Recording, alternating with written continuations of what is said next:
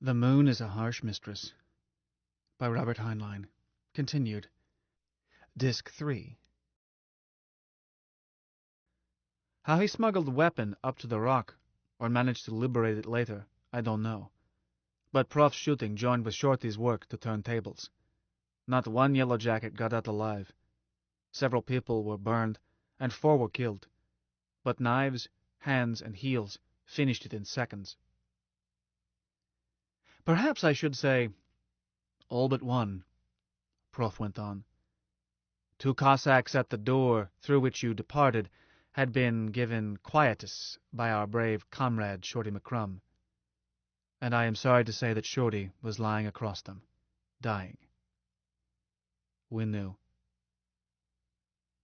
So, dulce et decorum. One guard in that doorway had a damaged face, but was still moving. I gave his neck a treatment known in professional circles earthside as the Istanbul twist.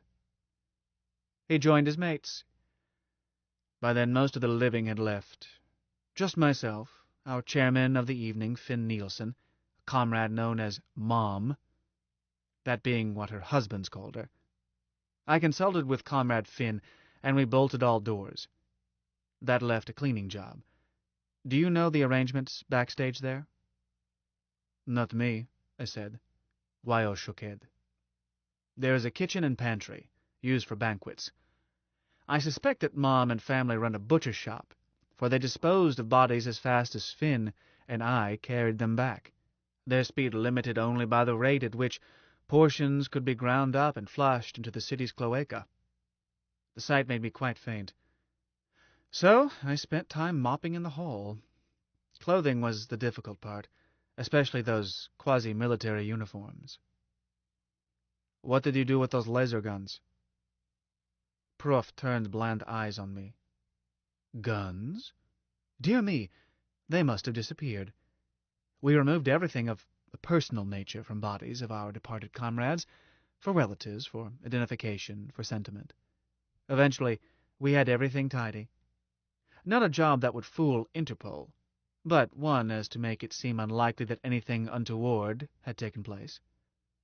We conferred, agreed that it would be well not to be seen soon, and left severally, myself by a pressure door above the stage leading up to level 6.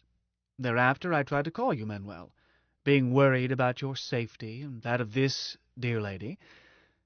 Prof bowed to Wyo. That completes the tale. I spent the night in quiet places. Prof, I said, those guards were new chums, still getting their legs, or we wouldn't have won. That could be, he agreed, but had they not been, the outcome would have been the same.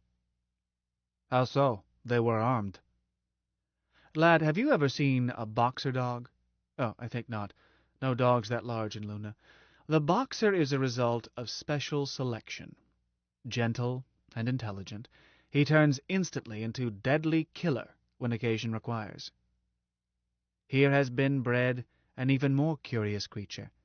I know of no city on Terra with as high standards of good manners and consideration for one's fellow man as here in Luna. By comparison, Terran cities, I have known most major ones, are barbaric. Yet the loony is as deadly as the boxer dog. Manuel, 9 guards, no matter how armed, stood no chance against that pack. Our patron used bad judgment. Seen a morning paper, Prof? Or a videocast? The latter, yes. Nothing in late news last night. Nor this morning. Odd, I said. What's odd about it? Asked Wyo. We won't talk, and we have comrades in key places in every paper in Luna. Prof shook his head. No, my dear. Not that simple. Censorship. Do you know how copy is set in our newspapers? Not exactly. It's done by machinery. Here's what Prof means, I told her. News is typed in editorial offices. From there on, it's a leased service directed by a master computer at Authority Complex. Hopes she would notice master computer rather than Mike. Copy prints out there via phone circuit. These rolls feed into a computer section which reads, sets copy, and prints out newspapers at several locations. Novelin edition of Daily Lunatic prints out in Novelin changes in ads and local stories. And computer makes changes from standard symbols. Doesn't have to be told how. What Prof means is that at printout, at authority complex, Warden could intervene. Same for all news services. Both off and to Luna. They funnel through computer room. The point is, Prof went on, the Warden could have killed the story. It's irrelevant whether he did. Or, check me, Manuel, you know I'm hazy about machinery. He could insert a story, too, no matter how many comrades we have in newspaper offices. Sure, I agreed. At complex, anything can be added, cut, or changed. And that, Senorita, is the weakness of our cause. Communications. Those goons were not important. But crucially important is that it lay with the Warden, not with us, to decide whether the story should be told. To a revolutionist, communications are sine qua non. Weil looked at me, and I could see synapses snapping. So I changed subject. Prof, why get rid of bodies? Besides horrible job was dangerous. Don't know how many bodyguards Warden has, but more could show up while you were doing it. Believe me, lad, we feared that. But although I was almost useless, it was my idea. I had to convince the others. Oh, not my original idea, but remembrance of things past. An historical principle. What principle? Terror. A man can face known danger, but the unknown frightens him. We disposed of those finks, teeth and toenails, to strike terror into their mates. Nor do I know how many effectives the Warden has, but I guarantee they are less effective today. Their mates went out on an easy mission. Nothing came back. Weil shivered. It scares me, too. They won't be anxious to go inside a warren again. But, Professor, you say you don't know how many bodyguards the Warden keeps. The organization knows. 27. If 9 were killed, only 18 are left. Perhaps it's time for a putsch. No? No, I answered. Why not, Manny? They'll never be weaker. Not weak enough. Killed 9 because they were crackers to walk in where we were. But if Warden stays home with guards around him, well, had enough shoulder-to-shoulder noise last night. I turned to Prof. But still I'm interested in fact, if it is, that Warden now has only 18. You said Weil should not go to Hong Kong, and I should not go home. But if he has only 18 left, I wonder how much danger. Later, after he gets reinforcements, but now, well, El City has 4 main exits, plus many little ones. How many can they guard? What's to keep Weil from walking to Tube West, getting Pisut, going home? She might, Prof agreed. I think I must. Weil said, I can't stay here forever. If I have to hide, I can do better in Hong Kong, where I know people. You might get away with it, my dear. I doubt it. There were 2 yellow jackets at Tube Station West last night. I saw them. They may not be there now. Let's assume they are not. You go to the station, disguised, perhaps. You get your pea suit and take a capsule to Beluthahatchee. As you climb out to take the bus to Ennsville, you're arrested. Communications. No need to post a yellow jacket at the station. It is enough that someone sees you there. A phone call does the rest. But you assumed that I was disguised. Your height cannot be disguised, and your pressure suit would be watched by someone not suspected of any connection to the Warden. Most probably a comrade. Prof dimpled. The trouble with conspiracies is that they rot internally. When the number is as high as 4, chances are even that 1 is a spy. Weil said glumly, You make it sound hopeless. Not at all, my dear. 1 chance in 1,000, perhaps. I can't believe it. I don't believe it. Why, in the years I've been active, we have gained members by the hundreds. We have organizations in all major cities. We have the people with us. Prof shook head. Every new member made it that much more likely that you would be betrayed. Wyoming, dear lady, revolutions are not won by enlisting the masses. Revolution is a science only a few are competent to practice. It depends on correct organization, and above all, on communications. Then, at the proper moment in history, they strike. Correctly organized and properly timed, it is a bloodless coup. Done clumsily or prematurely, and the result is civil war, mob violence, purges, terror. I hope you will forgive me if I say that, up to now, it has been done clumsily. Weil looked baffled. What do you mean by correct organization? Functional organization. How does one design an electric motor? Would you attach a bathtub to it, simply because one was available? Would a bouquet of flowers help? A heap of rocks? No. You would use just those elements necessary to its purpose, and make it no larger than needed, and you would incorporate safety factors. Function controls design. So it is with revolution. Organization must be no larger than necessary. Never recruit anyone merely because he wants to join, nor seek to persuade for the pleasure of having another share your views. He'll share them when the time comes, or you've misjudged the moment in history. Oh, there will be an educational organization, but it must be separate. Agitprop is no part of basic structure. As to basic structure, a revolution starts as a conspiracy. Therefore, structure is small, secret, and organized as to minimize damage by betrayal, since there always are betrayals. One solution is the cell system, and so far nothing better has been invented. Much theorizing has gone into optimum cell size. I think that history shows that a cell of 3 is best. More than 3 can't agree on when to have dinner, much less when to strike. Manuel, you belong to a large family. Do you vote on when to have dinner? Bog, no. Man decides. Ah. Prof took a pad from his pouch, began to sketch. Here is a cells of 3 tree. If I were planning to take over Luna, I would start with us 3. One would be opted as chairman. We wouldn't vote. Choice would be obvious. Or we aren't the right 3. We would know the next 9 people, 3 cells, but each cell would only know one of us.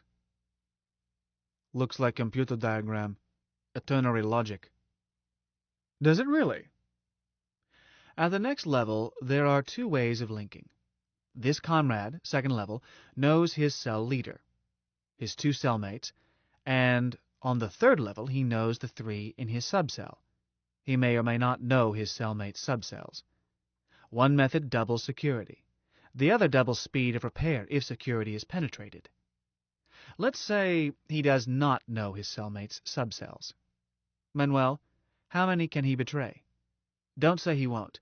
Today they can brainwash any person, and starch and iron and use him. How many? 6, I answered. His boss, 2 cellmates, 3 in subcell. 7, Prof corrected. He betrays himself, too, which leaves 7 broken links on 3 levels to repair. How? I don't see how it can be, objected Weil. You've got them so split up it falls to pieces. Manuel, an exercise for the student? Well, blocks down here have to have way to send message up 3 levels. Don't have to know who, just have to know where. Precisely. But, Prof, I went on, there's a better way to rig it. Really? Many revolutionary theorists have hammered this out, Manuel. I have such confidence in them that I'll offer you a wager. At, say, 10 to 1? Ought to take your money. Take stem cells. Arrange an open pyramid of tetrahedrons, where verticals are in common, Each block knows one in adjoining cell, knows how to send message to him. That's all he needs. Communication never break down because they run sideways as well as up and down. Something like a neural net. It's why you can knock a hole in a man's head, take chunk of brain out, and not damage thinking much. Excess capacity, messages shunt around. He loses what was destroyed but goes on functioning. Manuel, Prof said doubtfully, could you draw a picture?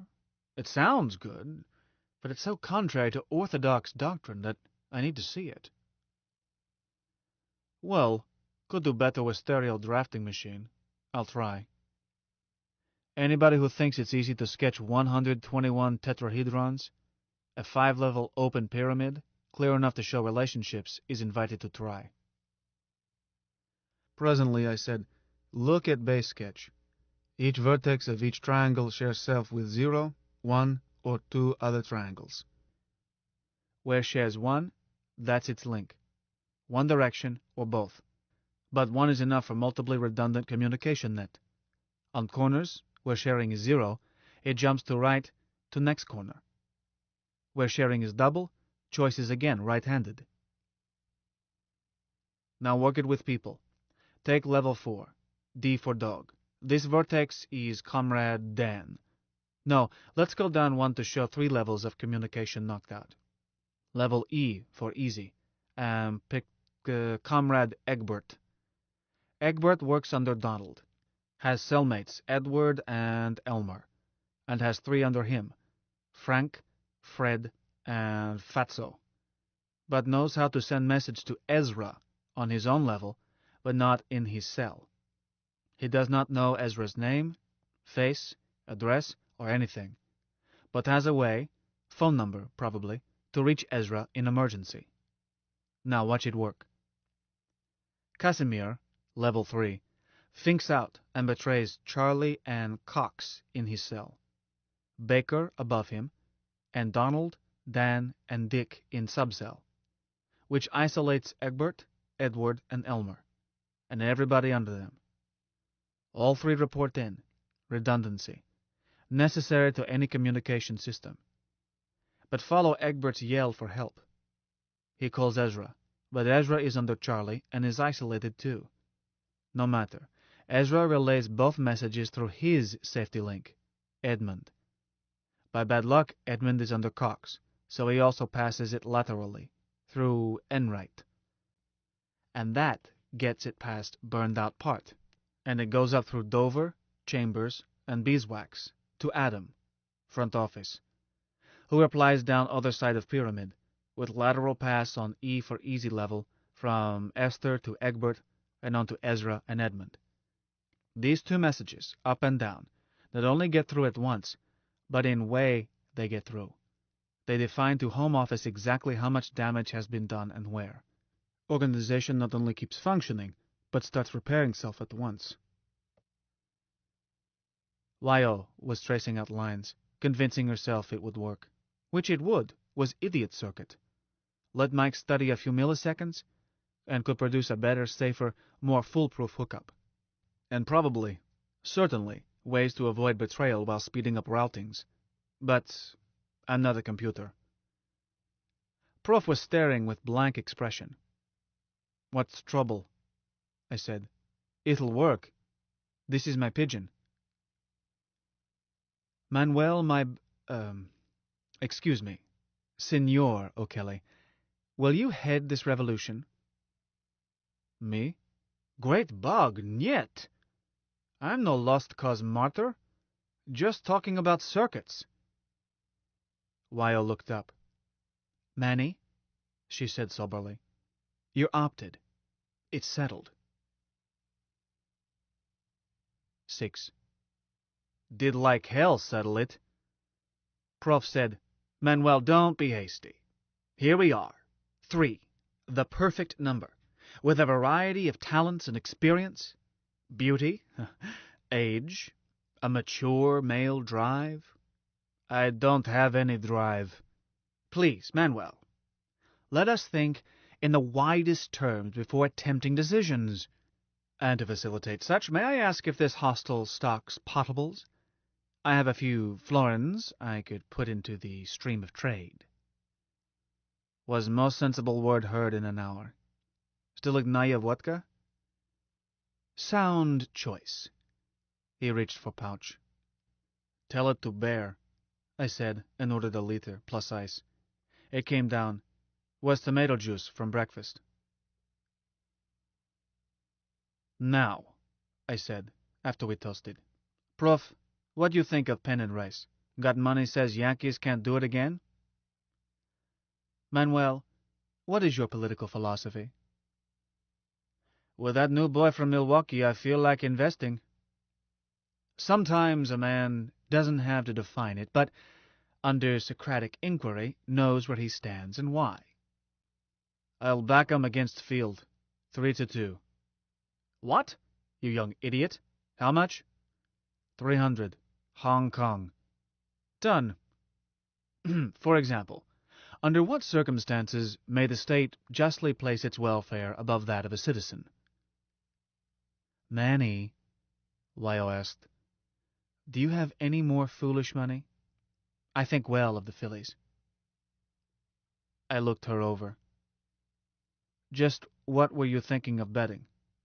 You go to hell, rapist. Prof, as I see, are no circumstances under which state is justified in placing its welfare ahead of mine. Good. We have a starting point. Manny, said Lyle, that's a most self-centered evaluation. I'm a most self-centered person. Oh, nonsense. Who rescued me? Me, a stranger. I didn't try to exploit it. Professor, I was cracking, not facking. Manny was a perfect knight. Sans pareil, sans reproche. I knew.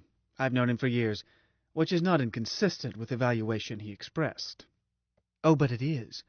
Not the way things are, but under the ideal toward which we aim. Manny, the state is Luna. Even though not sovereign yet, we hold citizenships elsewhere. But I am part of the Luna state, and so is your family. Would you die for your family? Two questions not related. Oh, but they are. That's the point. Niet. I know my family. Opted long ago. Dear lady, I must come to Manuel's defense. He has a correct evaluation, even though he may not be able to state it. May I ask this? Under what circumstances is it moral for a group to do that which is not moral for a member of that group to do alone? That's a trick question. It is the key question, dear Wyoming. A radical question that strikes to the root of the whole dilemma of government. Anyone who answers honestly and abides by all consequences knows where he stands and what he will die for. Wyo frowned. Not moral for a member of the group? She said. Professor, what are your political principles? May I first ask yours, if you can state them? Certainly I can. I'm a Fifth Internationalist. Most of the organization is. Oh, we don't rule out anyone going our way. It's a united front. We have communists and Fourths and Ruddites and Societeans and single taxers and you name it. But I'm no Marxist. We Fifths have a practical program. Private where private belongs, public where it's needed. And an admission that circumstances alter cases. Nothing doctrinaire. Capital punishment? For what? Let's say for treason against Luna after you freed Luna. Treason how? Unless I knew the circumstances, I could not decide. Nor could I, dear Wyoming. But I believe in capital punishment under some circumstances, with this difference. I would not ask a court. I would try, condemn, execute sentence myself, and accept full responsibility. But, Professor, what are your political beliefs? I'm a rational anarchist. I don't know that brand. Anarchist individualist, anarchist communist, Christian anarchist, philosophical anarchist, syndicalist, libertarian, Those I know. But what's this? Randite? I can get along with a Randite. A rational anarchist believes that concepts such as state and society and government have no existence save as physically exemplified in the acts of self-responsible individuals. He believes that it is impossible to shift blame, share blame, distribute blame, as blame, guilt, responsibility are matters taking place inside human beings singly, and nowhere else. But being rational, he knows that not all individuals hold his evaluations. So he tries to live perfectly in an imperfect world, aware that his effort will be less than perfect, yet undismayed by self-knowledge of self-failure. "Hear, hear," I said. "Less than perfect. What I've been aiming for all my life." "You've achieved it," said Wyo. "Professor, your words sound good, but there is something slippery about them. Too much power in the hands of individuals. Surely you would not want, well, H-missiles, for example, to be controlled by one irresponsible person." "My point is that one person is responsible. Always. If H-bombs exist, and they do, some man controls them. In terms of morals, there is no such thing as state. Just men, individuals, each responsible for his own acts." "Anybody need a refill?" I asked. Nothing uses up alcohol faster than political argument. I sent for another bottle. I did not take part. I was not dissatisfied back when we were ground under iron heel of authority. I cheated authority, and the rest of time didn't think about it. Didn't think about getting rid of authority. Impossible. Go one way, mind own business, not be bothered. True, didn't have luxuries then. By Earthside standards, we were poor. If had to be imported, mostly did without. Don't think there was a powered door in all Luna. Even pea suits used to be fetched up from Terra, until a smart Chinese, before I was born, figured how to make monkey copies better and simpler. Could dump 2 Chinese down in one of our Maria, and they would get rich selling rocks to each other while raising 12 kids. Then a Hindu would sell retail stuff he got from them wholesale, below cost at fat profit. We got along. I had seen those luxuries Earthside. Wasn't worth what they put up with. Don't mean heavy gravity. That doesn't bother me. I mean nonsense. All time, Kokui Moa.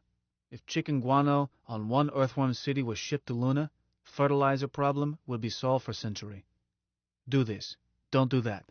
Stay back of line. Where's tax receipt? Fill out form. Let's see license. Submit 6 copies. Exit only. No left turn. No right turn. Queue up to pay fine. Take back and get stamped. Drop dead. But first, get permit. Wyo plowed doggedly into Proof, certain she had all answers. But Proof was interested in questions rather than answers, which baffled her. Finally she said, "Professor, I can't understand you. I don't insist that you call it government. I just want you to state what rules you think are necessary to ensure equal freedom for all." "Dear lady, I'll happily accept your rules." "But you don't seem to want any rules." "True, but I will accept any rules that you feel necessary to your freedom. I am free, no matter what rules surround me. If I find them tolerable, I tolerate them. If I find them too obnoxious, I break them. I am free because I know that I alone am morally responsible for everything I do." "You would not abide by a law that the majority felt was necessary?" "Tell me what law, dear lady, and I will tell you whether I will obey it." "You wiggled out. Every time I state a general principle, you wiggle out." Prof clasped hands on chest. "Forgive me. Believe me, lovely Wyoming, I am most anxious to please you. You spoke of willingness to unite the front with anyone going your way. Is it enough that I want to see the authority thrown off Luna, and would die to serve that end?" Wyo beamed. "It certainly is." She fisted his ribs, gently, then put arm around him and kissed cheek. Comrade, let's get on with it. Cheers, I said. Let's find Warden and eliminate him. Seemed a good idea. I'd had a short night and don't usually drink much. Prof topped our glasses, held his high, and announced with great dignity, Comrades, we declare the revolution. That got us both kissed, but sobered me as Prof sat down and said, The Emergency Committee of Free Luna is in session. We must plan action. I said, Wait, Prof. I didn't agree to anything. What's this action stuff? We will now overthrow the authority, he said blandly. How? Going to throw rocks at him? That remains to be worked out. This is the planning stage. I said, Prof, you know me. If kicking an authority was thing we could buy, I wouldn't worry about price. Our lives, our fortunes, and our sacred honor. Huh? A price that was once paid. Well, I'd go that high. But when I bet, I want a chance to win. Told Wyo last night, I don't object to long odds. 1 in 10 is what you said, Manny. Duh, Wyo. Show me those odds, I'll tap putt. But can you? No, Manuel, I can't. Then why we talk? I can't see any chance. Nor I, Manuel, but we approach it differently. Revolution is an art that I pursue rather than the goal I expect to achieve. Nor is this a source of dismay. A lost cause can be as spiritually satisfying as a victory. Not me. Sorry. Manny, Wyo said suddenly, ask Mike. I stared. You serious? Quite serious. If anyone can figure out odds, Mike should be able to. Don't you think? Possible. Who, if I may ask, Prof put in, is Mike? I shrugged. Oh, just a nobody. Mike is Manny's best friend. He's very good at figuring odds. A bookie? My dear, if we bring in a fourth party, we start by violating the cell principle. I don't see why, Wyo answered. Mike could be a member of the cell Manny will head. True. I withdraw objection. Is he safe? You vouch for him? Or you, Manuel? I said, he's dishonest, immature, practical joker, not interested in politics. Manny, I'm going to tell Mike you said that. Professor, he's nothing of the sort, and we need him. In fact, he might be our chairman, and we three the cell under him, the executive cell. Wyo, you getting enough oxygen? I'm okay. I haven't been guzzling it the way you have. Think, Manny. Use imagination. I must confess, said Prof, that I find these conflicting reports very conflicting. Manny? Oh, hell. So, we told him. Between us, all about Mike. How he woke up, got his name, met Wyo. Prof accepted idea of a self-aware computer easier than I accepted idea of snow first time I saw. Prof just nodded and said, Go on. But presently he said, This is the warden's own computer. Why not invite the warden to our meetings and be done with it? We tried to reassure him. At last I said, Put it this way. Mike is his own boy, just as you are. Call him rational anarchist, for he is rational and he feels no loyalty to any government. If this machine is not loyal to its owners, why expect it to be loyal to you? A feeling. I treat Mike as well as I know how. He treats me the same way. I told how Mike had taken precautions to protect me. I'm not sure he could betray me to anyone who didn't have those signals, one to secure phone, other to retrieve what I've talked about or stored with him. Machines don't think way people do. But feel dead sure he wouldn't want to betray me. And probably could protect me even if somebody got those signals. Manny, suggested Wyo, why not call him? Once Professor De La Paz talks to him, he will know why we trust Mike. Professor, we don't have to tell Mike any secrets until you feel sure of him. I see no harm in that. Matter of fact, I admitted, already told him some secrets. I told him about recording last night's meeting and how I stored it. Prof was distressed. Wyo was worried. I said, damn it, nobody but me knows retrieval signal. Why, you know how Mike behaved about your pictures. Wouldn't let me have those pictures, even though I suggested lock on them. But if you two will stop oscillating, I'll call him, make sure that nobody has retrieved that recording, and tell him to erase. Then it's gone forever. Computer memory is all or nothing. Or can go one better. Call Mike and have him play record back into recorder. Wiping storage. No ha-ha. Don't bother, said Wyo. Professor, I trust Mike, and so will you. On second thought, Prof admitted, I see little hazard from a recording of last night's meeting. One that large always contains spies, and one of them may have used a recorder as you did, Manuel. I was upset at what appeared to be your indiscretion. Weakness a member of a conspiracy must never have, especially one at the top, as you are. Was not member of conspiracy when I fed that recording into Mike, and not now unless somebody quotes odds better than those so far. I retract. You were not indiscreet. But are you seriously suggesting that this machine can predict the outcome of a revolution? Don't know. I think he can, said Wyo. Hold it, Wyo. Prof, he could predict it, fed all significant data. That's my point, Manuel.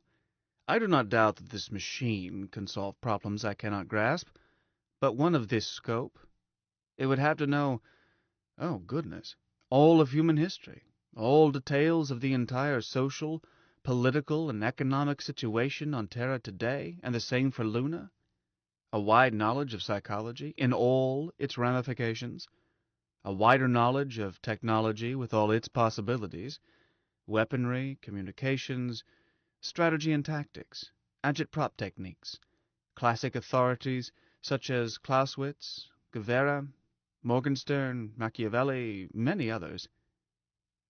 Is that all? Is that all, my dear boy? Prof, how many history books have you read? I don't know. In excess of 1,000. Mike can zip through that many this afternoon, speed limited only by scanning method. He can store data much faster. Soon, minutes, he would have every fact correlated with everything else he knows. Discrepancies noted. Probability values assigned to uncertainties. Prof, Mike reads every word of every newspaper up from Terra. Reads all technical publications. Reads fiction. Knows it's fiction. Because isn't enough to keep him busy.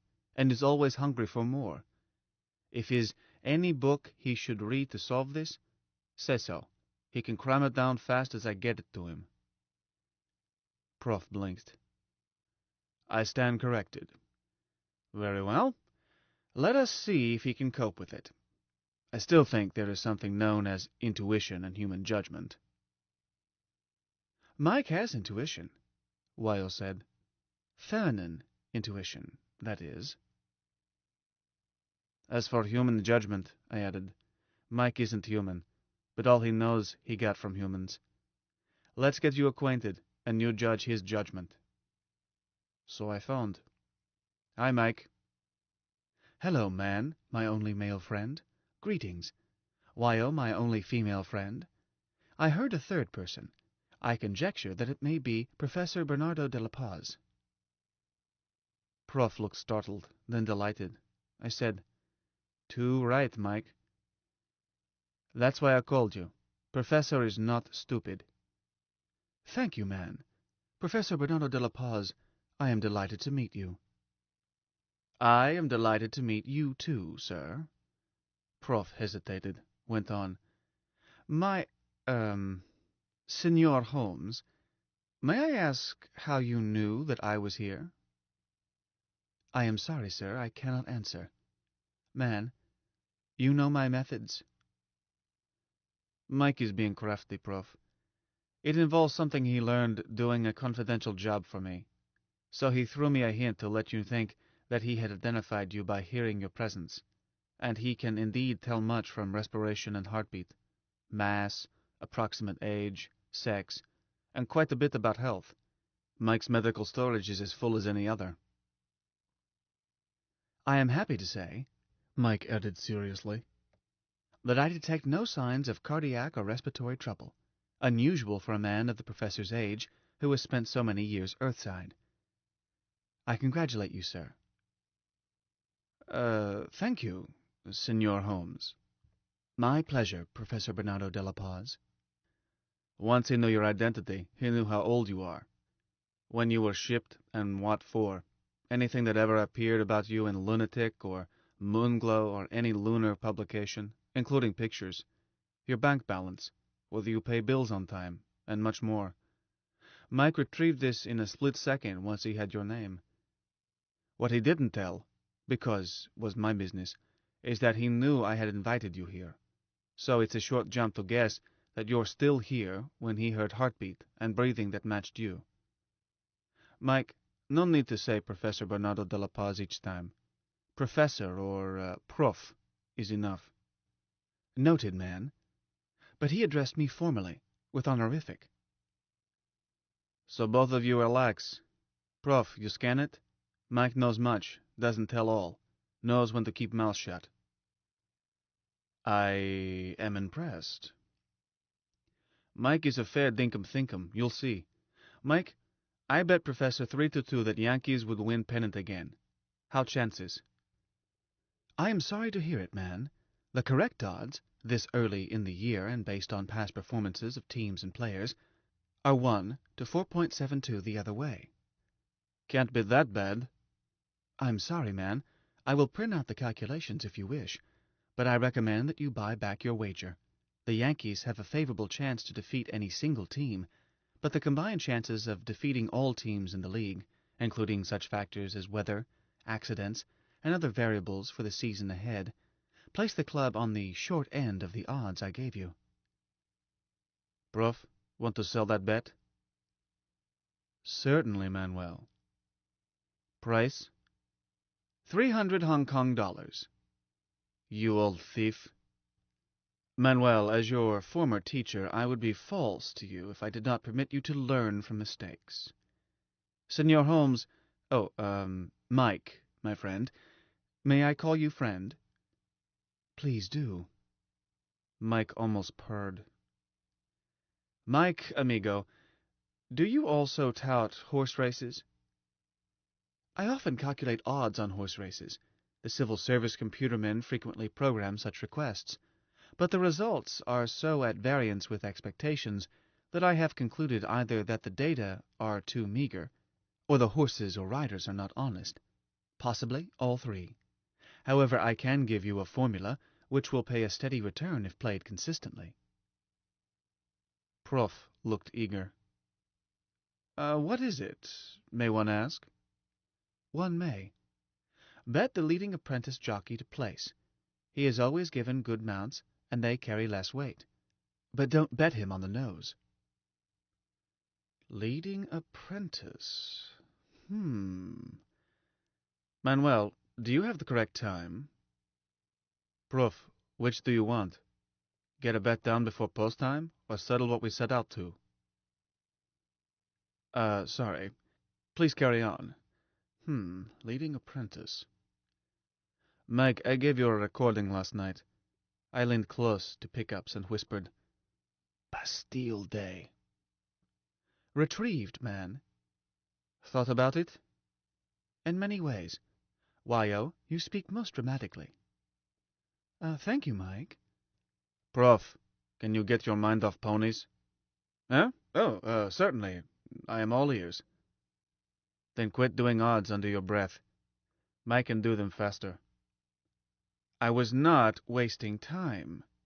The financing of joint ventures such as ours is always difficult. However, I shall table it. I am all attention. I want Mike to do a trial projection. Mike, in that recording you heard Wyo say we had to have free trade with Terra. You heard Prof say we should clamp an embargo on shipping food to Terra. Who's right? Your question is indeterminate, man. What did they leave out? Shall I rephrase it, man? Sure. Give us discussion. In immediate terms, Wyo's proposal would be of great advantage to the people of Luna. The price of foodstuffs at Catapult Head would increase by a factor of at least 4. This takes into account a slight rise in wholesale prices on Terra. Slight, because the Authority now sells at approximately the free market price. This disregards subsidized, dumped, and donated foodstuffs, most of which come from the large profit caused by the controlled low price at Catapult Head. I will say no more about minor variables, as they are swallowed by major ones.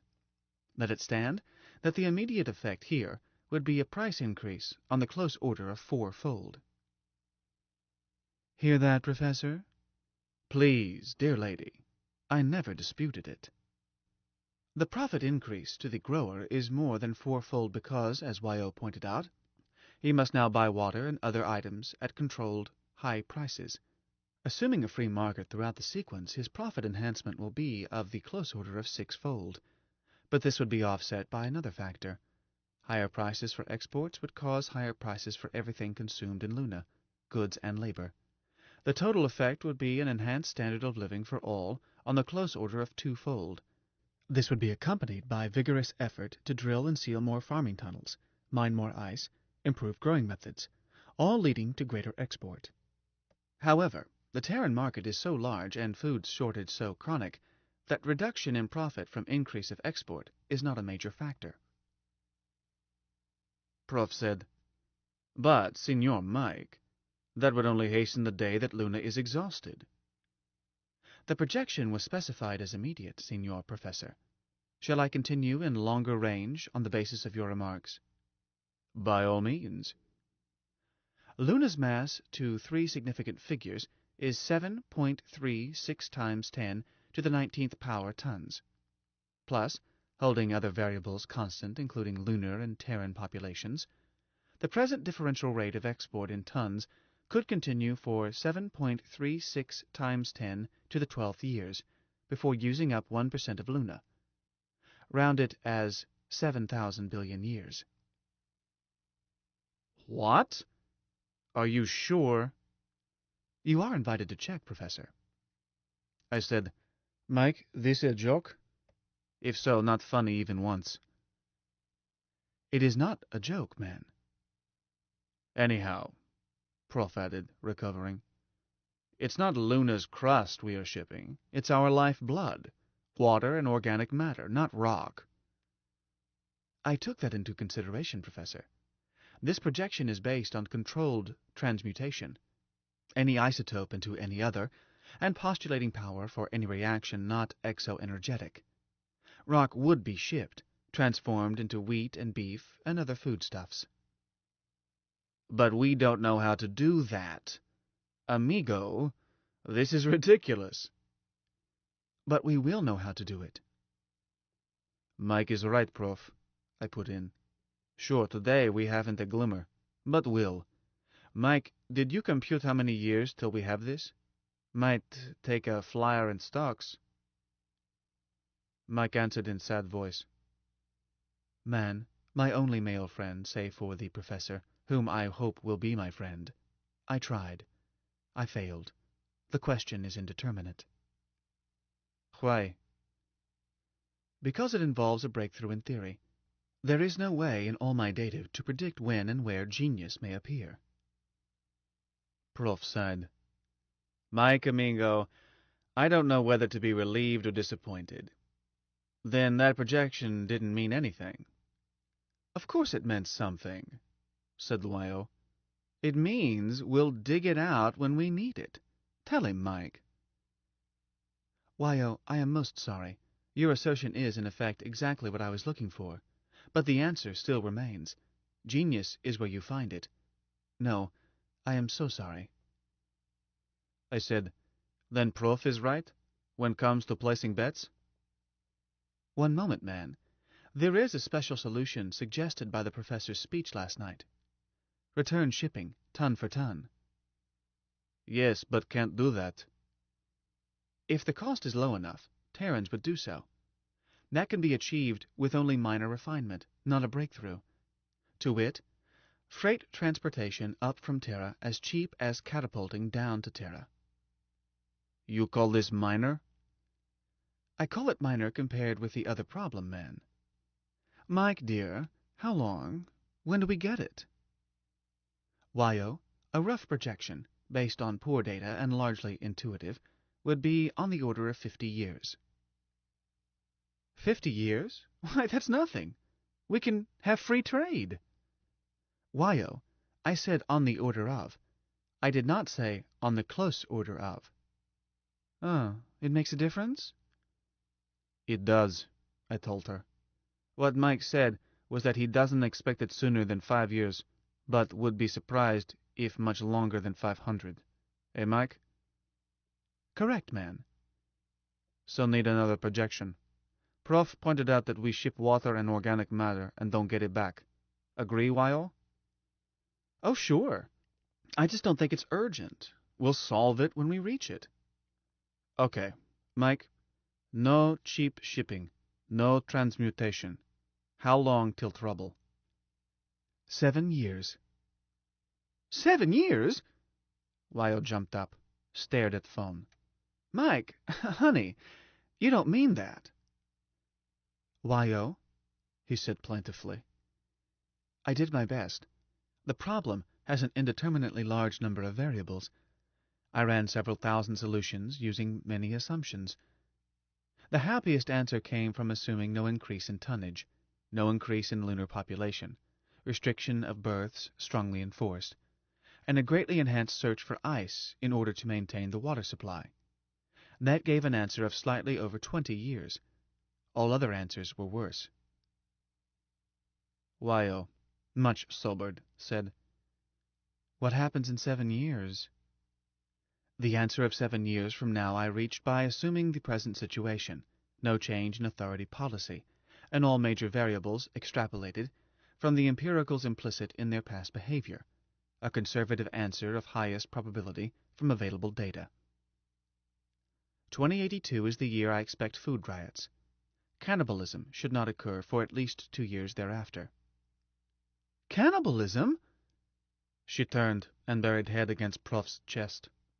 He patted her, said gently, I'm sorry, Wyo. People do not realize how precarious our ecology is. Even so, it shocks me. I know water runs downhill, but didn't dream how terribly soon it will reach bottom.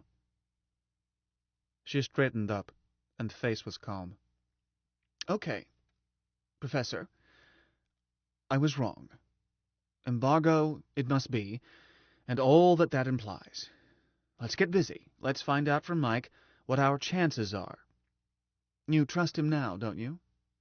Yes, dear lady, I do. We must have him on our side. Well, Manuel? Took time to impress Mike how serious we were, making him understand that jokes could kill us. This, machine who could not know human death. And to get assurance that he could and would protect secrets no matter what retrieval program was used, even our signals, if not from us. Mike was hurt that I could doubt him, but matter too serious to risk slip. Then took 2 hours to program and reprogram and change assumptions and investigate side issues before all four, Mike, Prof, Wyo, self, were satisfied that we had defined it, i.e., what chance had revolution, this revolution, headed by us, success required before Food Riot Day, against authority with bare hands, against power of all Terra, all 11 billions, to beat us down and inflict their will, all with no rabbits out of hats, with certainty of betrayal and stupidity and faint-heartedness, and fact that no one of us was genius, nor important in lunar affairs. Prof made sure that Mike knew history, psychology, economics, name it. Toward the end, Mike was pointing out far more variables than Prof. At last we agreed that programming was done, or that we could think of no other significant factor. Mike then said, "This is an indeterminate problem. How shall I solve it? Pessimistically or optimistically? Or a range of probabilities expressed as a curve, or several curves? Professor, my friend?"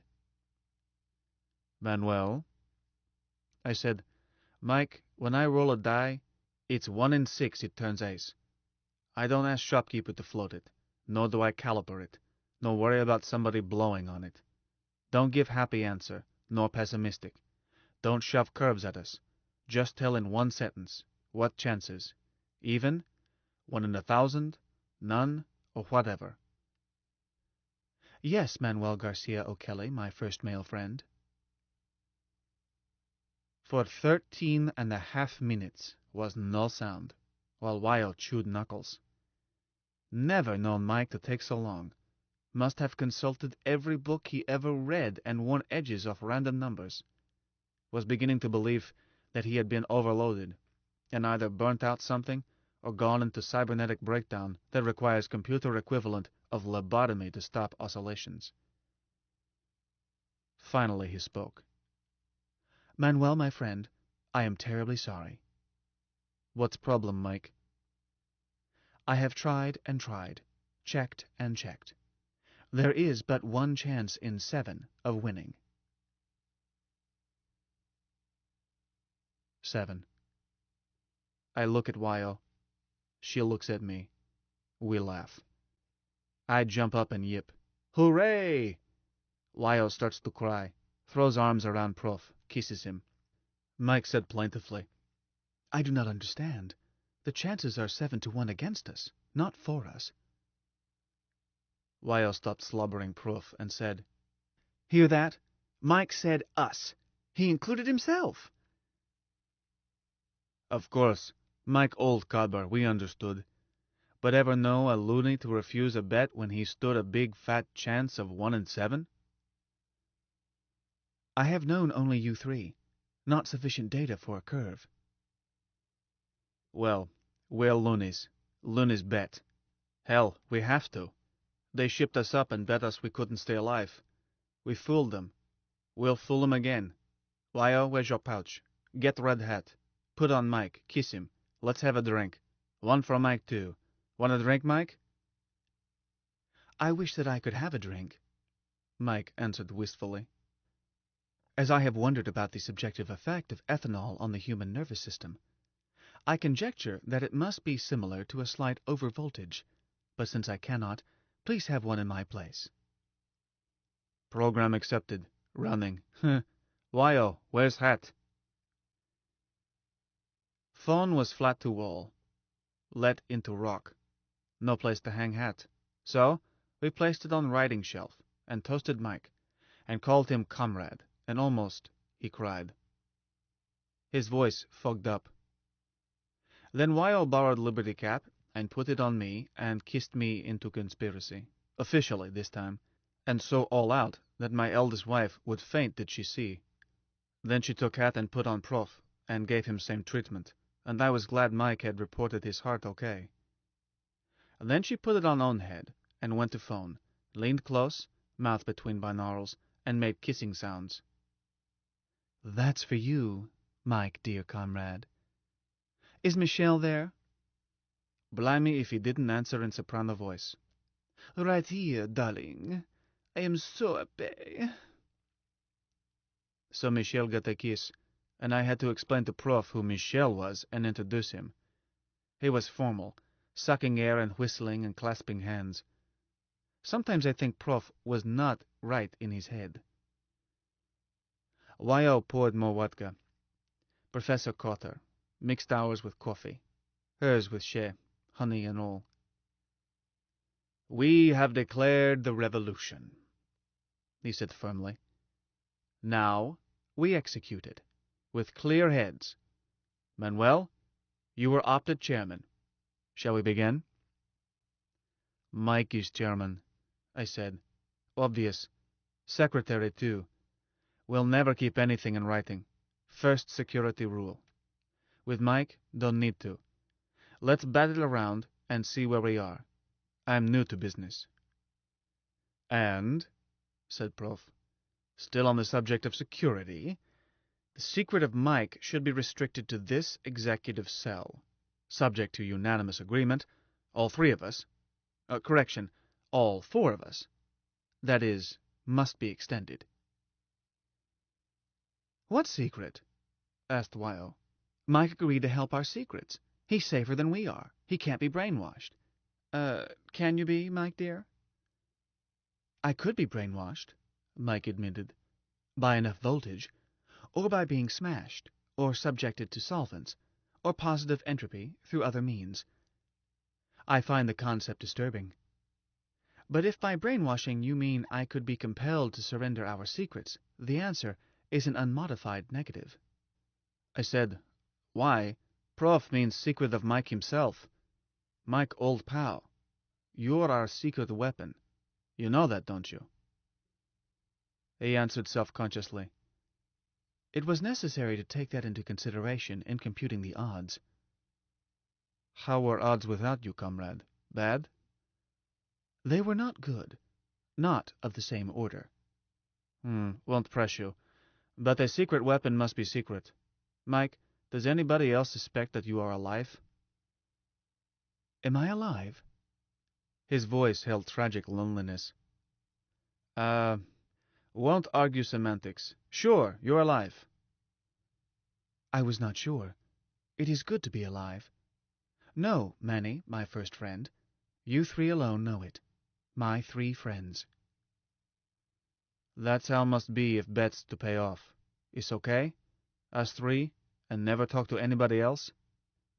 But we'll talk to you lots, Wyo put in. It is not only okay, Mike said bluntly. It is necessary. It was a factor in the odds. That settles it, I said. They have everything else. We have Mike. We keep it that way. Say, Mike, I just had a horrid... We fight Terra? We will fight Terra, unless we lose before that time. Riddle this. Any computer smart as you? Any awake? He hesitated. I don't know, man. No data? Insufficient data. I have watched for both factors, not only in technical journals, but everywhere else. There are no computers on the market of my present capacity, but one of my model could be augmented just as I have been. Furthermore, an experimental computer of great capacity might be classified and go unreported in the literature. Chance we have to take. Yes, man. There aren't any computers as smart as you, Mike, Wyo said scornfully. Don't be silly, Manny. Wyo, Man was not being silly. Man, I saw one disturbing report. It was claimed that attempts are being made at the University of Peiping to combine computers with human brains to achieve massive capacity. A computing cyborg. They say how? The item was non-technical. Well, won't worry about what can't help. Right, Prof? Correct, Manuel. A revolutionist must keep his mind free of worry, or the pressure becomes intolerable. I don't believe a word of it, Wyo added. We've got Mike, and we're going to win. Mike, dear, you say we're going to fight Terra, and Manny says that's one battle we can't win. You have some idea of how we can win, or you wouldn't have given us even 1 chance in 7. So, what is it? Throw rocks at them, Mike answered. Not funny, I told him. Wyo, don't borrow trouble. Haven't even settled how we leave this puka without being nabbed. Mike, Prof says 9 guards were killed last night, and Wyo says 27 is whole bodyguard, leaving 18. Do you know if that's true? Do you know where they are and what they are up to? Can't put on a revolution if we doesn't stir out. Prof interrupted. That's a temporary exigency. Manuel, one we can cope with. The point Wyoming raised is basic and should be discussed, and daily until solved. I am interested in Mike's thoughts. Okay. But will you wait while Mike answers me? Sorry, sir. Mike? Mike? Ma'am, the official number of Warden's bodyguards is 27. If 9 were killed, the official number is now 18. You keep saying official number. Why? I have incomplete data which might be relevant. Let me state them before advancing even tentative conclusions. Nominally, the security officers department aside from clerks consists only of the bodyguard. But I handle payrolls for Authority Complex, and 27 is not the number of personnel charged against the security department. Prof nodded. Company spies. Hold it, Prof. Who are these other people? Mike answered. They are simply account numbers, man. I conjecture that the names they represent are in the security chief's data storage location. Wait, Mike. Security Chief Alvarez uses you for files? I conjecture that to be true, since his storage location is under a locked retrieval system. I said, bloody, and added, Prof, isn't that sweet? He uses Mike to keep records. Mike knows where they are. Can't touch 'em. Why not, Manuel? Try to explain to Prof and why all sorts of memory a thinkum has. Permanent memories that can't be erased because patterns be logic itself, how it thinks. Short-term memories used for current programs, and then erased like memories which tell you whether you have honeyed coffee. Temporary memories held long as necessary, milliseconds, days, years, but erased when no longer needed. Permanently stored data like a human being's education, but learned perfectly and never forgotten, though maybe condensed, rearranged, relocated, edited. And last but not finally, long lists of special memories ranging from memoranda files through very complex special programs, and each location tagged by on retrieval signal and locked or not, with endless possibilities on locked signals. Sequential, parallel, temporal, situational, others. Don't explain computers to laymen. Simpler to explain sex to a virgin. Wyo couldn't see why, if Mike knew where Alvarez kept records, Mike didn't trot over and fetch. I gave up. Mike, can you explain? I will try, man. Wyo, there is no way for me to retrieve locked data other than through external programming. I cannot program myself for such retrieval. My logic structure does not permit it. I must receive the signal as an external input. Well, for bog's sake, what is this precious signal? It is, Mike said simply, Special File Zebra. And waited. Mike, I said, unlock Special File Zebra. He did, and stuff started spilling out. Had to convince Wyo that Mike hadn't been stubborn. He hadn't. He almost begged us to tickle him on that spot.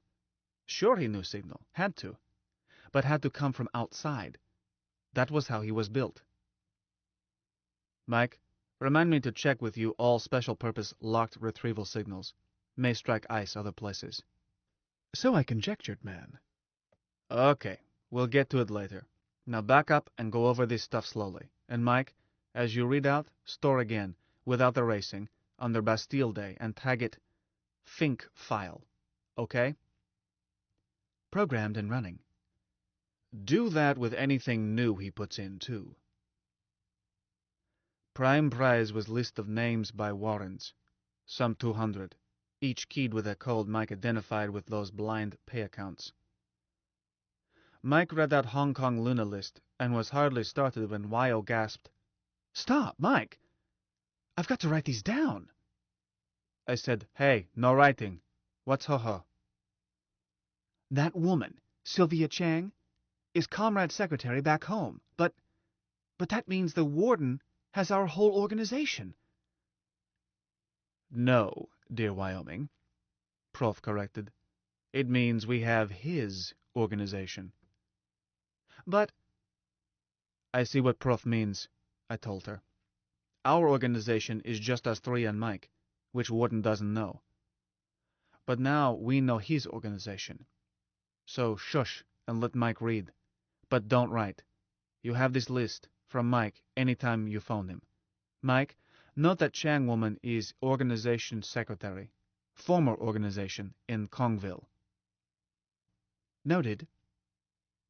Wyo boiled over as she heard names of undercover finks in her town, but limited herself to noting facts about ones she knew.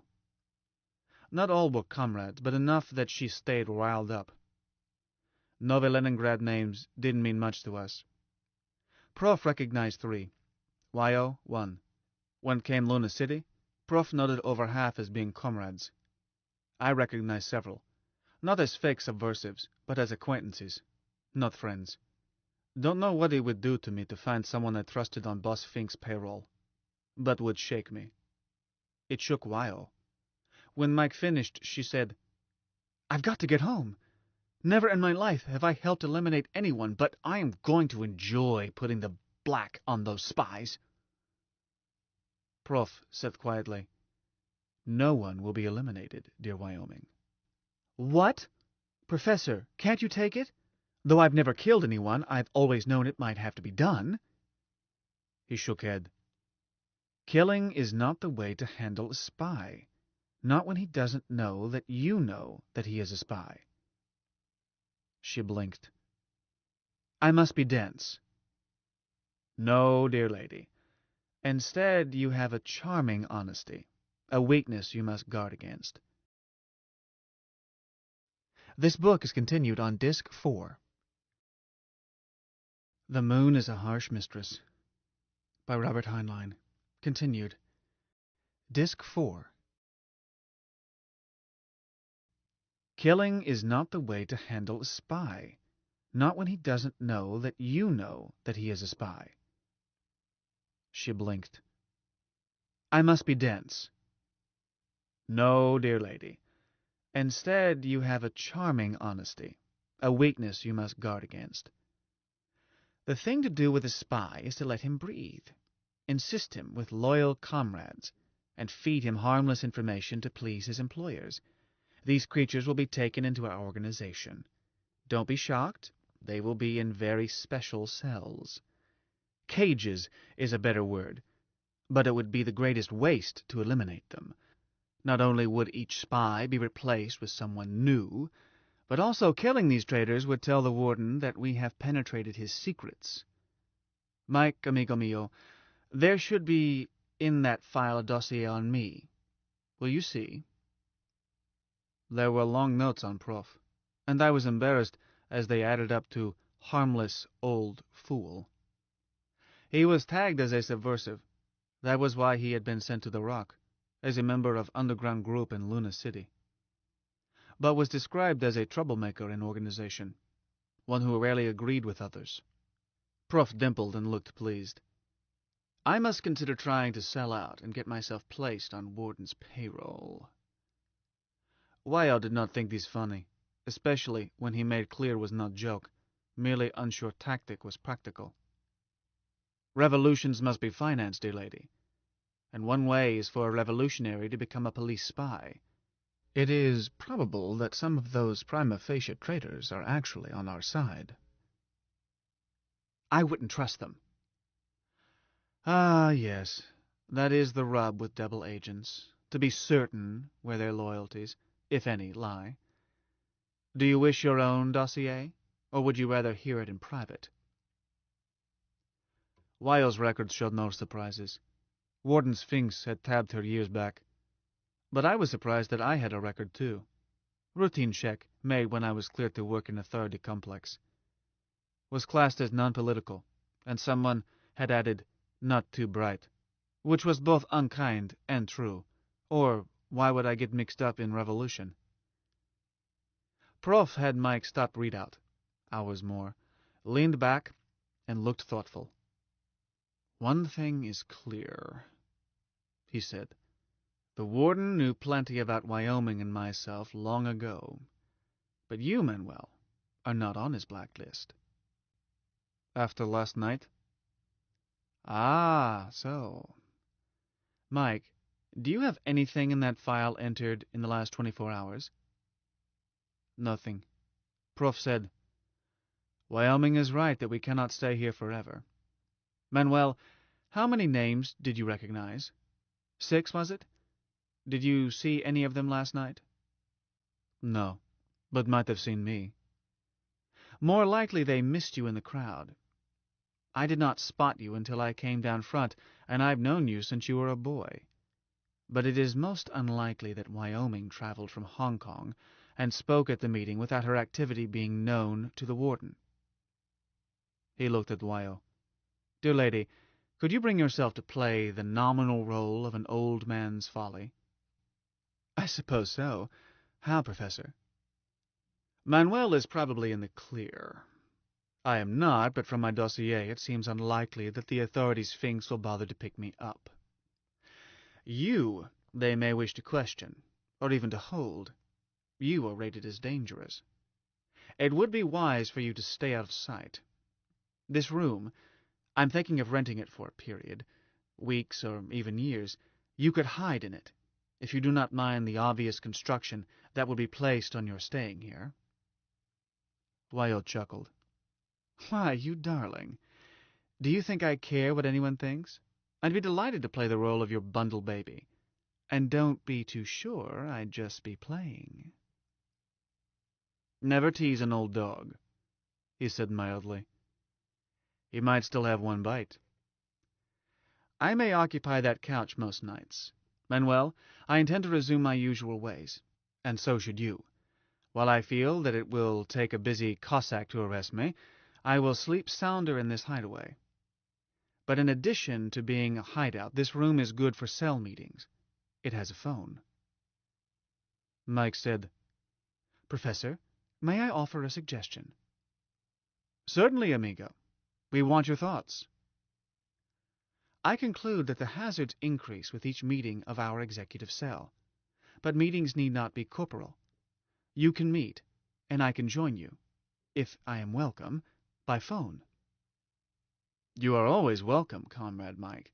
We need you. However, Prof looked worried. I said, Prof, don't worry about anybody listening in. I explained how to place a Sherlock call. Phones are safe if Mike supervises call. Reminds me, you haven't been told how to reach Mike. How, Mike? Prof used my number? Between them, they settled on Mysterious. Mysterious. Prof and Mike shared childlike joy in intrigue for own sake. I suspect Prof enjoyed being rebel long before he worked out his political philosophy. While Mike, how could human freedom matter to him? Revolution was a game that gave him companionship and chance to show off talents. Mike was as conceited a machine as you are ever likely to meet. But we still need this room, Prof said, reaching into pouch, holding out thick wad of bills. I blinked. Prof, robbed a bank? Not recently. Perhaps again in the future, if the cause requires it. A rental period of 1 lunar should do as a starter. Will you arrange it, Manuel? The management might be surprised to hear my voice. I came in through a delivery door. I called manager, bargained for dated key. 4 weeks. He asked 900 Hong Kong. I offered 900 authority. He wanted to know how many would use room. I asked if was policy of Raffles to snoop affairs of guests. We settled at 475 Hong Kong. I sent out bills. He sent down 2 dated keys. I gave 1 to Wyo, 1 to Prof. Kept 1-day key, knowing they would not reset lock unless we failed to pay at end of lunar. Earthside, I ran into insolent practice of requiring hotel guests to sign CHOP, even show identification. I asked, what next? Food? I'm not hungry, Manny. Manuel, You asked us to wait while Mike settled your questions. Let's get back to the basic problem. How are we to cope when we find ourselves facing Terra, David facing Goliath? Oh, been hoping that would go away. Mike, you really have ideas? I said I did, man, he answered plaintively. We can throw rocks. Bug's sake, no time for jokes. But, man, he protested, we can throw rocks at Terra. We will. 8. Took time to get through my skull that Mike was serious, and scheme might work. Then took longer to show Wyo and Prof how second part was true. Yet both parts should have been obvious. Mike reasoned so. What is war? One book defined war as use of force to achieve political result. And force is action of one body on another applied by means of energy. In war this is done by weapons. Luna had none. But weapons, when Mike examined them as class, turned out to be engines for manipulating energy. And energy Luna has plenty. Solar flux alone is good for around 1 kilowatt per square meter of surface at lunar noon. Sun power, though cyclic, is effectively unlimited. Hydrogen fusion power is almost as unlimited and cheaper, once ice is mined. Magnetic pinch bottle setup. Luna has energy. How to use? But Luna also has energy of position. She sits atop of gravity well, 11 kilometers per second deep, and kept from falling in by curb only 2.5 kilometers per second high. Mike knew that curb. Daily he tossed grain freighters over it, let them slide downhill to Terra. Mike had computed what would happen if a freighter grossing 100 tons, or same mass of rock, falls to Terra, unbraked. Kinetic energy as it hits is 6.25 times 10 to the 12 joules, over 6 trillion joules. This converts in split second to heat. Explosion. Big one. Should have been obvious. Look at Luna. What do you see? Thousands and thousands of craters. Places where somebody got playful throwing rocks. Wyo said, Joules don't mean much to me. How does that compare with H-bombs? I started to round off and head. Mike's head works faster, he answered. The concussion of a 100-ton mass on Terra approaches the yield of a 2-kiloton atomic bomb. Kilo is 1,000, Wyo murmured, and mega is 1,000,000. Why, that's only 1/50,000th as much as a 100-megaton bomb. Wasn't that the size Soviet Union used? Wyo, honey, I said gently, that's not how it works. Turn it around. 2-kiloton yield is equivalent to exploding 2 million kilograms of trinitrotoluol. And a kilo of TNT is quite an explosion. Ask a drill man. 2 million kilos will wipe out good-sized town. Check, Mike? Yes, man. But Wyo, my only female friend, there is another aspect. Multi-megaton fusion bombs are insufficient. The explosion takes place in too small a space. Most of it is wasted. While a 100-ton megaton bomb is rated as having 50,000 times the yield of a 2-kiloton bomb, its destructive effect is only about 1,300 times as great as that of a 2-kiloton explosion. But it seems to me that 1,300 times is still quite a lot if they are going to use bombs on us that much bigger. True, Wyo, my female friend, but Luna has many rocks. Oh, yes, so we have. Comrades, said Prof, this is outside my competence. In my younger or bomb-throwing days, my experience was limited to something of the order of the 1-kilogram chemical explosion of which you spoke, Manuel. But I assume that you two know what you are talking about. We do, Mike agreed. So I accept your figures. To bring it down to a scale that I could understand, this plan requires that we capture the catapult. No? Yes, Mike and I chorused. Not impossible. Then we must hold it and keep it operative. Mike, have you considered how your catapult can be protected against, let us say, one small H-tipped torpedo? Discussion went on and on. We stopped to eat. Stopped business under Prof's rule. Instead, Mike told jokes. Each produced a "that reminds me" from Prof. By the time we left Raffles Hotel evening of 14th May, 75, Mike had, with help from Prof, outlined plan of revolution, including major options at critical points. When came time to go, me to home and Prof to evening class, if not arrested, then home for bath and clothes and necessities in case he returned that night, became clear Wyo did not want to be alone in strange hotel. Wyo was stout when bets were down, between times soft and vulnerable. So I called Mum on a Sherlock and told her was bringing house guest home. Mum ran her job with style. Any spouse could bring guest home for meal or year, and our second generation was almost as free, but must ask. Don't know how other families work. We have customs firmed by a century. They suit us. So Mom didn't ask name, age, sex, marital condition. Was my right, and she too proud to ask. All she said was, "That's nice, dear. Have you two had dinner? It's Tuesday, you know." Tuesday was to remind me that our family had eaten early because Greg preaches Tuesday evenings.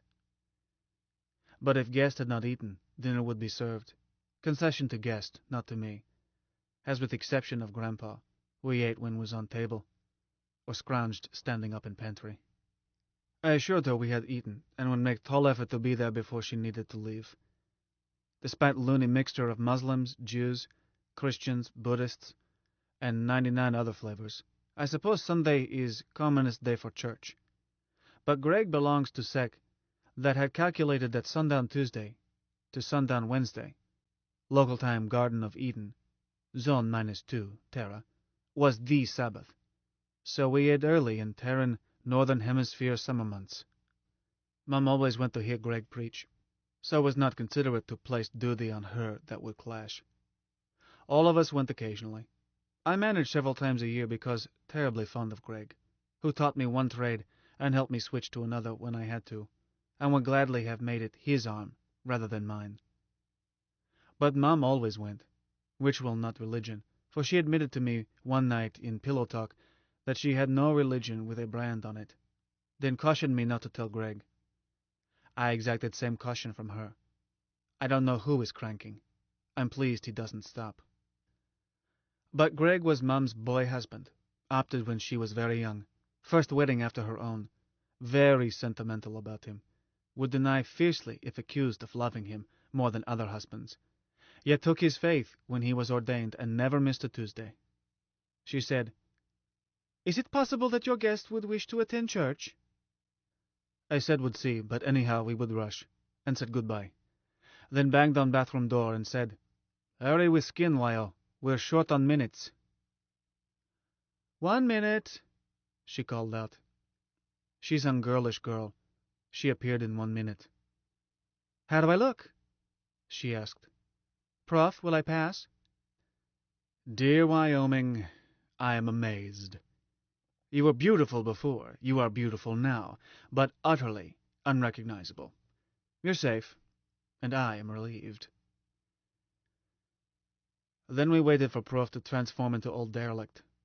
He would be it to his back corridor, then reappear as well-known teacher in front of class, to have witnesses in case a yellow boy was waiting to grab him. It left a moment. I told Wyo about Greg. She said, "Nanny, how good is this makeup? Would it pass in church? How bright are the lights?" "No brighter than here. Good job. You'll get by. But do you want to go to church? Nobody pushing." She thought. "It would please your mother, your senior wife, would it not?"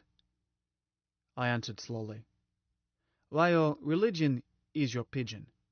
But since you ask, yes, nothing would start you better in Davis family than going to church with Mom. I'll go if you do." "I'll go. I thought your last name was O'Kelly." "Is. Tack Davis on with hyphen if want to be formal. Davis is first husband, dead 50 years. His family name, and all our wives are Gospaja Davis, hyphened, with every male name in Davis line plus her family name. In practice, Mom is only Gospaja Davis. Can call her that. And others use first name and add Davis if they write a check or something. Except that Ludmilla is Davis Davis, because proud of double membership, birth and option. I see. Then if a man is John Davis, he's a son. But if he has some other last name, he's your co-husband. But a girl would be Jenny Davis either way, wouldn't she? How do I tell? By her age? No, that wouldn't help. I'm confused. And I thought clan marriages were complex. Or polyandries. Though mine wasn't. At least my husband's had the same last name. No trouble. When you hear a woman about 40 address a 15-year-old as Mama Milla, you'll know which is wife and which is daughter. Not even that complex, as we don't have daughters home past husband high. They get opted. But might be visiting. Your husbands were named not? Oh no, Fedosiv. Choi Lin and Choi Mu. I took back my born name. Out came Prof. Cackled Sinelli. Looked even worse than earlier. We left by 3 exits. Made rendezvous in main corridor. Open formation. Wyo and I did not walk together, as I might be nabbed. On the other hand, she did not know Lunar City, a warren so complex even native-born get lost. So I led, and she had to keep me in sight. Prof trailed to make sure she didn't lose me. If I was picked up, Wyo would find public phone, report to Mike, then return to hotel and wait for Prof. But I felt sure that any yellow jacket who arrested me would get a caress from number 7 arm. No, ho-ho. Up to level 5 and cross town by Carver Causeway. Up to level 3 and stop at Tube Station West to pick up arms and toolkit. But not pea suit. Would not have been in character. I stored it there. One yellow uniform at station showed no interest in me. South by well-lighted corridors until necessary to go outward to reach private easement lock 13, to co-op pressure tunnel serving Davis tunnels and a dozen other farms. I suppose Prof dropped off there, but I never looked back. I delayed locking through our door until Wyo caught up. Then soon was saying, Mom, allow me to present Wyma Beth Johnson. Mom took her in arms, kissed cheek, said, So glad you could come. Wyma, dear, our house is yours. See why I love our old biddy? Could have quick thrusted Wyo with same words, but was real, and Wyo knew. Hadn't warned Wyo about switching names. Thought of it en route. Some of our kids were small, and while they grew up despising Warden, no sense in risking prattle about Wyoming Knot who's visiting us. That name was listed in Special File Zebra. So, I missed warning her. Was new to conspiracy. But Wyo cut cue, and never bobbled. Greg was in preaching clothes, and would have to leave in minutes. Mom did not hurry. Took Wyo down line of husbands. Grandpa, Greg, Hans, then up line of wives. Ludmilla, Lenore, Sidrus, Anna, with stately grace, and then started on our kids. I said, Mom, excuse me, want to change arms. Her eyebrows went up a millimeter, meaning, we'll speak of this, but not in front of children. So I added, No, it's late. Greg's sneaking look at watch, and Wyma and I are going to church. So excuse, please. She relaxed. Certainly, dear. As she turned away, I saw her arm go around Wyo's waist, so I relaxed. I changed arms, replacing number 7 with social arm, but was excused to duck into phone cupboard and punch Mycroft XXX. Mike, we're home, but about to go to church. Don't think you can listen there, so I'll check in later. Heard from Prof? Not yet, man. Which church is it? I may have some circuit. Pillar of Fire Repentance Tabernacle. No reference. Slow to my speed, pal. Meets in West 3 Community Hall. That's south of station on ring about number... I have it. There's a pickup inside for channels and a phone in the corridor outside. I'll keep an ear on both. I don't expect trouble, Mike. It's what Professor said to do. He is reporting now. Do you wish to speak to him? No time. Bye. That set pattern. Always keep in touch with Mike. Let him know where you are, where you plan to be. Mike would listen if he had nerve ends there. Discovery I made that morning, that Mike could listen at dead phone. Suggested it. Discovery bothered me. Don't believe in magic.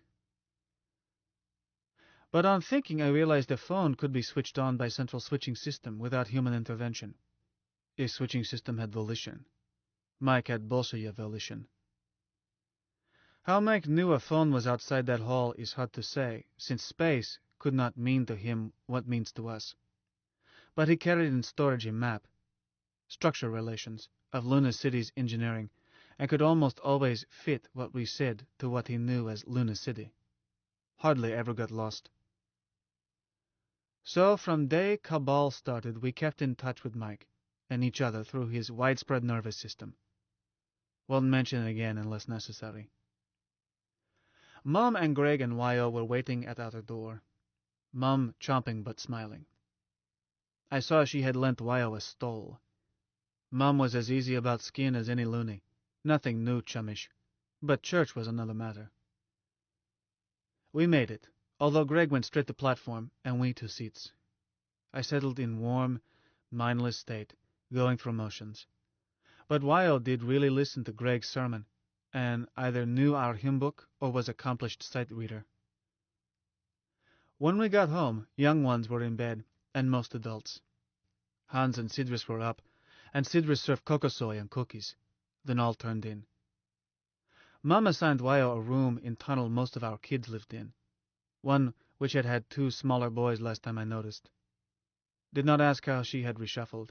Was clear she was giving my guest best we had, or would have put Wyo with one of older girls. I slept with Mom that night, partly because our senior wife is good for nerves, and nerve-wracking things had happened, and partly so she would know I was not sneaking to Wyo's room after things were quiet. My workshop, where I slept when slept alone, was just one bend from Wyo's door. Mom was telling me, plain as print, "Go ahead, dear. Don't tell me if you wish to be mean about it. Sneak behind my back." Which neither of us admitted. We visited as we got ready for bed, chatted after light out. Then I turned over. Instead of saying good night, Mom said, "Manuel, why does your sweet little guest make herself up as an afro? I would think that her natural coloration would be more becoming. Not that she isn't perfectly charming the way she chooses to be." So, rolled over and faced her, and explained. Sounded thin, so filled in, and found self telling all, except one point. Mike. I included Mike, but not as computer. Instead, as a man Mom was not likely to meet, for security reasons.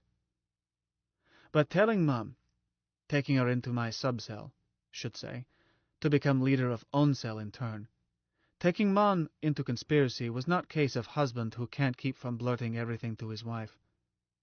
At most was hasty, but was best time if she was to be told. Mom was smart. Also able executive. Running big family without baring teeth requires that. Was respected among farm families and throughout Lunar City. She had been up longer than 90%. She could help. And would be indispensable inside family. Without her help, Wyo and I would find it sticky to use phone together. Hard to explain. Keep kids from noticing. Impossible. But with Mom's help, would be no problems inside household. She listened, sighed, said, "It sounds dangerous, dear." "Is," I said. "Look, Mimi, if you don't want to tackle, say so. Then forget what I've told." "Manuel, don't even say that. You are my husband, dear. I took you for better, for worse, and your wish is my command." My word. Huh. What a lie. But Mimi believed it. I would not let you go into danger alone, she went on. And besides— What, Mimi? I think every loony dreams of the day when we will be free.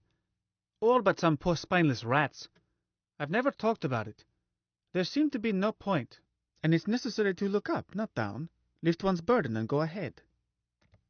But I thank dear Bog that I have been permitted to live to see the time come, if indeed it has. Explain more about it. I am to find 3 others, is it? 3 who can be trusted? Don't hurry. Move slowly. Be sure. Cedrus can be trusted. She holds her tongue, that one. Don't think you should pick from family. Need to spread out. Don't rush. I shan't. We'll talk before I do anything. And Manuel, if you want my opinion— She stopped. Always want your opinion, Mimi. Don't mention this to Grandpa.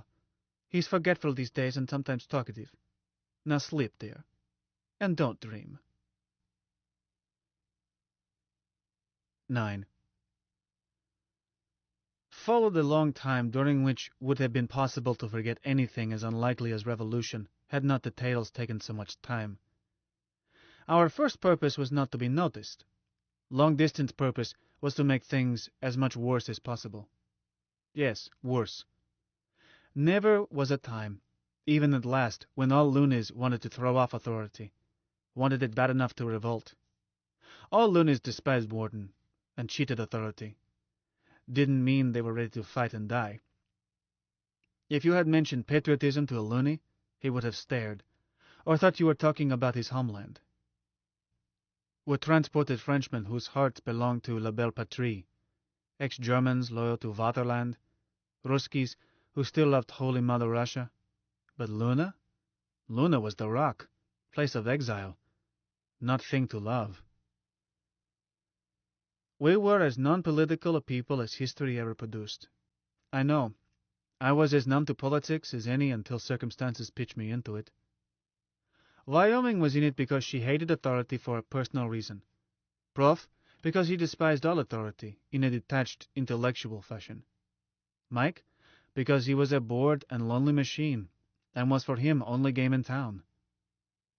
You could not have accused us of patriotism. I came closest because I was 3rd generation with total lack of affection for any place on Terra. Had been there, disliked it, and despised earthworms. Made me more patriotic than most.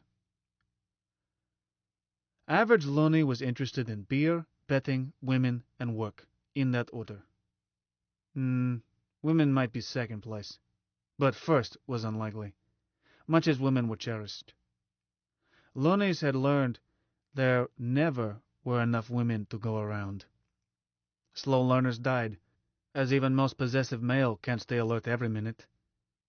As Prof says, a society adapts to fact, or doesn't survive.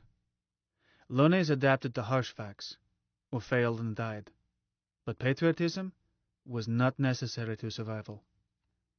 Like old Chinese saying that fish aren't aware of water, I was not aware of any of this until I first went to Terra, and even then did not realize what a blank spot was in loonies under storage location marked patriotism, until I took part in the effort to stir them up. Wyo and her comrades had tried to push patriotism button, and got nowhere. Years of work, a few thousand members, less than 1% of that microscopic number, almost 10%, had been paid spies of Boss Fink. Prof set us straight. Easier to get people to hate than to get them to love. Luckily, Security Chief Alvarez gave us a hand. Those 9 dead Finks were replaced with 90, for authority was gulled into something it did reluctantly, namely, spend money on us. And one folly led to another. Warden's bodyguard had never been large even in earliest days. Prison guards in historical meaning were unnecessary, and that had been one attraction of penal colony system. Cheap. Warden and his deputy had to be protected, and visiting VIPs. But prison itself needed no guards. They even stopped guarding ships after it became clear was not necessary.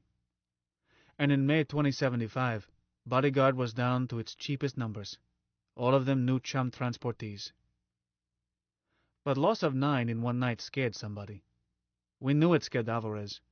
He filed copies of his demands for help in Zebra file, and Mike read them. A lad who had been a police officer on Terra before his conviction, and then a bodyguard all his years in Luna. Alvarez was probably most frightened and loneliest man in the Rock. He demanded more and tougher help. Threatened to resign civil service job if he didn't get it. Just a threat, which authority would have known if it had really known Luna. If Alvarez had shown up in any warren as unarmed civilian, he would have stayed breathing only as long as not recognized. He got these additional guards. We never found out who ordered that raid. Mort the Wart had never shown such tendencies, had been King Log throughout tenure. Perhaps Alvarez, having only recently succeeded to boss Fink Spot, wanted to make face, may have had ambition to be warden. But likeliest theory is that Warden's report on subversive activities caused authority Earthside to order a cleanup. One thumb-fingered mistake led to another. New bodyguards, instead of picking from new transportees, were elite convict troops, Federated Nations, crack, peace dragoons. Were mean and tough, did not want to go to Luna, and soon realized that temporary police duty was one-way trip. Hated Luna and Loonies, and saw us as cause of it all. Once Alvarez got them, he posted a 24-hour watch at every inter-warren tube station, and instituted passports and passport control. Would have been illegal had there been laws in Luna, since 95% of us were theoretically free, either born free or sentence completed. Percentage was higher in cities, as undischarged transportees lived in barrack warrens, a complex, and came into town only 2 days per lunar they had off work.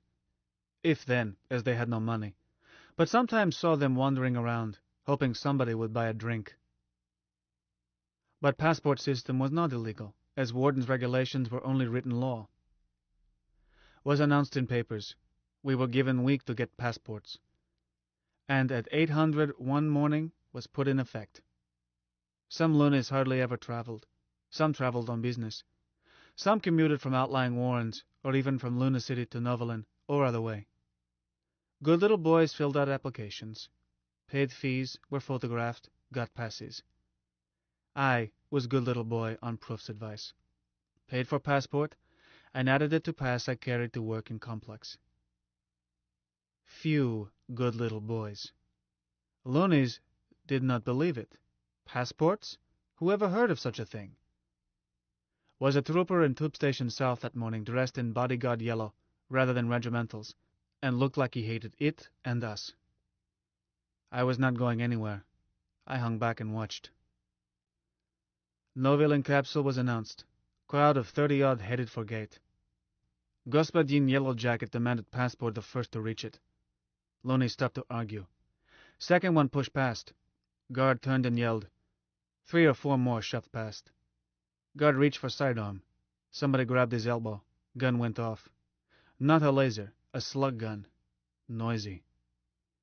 Slug hit decking and went whee, whee, whoo off somewhere. I faded back. One man hurt. That guard. When first press of passengers had gone down ramp, he was on deck, not moving. Nobody paid attention. They walked around or stepped over, except one woman carrying a baby, who stopped, kicked him carefully in face, then went down ramp. He may have been dead already. Didn't wait to see. Understand body stayed there till relief arrived. Next day was a half squad in that spot. Capture for Novolin left empty. It settled down. Those who had to travel got passports. Diehards quit traveling. Guard at the tube gate became 2 men. One looked at passports, while others stood back, with gun drawn. One who checked passports did not try hard, which was well, as most were counterfeit, and early ones were crude. But before long, authentic paper was stolen, and counterfeits were as dinkum as official ones. More expensive, but loonies preferred free enterprise passports. Our organization did not make counterfeits. We merely encouraged it. and knew who had them and who did not. Mike's records listed officially issued ones. This helped separate sheep from goats in files we were building, also stored in Mike, but in Bastille location, as we figured a man with counterfeit passport was halfway to joining us. Word was passed down cells in our growing organization never to recruit anybody with a valid passport. If recruiter was not certain, just query upwards, and answer came back. But guards' troubles were not over. Does not help a guard's dignity, nor add to peace of mind to have children stand in front of him, or behind, out of eye, which was worse, and ape every move he makes, or run back and forth screaming obscenities, jeering, making finger motions that are universal. At least guards took them as insults. One guard backhanded a small boy, cost him some teeth. Result? 2 guards dead, 1 loony dead. After that, guards ignored children. We didn't have to work this up. We merely encouraged it. You wouldn't think that a sweet old lady like my senior wife would encourage children to misbehave, but she did. Other things get single men a long way from home upset, and one we did start.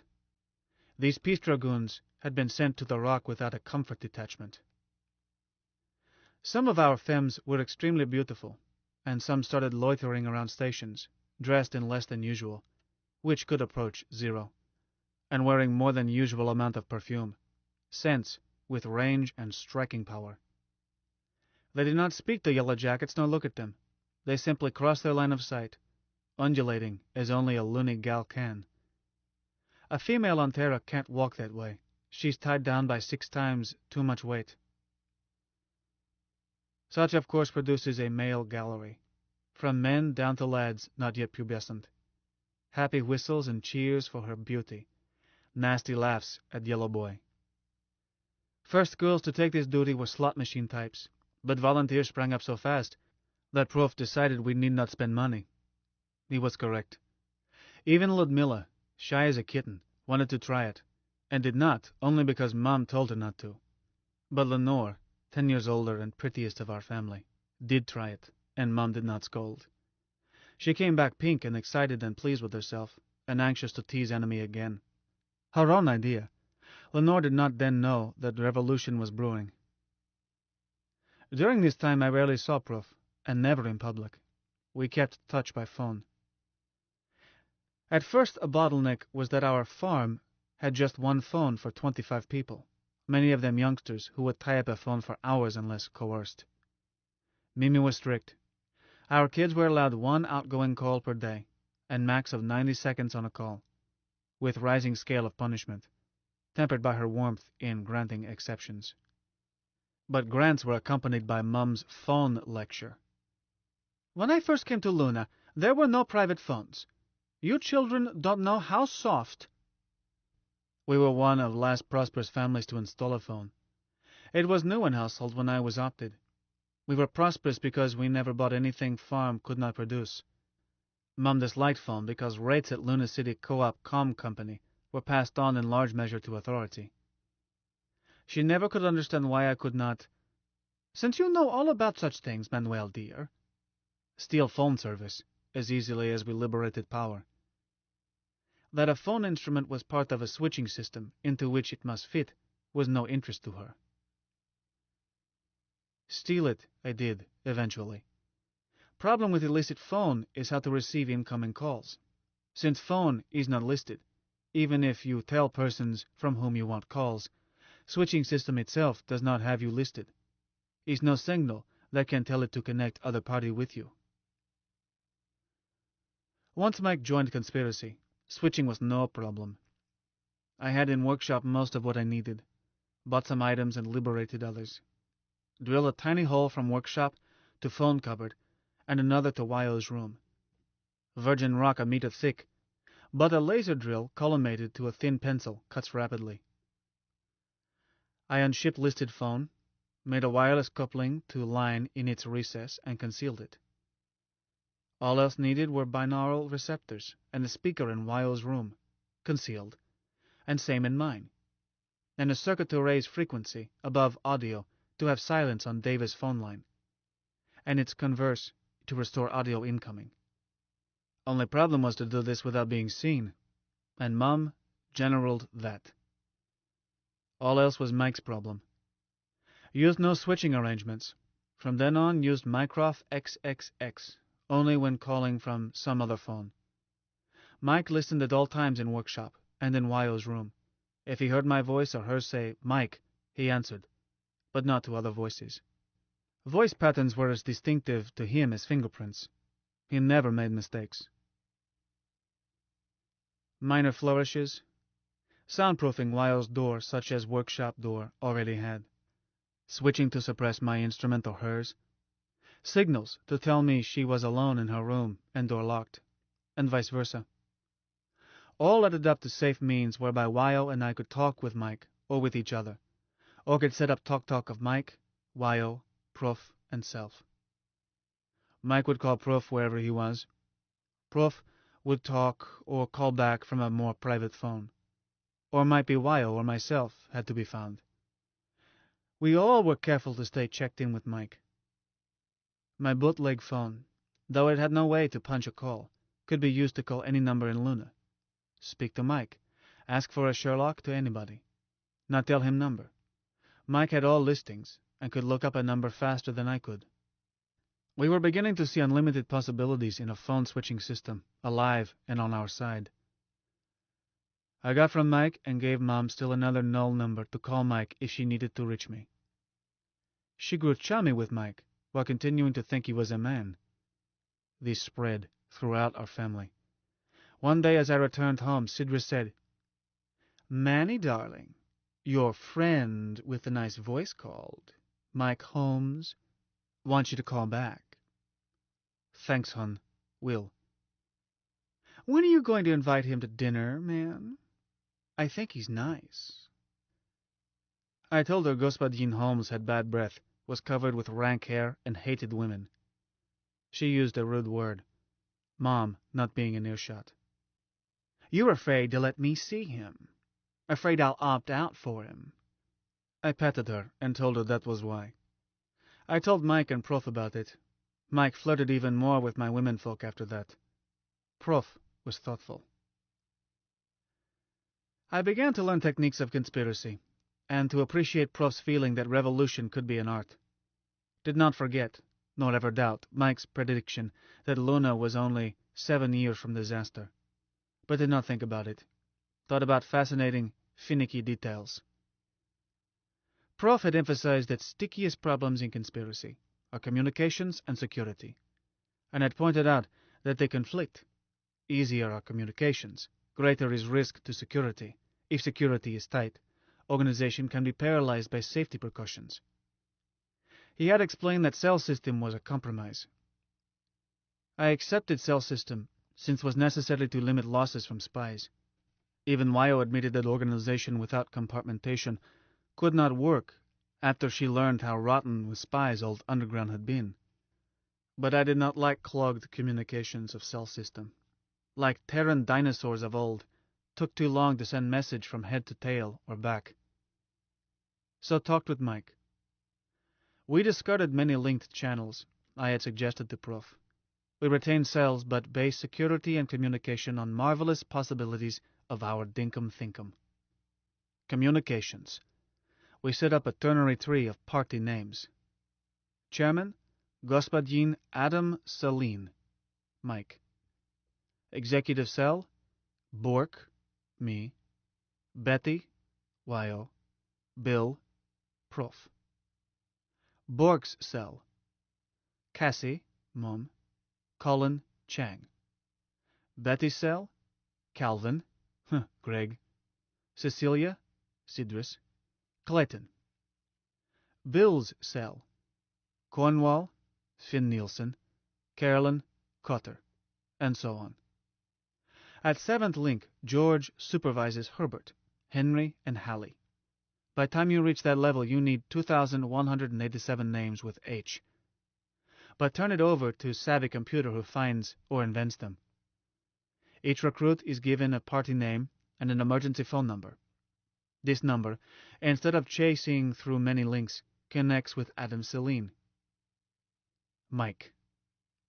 Security, based on double principle. No human being can be trusted with anything, but Mike could be trusted with everything. Grim first half is beyond dispute.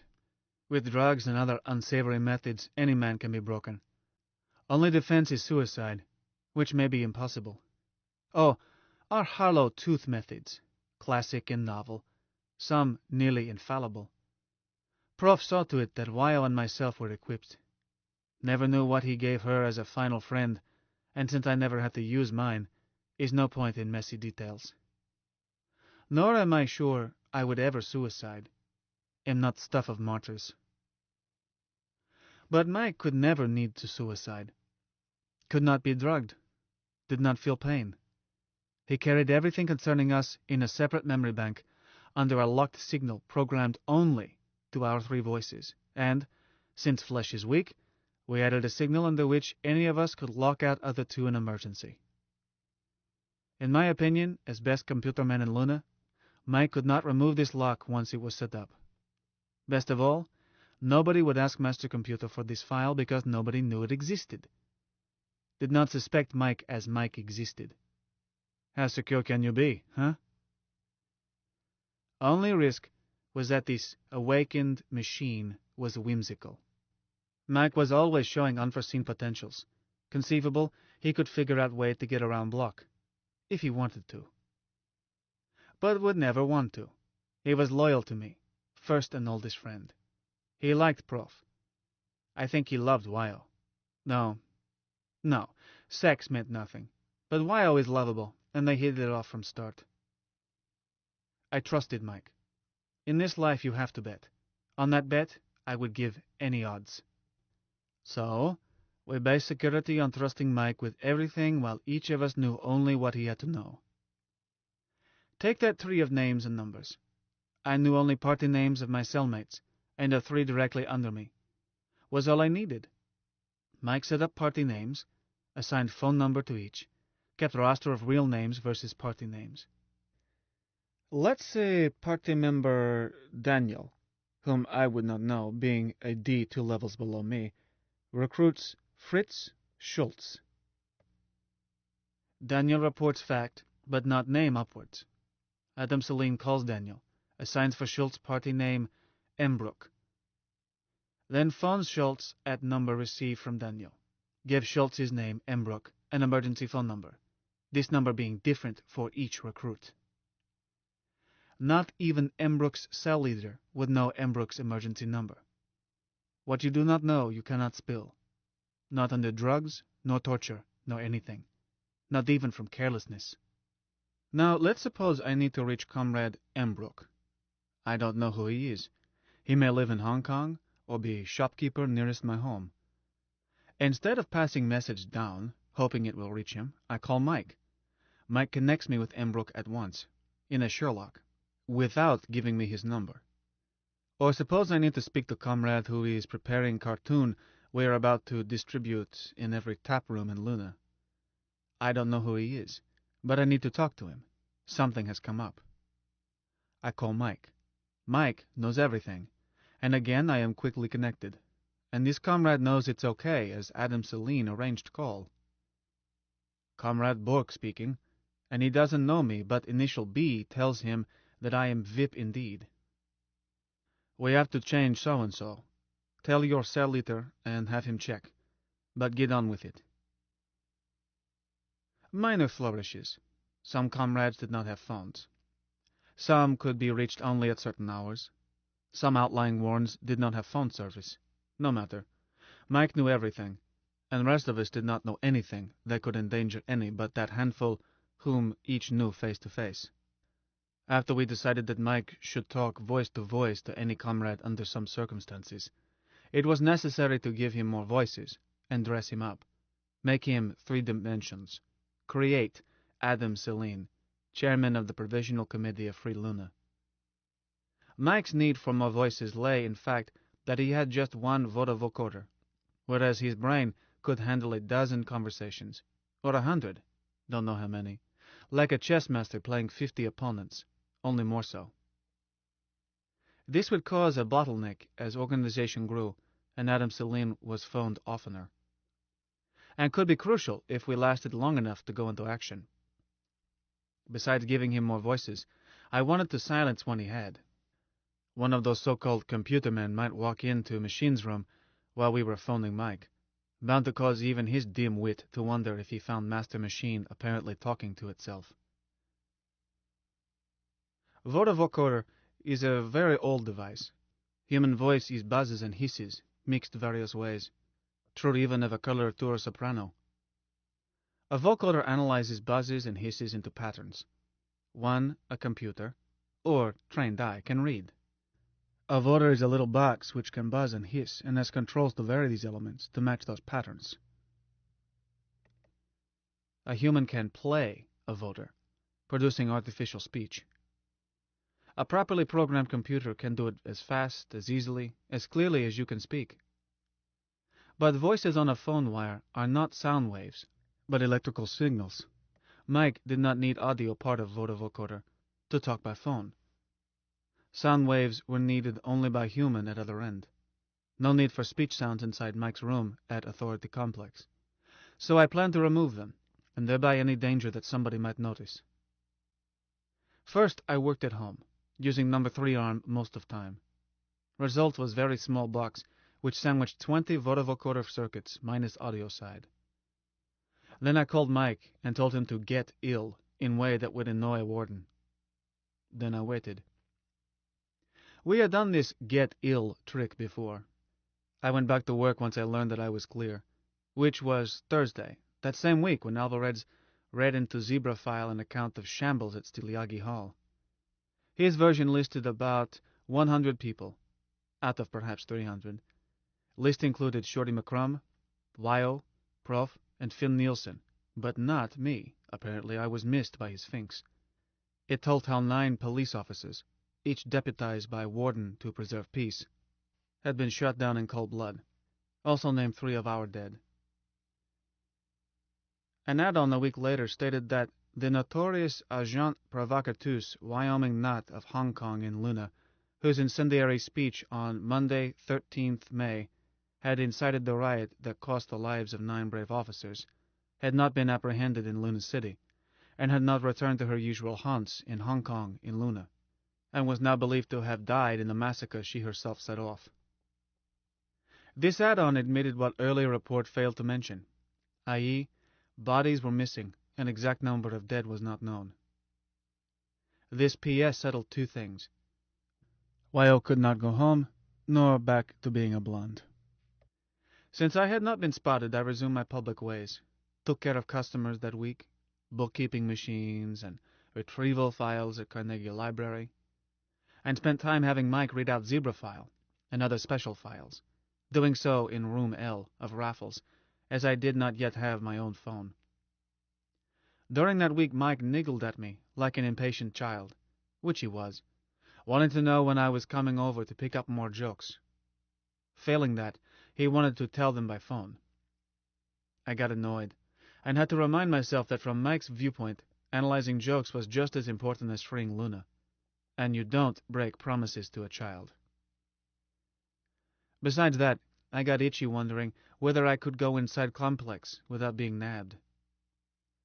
We knew Prof was not clear, was sleeping in Raffles on that account. Yet they knew he had been at meeting, and knew where he was, daily, but no attempt was made to pick him up. When we learned that attempt had been made to pick up Wyo, I grew itchier. Was I clear? Or were they waiting to nab me, quietly? Had to know. So I called Mike, and told him to have a tummy ache. He did so. I was called in. No trouble. Aside from showing passport at station, then to a new guard at Complex, all was usual. I chatted with Mike, picked up 1,000 jokes, with understanding that we would report 100 at a time every 3 or 4 days, no faster. Told him to get well, and went back to L City, stopping on way out to bill chief engineer for working time, travel and tool time, materials, special service, anything I could load in. Thereafter, saw Mike about once a month. Was safe. Never went there except when they called me for malfunction beyond the ability of their staff. And I was always able to repair it. Sometimes quickly, sometimes after a full day and many tests. Was careful to leave tool marks on cover plates, and had before and after printouts of tests run to show what had been wrong, how I analyzed it, what I had done. Mike always worked perfectly after one of my visits. I was indispensable. So, after I prepared his new vocoder add-on, didn't hesitate to tell him to get ill. Call came in 30 minutes. Mike had thought up a dandy. His illness was wild oscillations in conditioning Warden's residence. He was running its heat up, then down, on an 11-minute cycle, while oscillating its air pressure on a short cycle, ca. 2 cycles per second, enough to make a man dreadfully nervy, and perhaps cause earache. Conditioning a single residence should not go through a master computer. In Davis tunnels, we handle home and farm with idiot controls, feedbacks for each cubic, with alarms so that somebody could climb out of bed and control by hand until trouble could be found. If cows got chilly, did not hurt corn. If lights failed over wheat, vegetables were okay. That Mike could raise hell with Warden's residence and nobody could figure out what to do shows silliness of piling everything into one computer. Mike was happy-joyed. This was humor he really scanned. I enjoyed it too. Told him to go ahead, have fun, spread out tools. Got out little black box. A computer man of the watch comes banging and ringing at door. I took my time answering, and carried number 5 arm in right hand with short wing bare. This makes some people sick, and upsets almost everybody. What in hell do you want, chum? I inquired. Listen, he says. Warden is raising hell. Haven't you found trouble? My compliments to Warden and tell him I will override by hand to restore his precious comfort as soon as I locate faulty circuit. If not slowed up by silly questions. Are you going to stand with door open blowing dust into machines while I have cover plates off? If you do, since you were in charge, when dust puts machines on sputter, you can repair it. I won't leave a warm bed to help. You can tell that to your bloody Warden, too. Watch your language, cobber. What's yours, convict? Are you going to close that door, or shall I walk out and go back to L City? And raise number 5 like a club. He closed door. Had no interest in insulting poor sod. Was one small bit of policy to make everybody as unhappy as possible. He was finding working for Warden difficult. I wanted to make it unbearable. Shall I step it up? Mike inquired. Hold it so for 10 minutes, then stop abruptly. Then jog it for an hour, say, with air pressure. Erratic but hard. Know what a sonic boom is? Certainly. It is a... Don't define. After you drop major effect, rattle his air ducts every few minutes with nearest to a boom system will produce. Then give him something to remember. Mike, can you make his WC run backwards? I surely can. All of them? How many does he have? 6. Well, program to give them all a push, enough to soak his rugs. But if you can spot one nearest his bedroom, fountain it clear to ceiling. Can? Program set up. Good. Now for your present, Ducky. There was room in voter audio box to hide it, and I spent 40 minutes with number 3, getting it just so. Whittrell checked it through voter vocoder. Then I told him to call Weil and check each circuit. For 10 minutes was silence, which I spent putting tool marks on a cover plate, which should have been removed had anything been wrong, putting tools away, putting number 6 arm on, rolling up 1,000 jokes, waiting in printout. I had found no need to cut off audio of voter. Mike had thought of it before I had, and always chopped off any time door was touched. Since his reflexes were better than mine by a factor of at least 1,000, I forgot it. At last he said, All 20 circuits are okay. I can switch circuits in the middle of a word, and YO can't detect discontinuity. And I called Prof and said hello, and talked to Mom on your home phone. All three at the same time. We're in business. What excuse you give Mum? I asked her to have you call me, Adam Celine, that is. Then we chatted. She's a charming conversationalist. We discussed Greg's sermon of last Tuesday. Huh? How? I told her I had listened to it, man, and quoted a poetic part. Oh, Mike. It's okay, man. I let her think I sat in back, then slipped out during the closing hymn. She's not nosy. She knows that I don't want to be seen. Mum is nosiest female in Luna. Guess it's okay. But don't do it again. Do it again. You monitor meetings and lectures and concerts and stuff. Unless some busybody switches me off by hand. Man, I can't control those spot pickups the way I do a phone. The simplest switch. Brute muscle rather than solid-state flip-flop. That's barbaric and unfair. Mike, almost everything is unfair.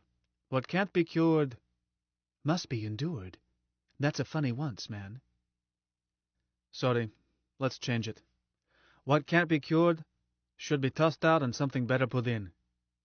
Which will do. What chance is last time you calculated? Approximately 1 in 9, man. Getting worse? Man, they'll get worse for months. We haven't reached the crisis. With the Yankees in cellar, too. Oh well. Back to other matter. From now on, when you talk to anyone, if he's been to a lecture or whatever, you were there too, and prove it by recalling something. Noted. Why, man? Have you read The Scarlet Pimpernel? Maybe in public library. Yes. Shall I read it back? No.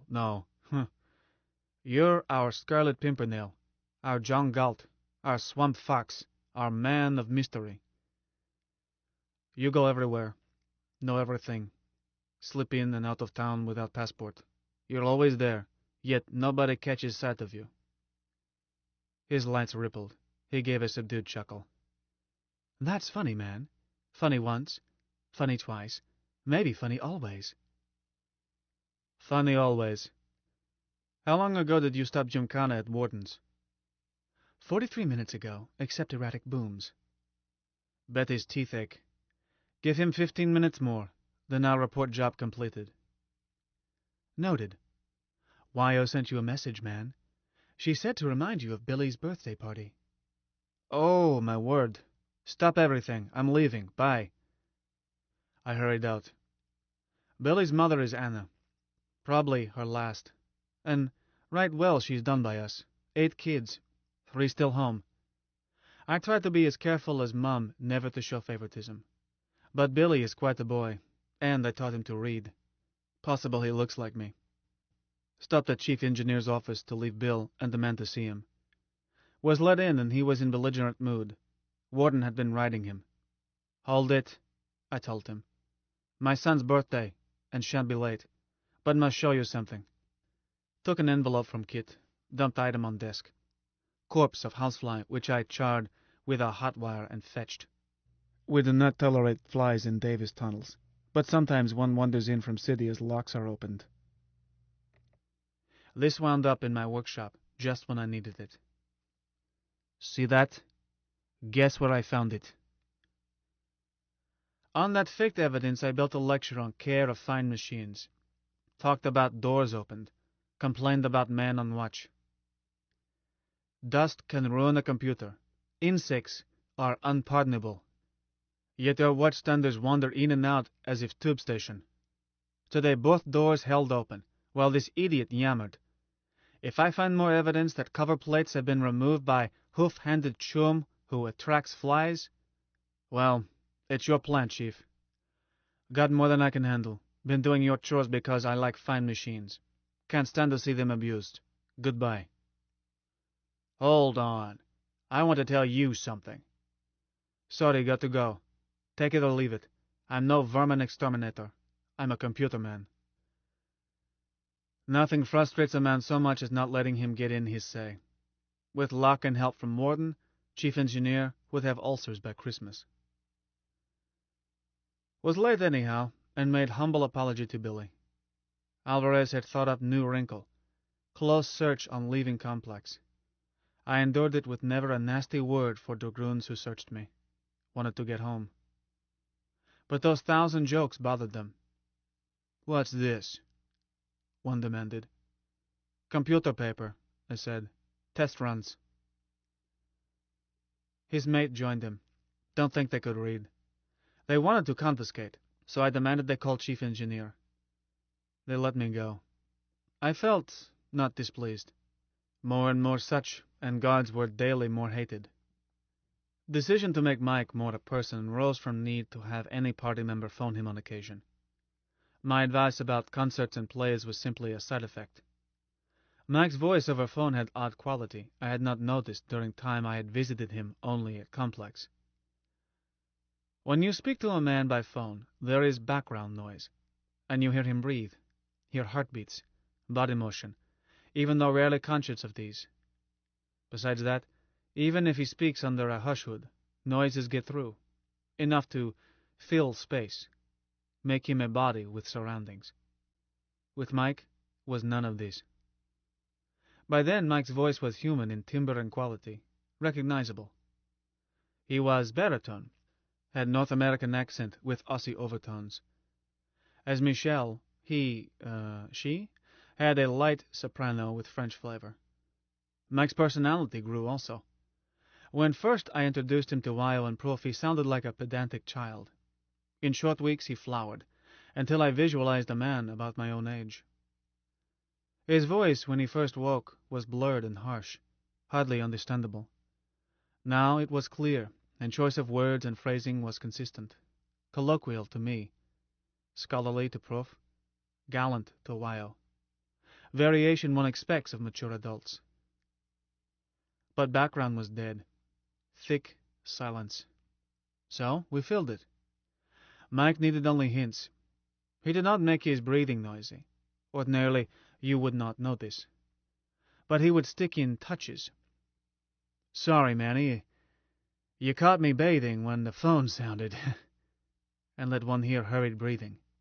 Or, "I was eating. I had to swallow." He used such even on me, once he undertook to be a human body. We all put Adam Celine together, talking it over at Raffles. How old he was, what did he look like, married, where did he live, what work, what interests. We decided that Adam was about 40, healthy, vigorous, well-educated, interested in all arts and sciences, and very well grounded in history. A match chess player, but little time to play. He was married in commonest type, a troika in which he was senior husband, 4 children. Wife and junior husband not in politics, so far as we knew. He was ruggedly handsome, with wavy iron-gray hair, and was mixed race. 2nd generation one side, 3rd on other. Was wealthy by loony standards, with interest in Novelin and Kongville, as well as El City. He kept offices in Luna City, outer office with a dozen people, plus private office staffed by male deputy and female secretary. Why I wanted to know was he bundling with secretary. I told her to switch off, was private. Wyo said indignantly that she was not being snoopy. Weren't we trying to create a rounded character? We decided that offices were in Old Dome, 3rd ramp, south side, heart of financial district. If you know El City, you recall that in Old Dome some offices have windows since they can look out over floors of dome. I wanted this for sound effects. We drew a floor plan, and had that office existed, it would have been between Etna Luna and Greenberg and Company. This book is continued on Disc 5. The Moon is a Harsh Mistress by Robert Heinlein. Continued. Disc 5. We decided that offices were in Old Dome, 3rd ramp, south side, heart of financial district. If you know El City, you recall that in Old Dome some offices have windows since they can look out over floors of dome. I wanted this for sound effects. We drew a floor plan, and had that office existed, it would have been between Etna Luna and Greenberg and Company. I used Pound Recorder to pick up sounds at spot. Mike added to it by listening at phones there. Thereafter, when you called Adam Celine, background was not dead. If Ursula, his secretary, took call, it was, "Celine Associates, Luna shall be free." Then she might say, "Will you hold? Господин Celine is on another call." Whereupon you might hear sound of WC, followed by running water, and know that she had told Little White Lie. Or Adam might answer, "Adam Celine here, free Luna. 1 second while I shut off the video." Or Deputy might answer, "This is Albert Grinwalla, Adam Celine's confidential assistant, free Luna. If it's a party matter, as I assume it is, that was your party name you gave. Please don't hesitate. I handle such things for the chairman." Last was a trap, as every comrade was instructed to speak only to Adam Celine. No attempt was made to discipline one who took bait. Instead, his cell captain was warned that his comrade must not be trusted with anything vital. We got echoes. Free Luna, or Luna shall be free, took hold among youngsters, then among solid citizens. First time I heard it, in a business call, I almost swallowed teeth. Then called Mike and asked if this person was party member. Was not.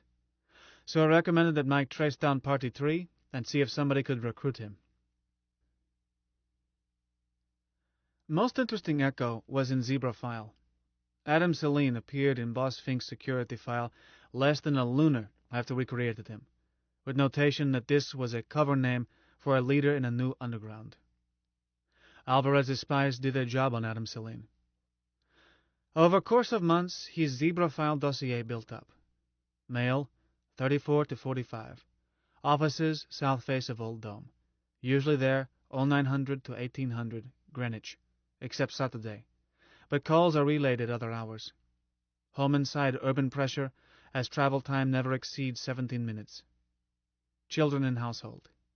Activities include stock brokerage, farming interests. Attends theater, concerts, etc. Probably member Luna City Chess Club and Luna Association Dash. Plays Ricochet, another heavy sports lunch hour. Probably Luna City Athletic Club. Gourmet, but watches weight. Remarkable memory, plus mathematical ability. Executive type, able to reach decisions quickly.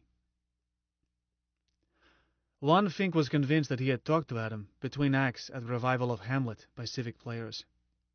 Alvarez noted description, and matched our picture, all but wavy hair. But thing that drove Alvarez crackers was that phone numbers for Adam were reported, and every time they turned out the wrong numbers. Not nulls. We had run out, and Mike was using any number not in use, and switching numbers any time new subscribers were assigned ones we had been using. Alvarez tried to trace Celine Associates using a one wrong digit assumption. This we learned because Mike was keeping an ear on Alvarez's office phone and heard order. Mike used knowledge to play a mickish prank. Subordinate who made one change digit calls invariably reached Warden's private residence. So Alvarez was called in and chewed by Warden. Couldn't scold Mike, but did warn him it would alert any smart person to the fact that somebody was playing tricks with computer.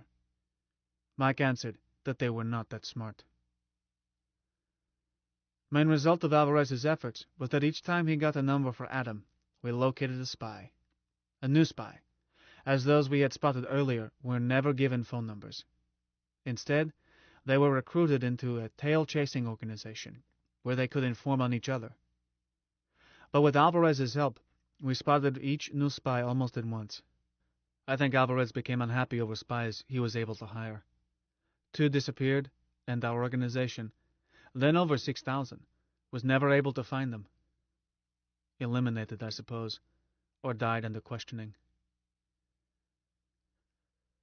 Celine Associates was not only phony company we set up. Lu no Hoko was much larger, just as phony, and not at all dummy. It had main offices in Hong Kong, branches in Novi Leningrad and Luna City. Eventually employed hundreds of people, most of whom were not party members, and was our most difficult operation. Mike's master plan listed a weary number of problems which had to be solved. One was finance. Another was how to protect Catapult from space attack. Prof considered robbing banks to solve first. Gave it up reluctantly. But eventually we did rob banks, firms, and authority itself. Mike thought of it. Mike and Prof worked it out. At first it was not clear to Mike why we needed money. He knew as little about pressure that keeps humans scratching as he knew about sex. Mike handled millions of dollars and could not see any problem. He started by offering to issue an authority check for whatever dollars we wanted. Prof shied in horror. He then explained to Mike hazard in trying to cash a check for, let us say, 10 million authority script dollars drawn on authority. So they undertook to do it, but retail, in many names and places all over Luna. Every bank, firm, shop, agency, including authority, for which Mike did accounting, was tapped for party funds.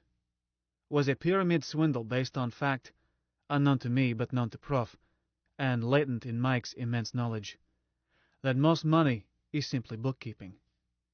Example: multiply by hundreds of many types. My family's son Sergey, 18 and a party member, is asked to start account at Commonwealth Shared Risk. He makes deposits and withdrawals. Small errors are made each time. He is credited with more than he deposits, is debted with less than he withdraws. A few months later, he takes job out of town and transfers account to Tyco under Mutual. Transferred funds are 3 times already inflated amount. Most of this he soon draws out in cash and passes to his cell leader. Mike knows amount Sergey should hand over, but since they do not know that Adam Celine and bank's computer bookkeeper are one and same, they have each been instructed to report transaction to Adam. Keep them honest, though scheme was not. Multiply this theft of about 3,000 Hong Kong dollars by hundreds, somewhat like it. I can't describe jiggery-pokery Mike used to balance his books while keeping thousands of thefts from showing. But bear in mind that an auditor must assume that machines are honest. He will make test runs to check that machines are working correctly, but will not occur to him that tests prove nothing because machine itself is dishonest. Mike's thefts were never large enough to disturb economy. Like half-liter of blood. Amount was too small to hurt donor. I can't make up mind who lost. Money was swapped around so many ways. But scheme troubled me. I was brought up to be honest, except with authority. Prof claimed that what was taking place was a mild inflation, offset by fact that we plowed money back in. But I should remember that Mike had records, and all could be restored after revolution. With ease, since we would no longer be bled in much larger amounts by authority. Told conscience to go to sleep. Was pipsqueak compared to swindles by every government throughout history in financing every war. And is not revolution a war? This money, after passing through many hands, augmented by Mike each time, wound up as senior financing of Lunoho Company.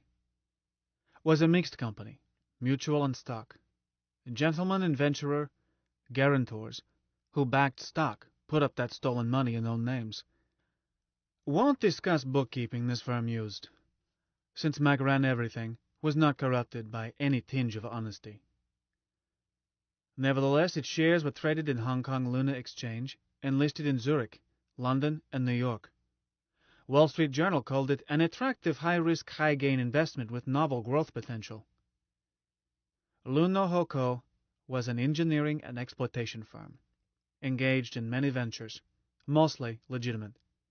But prime purpose was to build a second catapult, secretly. Operation could not be secret. You can't buy or build a hydrogen fusion power plant for such and not have noticed. SunPower was rejected for obvious reasons. Parts were ordered from Pittsburgh, standard UNIF Calif equipment, and we happily paid their royalties to get top quality.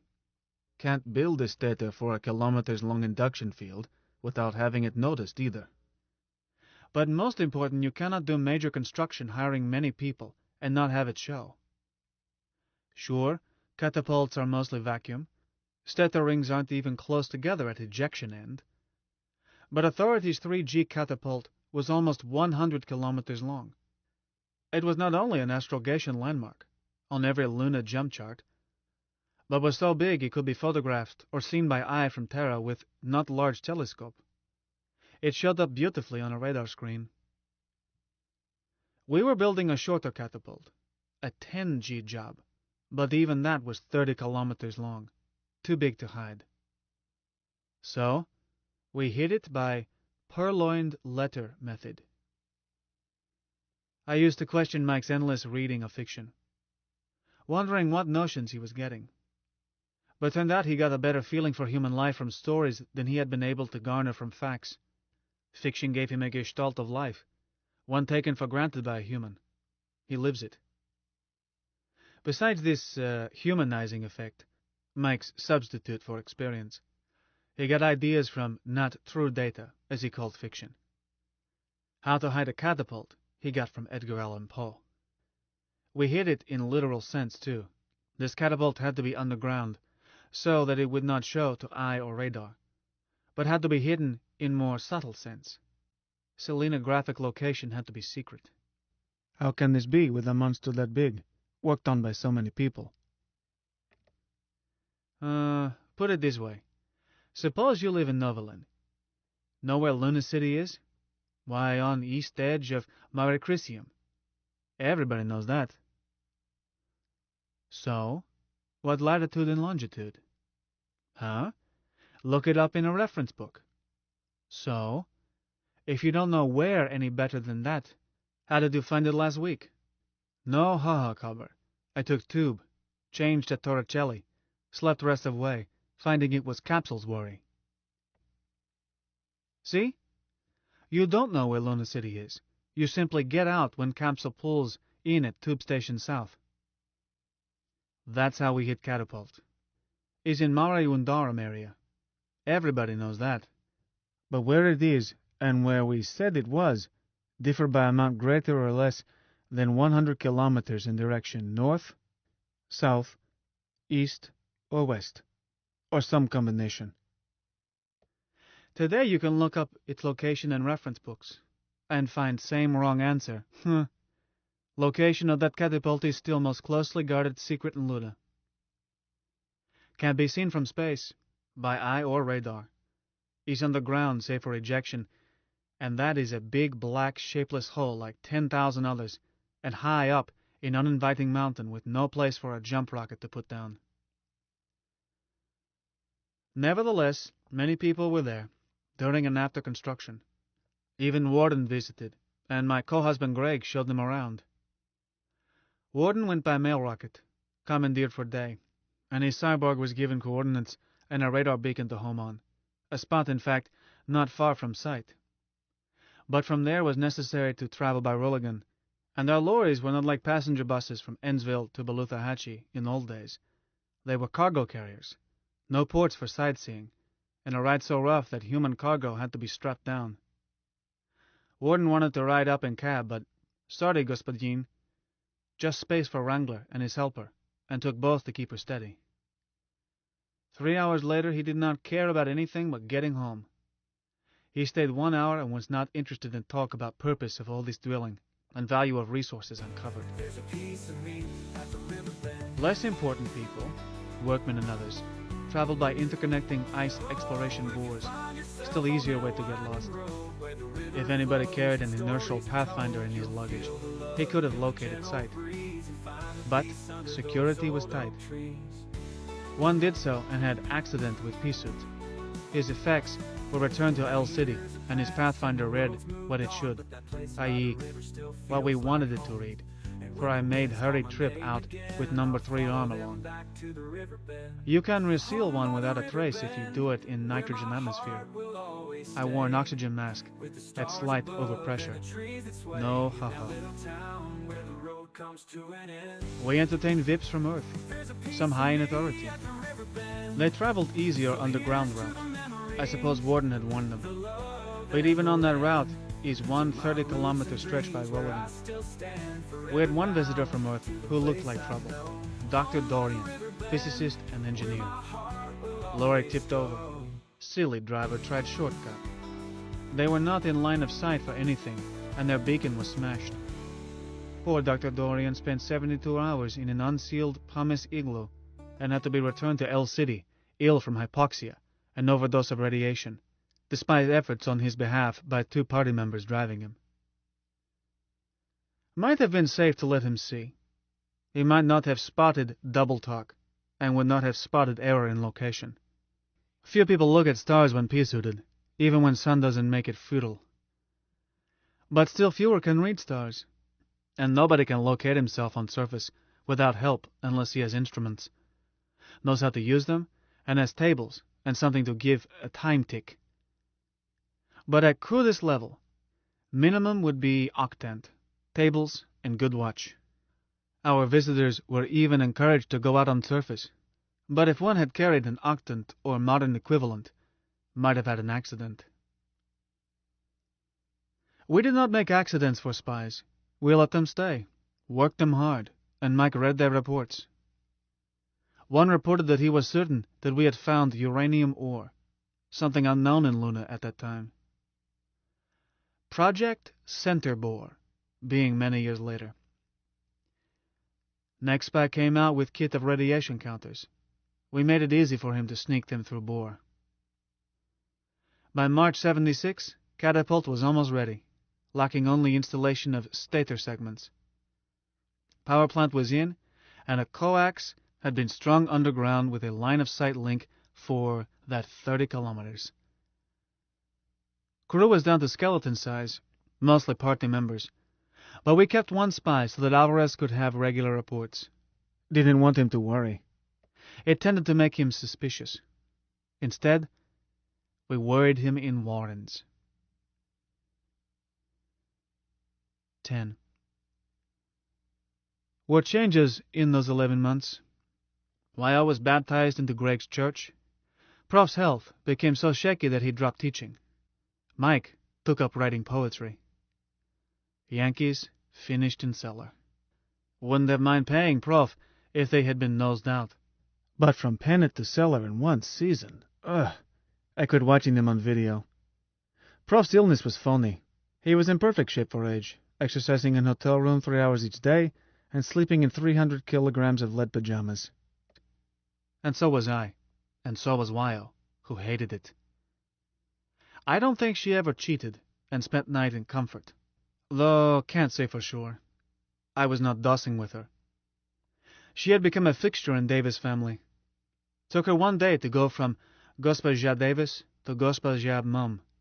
One more to reach Mum, and now it might be Mimi Mum with arm around Mum's waist. When Zebra files showed she couldn't go back to Hong Kong, Sidrus had taken Wyo into her beauty shop after hours and done a job which left skin same dark shade, but would not scrub off. Sidrus also did a hairdo on Wyo that left it black and looked as if unsuccessfully unkinked. Plus minor touches, opaque nail enamel, plastic inserts for cheeks and nostrils, and of course she wore her dark-eyed contact lenses. When Sidrus got through, Wyo could have gone bundling without fretting about her disguise. Was a perfect colored with ancestry to match. Tamil, a touch of Angola, German. I called her Wyma rather than Wyo. She was gorgeous. When she undulated down a corridor, boys followed in swarms. She started to learn farming from Greg, but Mom put stop to that. While she was big and smart and willing, our farm is mostly a male operation, and Greg and Hans were not only male members of our family distracted. She cost more farming man-hours than her industry equaled. So, Wyo went back to housework. Then Sidrus took her into beauty shop as helper. Prof played ponies with 2 accounts, betting one by Mike's leading apprentice system, other by his own scientific system. By July 75, he admitted that he knew nothing about horses and went solely to Mike's system, increasing bets and spreading them among many bookies. His winnings paid parties' expenses, while Mike built swindle that financed Catapult. But Prof lost interest in a sure thing, and merely placed bets, as Mike designated. He stopped reading pony journals. Sad. Something dies when an old horse player quits. Ludmilla had a girl, which they say is lucky enough first, and which delighted me. Every family needs a girl baby. Lyle surprised our women by being expert in midwifery, and surprised them again that she knew nothing about baby care. Our two oldest sons found marriages at last, and Teddy, 13, was opted out. Greg hired two lads from neighbor farms, and after 6 months of working and eating with us, both were opted in. Not rushing things. We had known them and their families for years. It restored balance we had lacked since Ludmilla's opting, and put stop to snide remarks of mothers of bachelors who had not found marriages. Not that Mum wasn't capable of snubbing anyone she did not consider up to Davis standards. Wyo recruited Sidris. Sidris started on sale by recruiting her other assistant, and Bonton Beauté Shop became hotbed of subversion. We started using our smallest kids for deliveries and other jobs a child can do. They can stake out or trail a person through corridors better than an adult, and are not suspected. Sidris grabbed this notion and expanded it through women recruited in beauty parlor. Soon she had so many kids on tap that we could keep all of Alvarez's spies under surveillance. With Mike able to listen at any phone, and a child spotting it whenever a spy left home or place of work or wherever, with enough kids on call so that one could phone while another held down a new stakeout, we could keep a spy under tight observation and keep him from seeing anything we didn't want him to see. Shortly we were getting reports spies phoned in without waiting for zebra file. It did a sod no good to phone from a tap room instead of home. With Baker Street irregulars on job, Mike was listening before he finished punching number. These kids located Alvarez's deputy spy boss in El City. We knew he had one because these things did not report to Alvarez by phone. Nor did it seem possible that Alvarez could have recruited them, as none of them worked in Complex, and Alvarez came inside Luna City only when an Earthside VIP was so important as to raid a bodyguard commanded by Alvarez in person. His deputy turned out to be two people, an old lag who ran a candy, news, and booking counter in Old Dome, and his son, who was on civil service in Complex. Son carried reports in, so Mike had not been able to hear them. We let them alone, but from then on we had Fink field reports half a day sooner than Alvarez. This advantage, all due to kids as young as 5 or 6, saved lives of 7 comrades. All glory to Baker Street irregulars. Don't remember who named them, but I think it was Mike. I was merely a Sherlock Holmes fan, whereas he really did think he was Sherlock Holmes' brother Mycroft. Nor would I swear he was not. Reality is a slippery notion. Kids did not call themselves that. They had their own play gangs with own names. Nor were they burdened with secrets which could endanger them. Sidris left to mothers to explain why they were being asked to do these jobs, save that they were never to be told the real reason. Kids will do anything mysterious and fun. Look how many of their games are based on outsmarting. Bon Ton Salon was a clearinghouse of gossip. Women get news faster than Daily Lunatic. I encouraged Wyo to report to Mike each night, not try to thin gossip down to what seemed significant, because no telling what might be significant once Mike got through associating it with a million other facts. Beauty parlor was also a place to start rumors. Party had grown slowly at first, then rapidly as powers of 3 began to be felt, and also because Peace Dragoons were nastier than old bodyguard. As numbers increased, we shifted to high speed on agitprop, black propaganda rumors, open subversion, provocateur activities, and sabotage. Finn Nielsen handled agitprop when it was simpler, as well as dangerous job of continuing to front for and put cover-up activity into older, spy-ridden underground. But now a large chunk of agitprop and related work was given to Sidris. Much involved distributing handbills and such. No subversive literature was ever in her shop, nor our home, nor that hotel room. Distribution was done by kids, too young to read. Mistress was also working a full day bending hair and such. About time she began to have too much to do, I happened one evening to make walkabout on Causeway with Mistress on my arm, when I caught sight of a familiar face and figure. Skinny little girl, all angles, carrot red hair. She was possibly 12, at stage when a femme shoots up just before blossoming out into rounded softness. I knew her, but could not say why or when or where. I said, "Psst, baby doll, eyeball young femme ahead, orange hair, no cushions." Mistress looked her over. "Darling, I knew you were eccentric, but she's still a boy." "Damn it." "Who?" "Bog knows. Shall I sprag her?" Suddenly I remembered like video coming on, and wished Wyo were with me. But Wyo and I were never together in public. This skinny redhead had been at meeting where Shorty was killed. She sat on floor against wall, down front, and listened with wide-eyed seriousness, and applauded fiercely. Then I had seen her at end in free trajectory, curled into ball in air, and hit a yellow jacket in knees, he whose jaw I broke a moment later. Wyo and I were alive and free because this kid moved fast in a crisis. "No, don't speak to her," I told Mistress. "But I want to keep her in sight. Wish we had one of your irregulars here. Damn." "Drop off and phone Wyo. You'll have one in 5 minutes," my wife said. I did. Then Mistress and I strolled, looking in shop windows and moving slowly, as Quarry was window shopping. In 7 or 8 minutes a small boy came toward us, stopped and said, "Hello, Auntie Mabel. Hi, Uncle Joe." Mistress took his hand. "Hi, Tony. How's your mother, dear?" "Just fine," he added in a whisper. "I'm Jock." "Sorry." Mistress said quietly to me, "Stay on her," and took Jock into tuck shop. She came out and joined me. Jock followed her, licking a lollipop. "Bye, Auntie Mabel. Thanks." He danced away, rotating, wound up by that little redhead, stood and stared into a display, solemnly sucking his sweet. Mistress and I went home. A report was waiting. "She went into Cradle Roll Crash and hasn't come out. Do we stay on it?" "A bit yet," I told Wyo, and asked if she remembered this kid. She did, but had no idea who she might be. "You could ask Finn." "Can do better."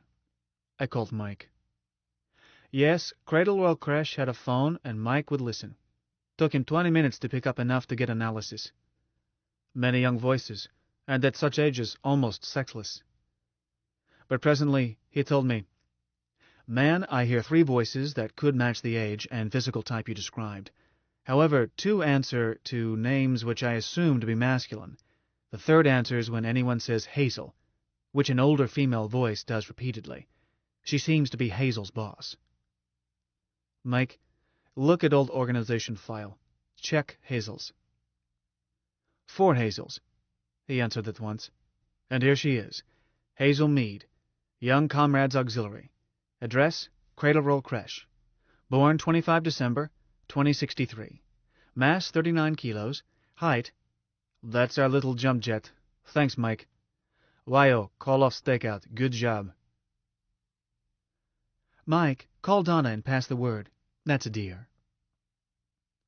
I left it to girls to recruit Hazel Mead, and did not eyeball her until Mistress moved her into our household 2 weeks later. But Wyo volunteered a report before then. Policy was involved. Mistress had filled her cell, but wanted Hazel Mead. Besides this irregularity, Mistress was doubtful about recruiting a child. Policy was adults only, 16 and up. I took it to Adam Celine, an executive cell. "As I see," I said, "this cells of 3 system is to serve us, not bind us. See nothing wrong in Comrade Cecilia having an extra, nor any real danger to security." "I agree," said Prof. "But I suggest that the extra member not be part of Cecilia's cell. She should not know the others. I mean, unless the duties Cecilia gives her make it necessary. Nor do I think she should recruit at her age. The real question is her age." "Agreed," said Wyo. "I want to talk about this kid's age." "Friends," Mike said diffidently. Diffidently, first time in weeks. He was now that confident executive Adam Celine, much more than a lonely machine. "Perhaps I should have told you, but I have already granted similar variations. It did not seem to require discussion." "It doesn't, Mike," Prof reassured him. "A chairman must use his own judgment. What is our largest cell?" 5. It is a double cell, 3 and 2. "No harm done. Dear Wyo, does Sidris propose to make this child a full comrade? Let her know that we are committed to revolution, with all the bloodshed, disorder, and possible disaster that entails." "That's exactly what she is requesting." "But, dear lady, while we are staking our lives, we are old enough to know it. For that, one should have an emotional grasp of death. Children seldom are able to realize that death will come to them personally. One might define adulthood as the age at which a person learns that he must die, and accepts this sentence undismayed." "Prof," I said, "I know some mighty tall children. 7 to 2, some are in party." "No bet, Copper. I'll give odds that at least half of them don't qualify, and we might find out the hard way at the end of this, our folly." "Prof," Wyo insisted. "Mike, Manny, Sidris is certain this child is an adult, and I think so too." "Man?" asked Mike. "Let's find a way for Proof to meet her and form an opinion. I was taken by her, especially her go-to-hell fighting, or would never have started it." We adjourned, and I heard no more. Hazel showed up at a dinner shortly thereafter as Sidris' guest. She showed no signs of recognizing me, nor did I admit that I had ever seen her, but learned long after that she had recognized me, not just by left arm, but because I had been hatted and kissed by a tall blonde from Hong Kong. Furthermore, Hazel had seen through Wyoming's disguise, recognized what Wyo never did successfully disguise: her voice. But Hazel used lip glue. If she ever assumed I was in conspiracy, she never showed it. Child's history explained her, far as background can explain still a character. Transported with parents as a baby, much as Wyo had been, she had lost her father through accident while he was convict labor, which mother blamed on indifference of authority to safety of penal colonists. Her mother lasted till Hazel was 5. What she died from, Hazel did not know. She was then living in creche where we found her. Nor did she know why parents had been shipped, possibly for subversion, if they were both under sentence, as Hazel thought. As may be, her mother left her a fierce hatred of authority and warden. Family that ran cradle roll let her stay. Hazel was pinning diapers and washing dishes as soon as she could reach. She had taught herself to read, and could print letters, but could not write. Her knowledge of math was only that ability to count money that children soak up through their skins. Was fuss over her leaving creche. Owner and husbands claimed Hazel owed several years' service. Hazel solved it by walking out, leaving her clothes and fewer belongings behind. Mom was angry enough to want family to start trouble, which could wind up in brawling she despised. But I told her privately that, as her cell leader, I did not want our family in public eye, and hauled out cash and told her party would pay for clothes for Hazel. Mom refused money, called off a family meeting, took Hazel into town, and was extravagant, for Mom, in re-outfitting her. So, we adopted Hazel. I understand that these days adopting a child involves red tape. In those days, it was as simple as adopting a kitten. Was more fuss when Mum started to place Hazel in school, which fitted neither what Sidris had in mind nor what Hazel had been led to expect as a party member and comrade. Again I butted in, and Mom gave in part way. Hazel was placed in a tutoring school close to Sidris' shop. That is, near Easement Lock 13. Beauty parlor was by it. Sidris had good business, because close enough that our water was piped in and used without limit as return line took it back for salvage. Hazel studied mornings and helped on afternoons, pinning on gowns, handing out towels, giving rinses, learning trade, and whatever else Sidris wanted. Whatever else was captain of Baker Street Irregulars. Hazel had handled younger kids all her short life. They liked her. She could wheedle them into anything. She understood what they said when an adult would find it gibberish. She was a perfect bridge between party and most junior auxiliary. She could make a game of chores be assigned and persuade them to play by rules she gave them, and never let them know it was adult serious, but child serious, which is another matter. For example, let's say a little one, too young to read, is caught with a stack of subversive literature, which happened more than once. Here's how it would go, after Hazel indoctrinated a kid. Baby, where'd you get this? I'm not a baby. I'm a big boy. Okay, big boy, where did you get this? Jackie give it to me. Who is Jackie? Jackie? But what's his last name? Who? Jackie. Jackie's a girl. All right. Where does she live? Who? And so on around. To all questions, key answer was of pattern. Jackie give it to me. Since Jackie didn't exist, she, didn't have a last name, a home address, nor fixed sex. Those children enjoyed making fools of adults, once they learned how easy it was. At worst, literature was confiscated.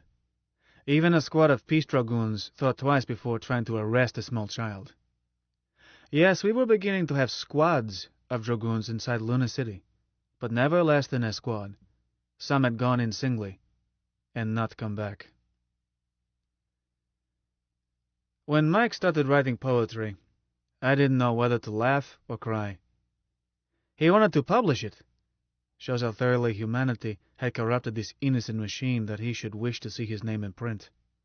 I said, Mike, for Bog's sake, blown all circuits, or planning to give us away? Before he could sulk, Proof said, Hold on, Manuel. I see possibilities. Mike, would it suit you to take a pen name? That's how Simon Jester was born. Mike picked it apparently by tossing random numbers, but he used another name for serious verse, his party name, Adam Celine. Simon's verse was doggerel, bawdy, subversive, ranging from poking fun at Vips to savage attacks on Warden, System, Peace Dragoons, Finks. You found it on walls of public WCs, or on scraps of paper left in tube capsules, or in tap rooms. Wherever they were signed Simon Jester, and with a matchstick drawing of a little horned devil with big grin and forked tail. Sometimes he was stabbing a fat man with a pitchfork. Sometimes just his face would appear, big grin and horns, until, shortly, even horns and grin meant Simon was here. Simon appeared all over Luna same day, and from then on never let up. Shortly he started receiving volunteer help. His verses and little pictures, so simple anybody could draw them, began appearing more places than we had planned. This wider coverage had to be from fellow travelers. Verses and cartoons started appearing inside Complex, which could not have been our work. We never recruited civil servants. Also, 3 days after initial appearance of a very rough limerick, one that implied that Warden's fatness derived from unsavory habits, this limerick popped up on pressure sticky labels, with cartoon improved so that fat victim flinching from Simon's pitchfork was recognizably Mort the Wart. We didn't buy them. We didn't print them. But they appeared in El City, and Novelin, and Hong Kong, stuck almost everywhere. Public phones, stanchions in corridors, pressure locks, ramp railings, other.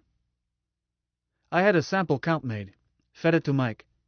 He reported that over 70,000 labels had been used in L City alone.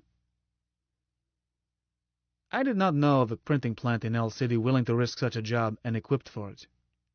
Began to wonder if might be another revolutionary cabal. Simon's verses were such a success that he branched out as a poltergeist, and neither warden nor security chief was allowed to miss it. Dear Mort the Wart, ran one letter. Do please be careful from midnight to 400 tomorrow. Love and kisses, Simon. With horns and grin. In same mail, Alvarez received one reading. Dear Pimplehead, if the warden breaks his leg tomorrow night, it will be your fault. Faithfully your conscience, Simon. Again with horns and smile. We didn't have anything planned. We just wanted Mort and Alvarez to lose sleep, which they did, plus bodyguard. All Mike did was to call Warden's private phone at intervals from midnight to 400. An enlisted number supposedly known only to his personal staff.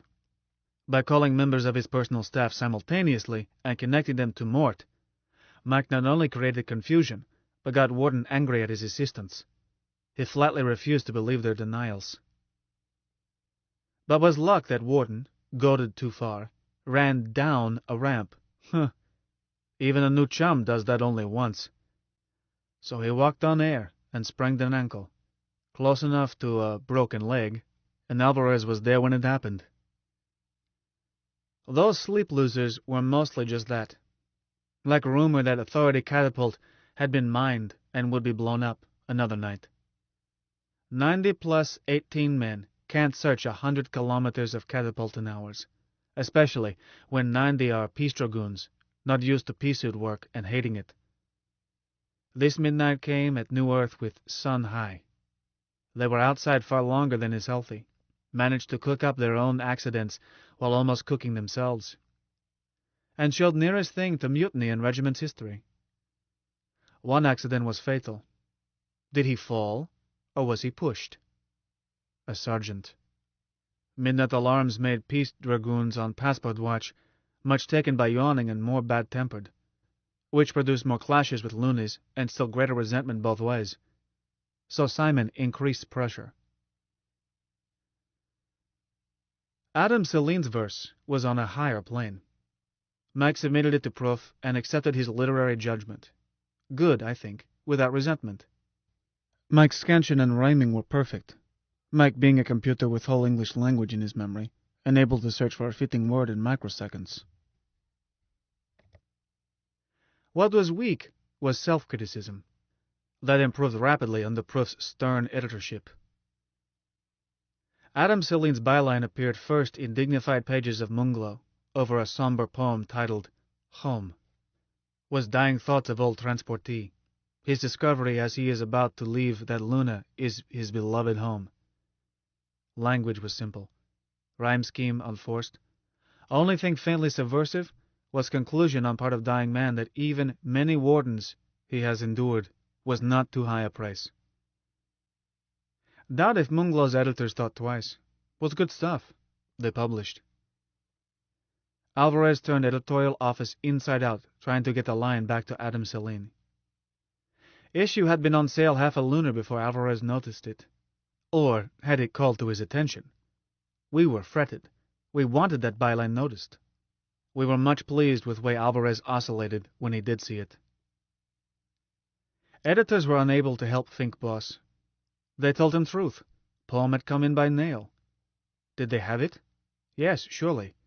Sorry, no envelope. They were never saved. After a long time Alvarez left, flanked by 4 dragoons he had fetched along for his health. Hoped he enjoyed studying that sheet of paper. Was piece of Adam Celine's business stationery. Celine Associates, Luna City. Investments. Office of the Chairman, Old Dome. And under that was typed, Home, by Adam Celine, etc. Any fingerprints were added after it left us. Had been typed on Underwood office electrostator. Commonest model in Luna. Even so, were not too many as are importado. A scientific detective could have identified machine, would have found it in Luna City office of Luna Authority. Machines, should say, as we found 6 of model in office and used them in rotation. 5 words and moved to next. Cost Wyo and self sleep, but too much risk even though Mike listened at every phone, ready to warn. Never did it that way again. Alvarez was not a scientific detective. 11. In early 76, I had too much to do. Could not neglect customers. Party work took more time even though all possible was delegated. But decisions had to be made on endless things, and messages passed up and down. Had to squeeze in hours of heavy exercise, wearing weights, and doesn't arrange permission to use centrifuge at Complex, one used by earthworm scientists to stretch time in Luna. While had used it before, this time could not advertise that I was getting in shape for Earthside. Exercising without centrifuge is less efficient, and was especially boring, because did not know there would be need for it. But according to Mike, 30% of ways events could fall required some Looney, able to speak for party, to make trip to Terra. Could not see myself as an ambassador.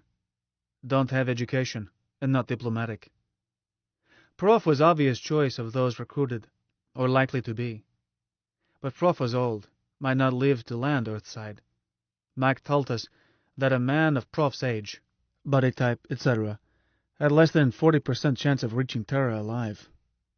But Prof did gaily undertake strenuous training to let him make most of his poor chances.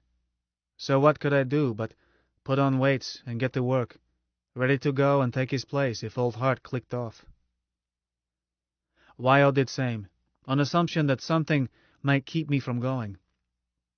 She did it to share misery.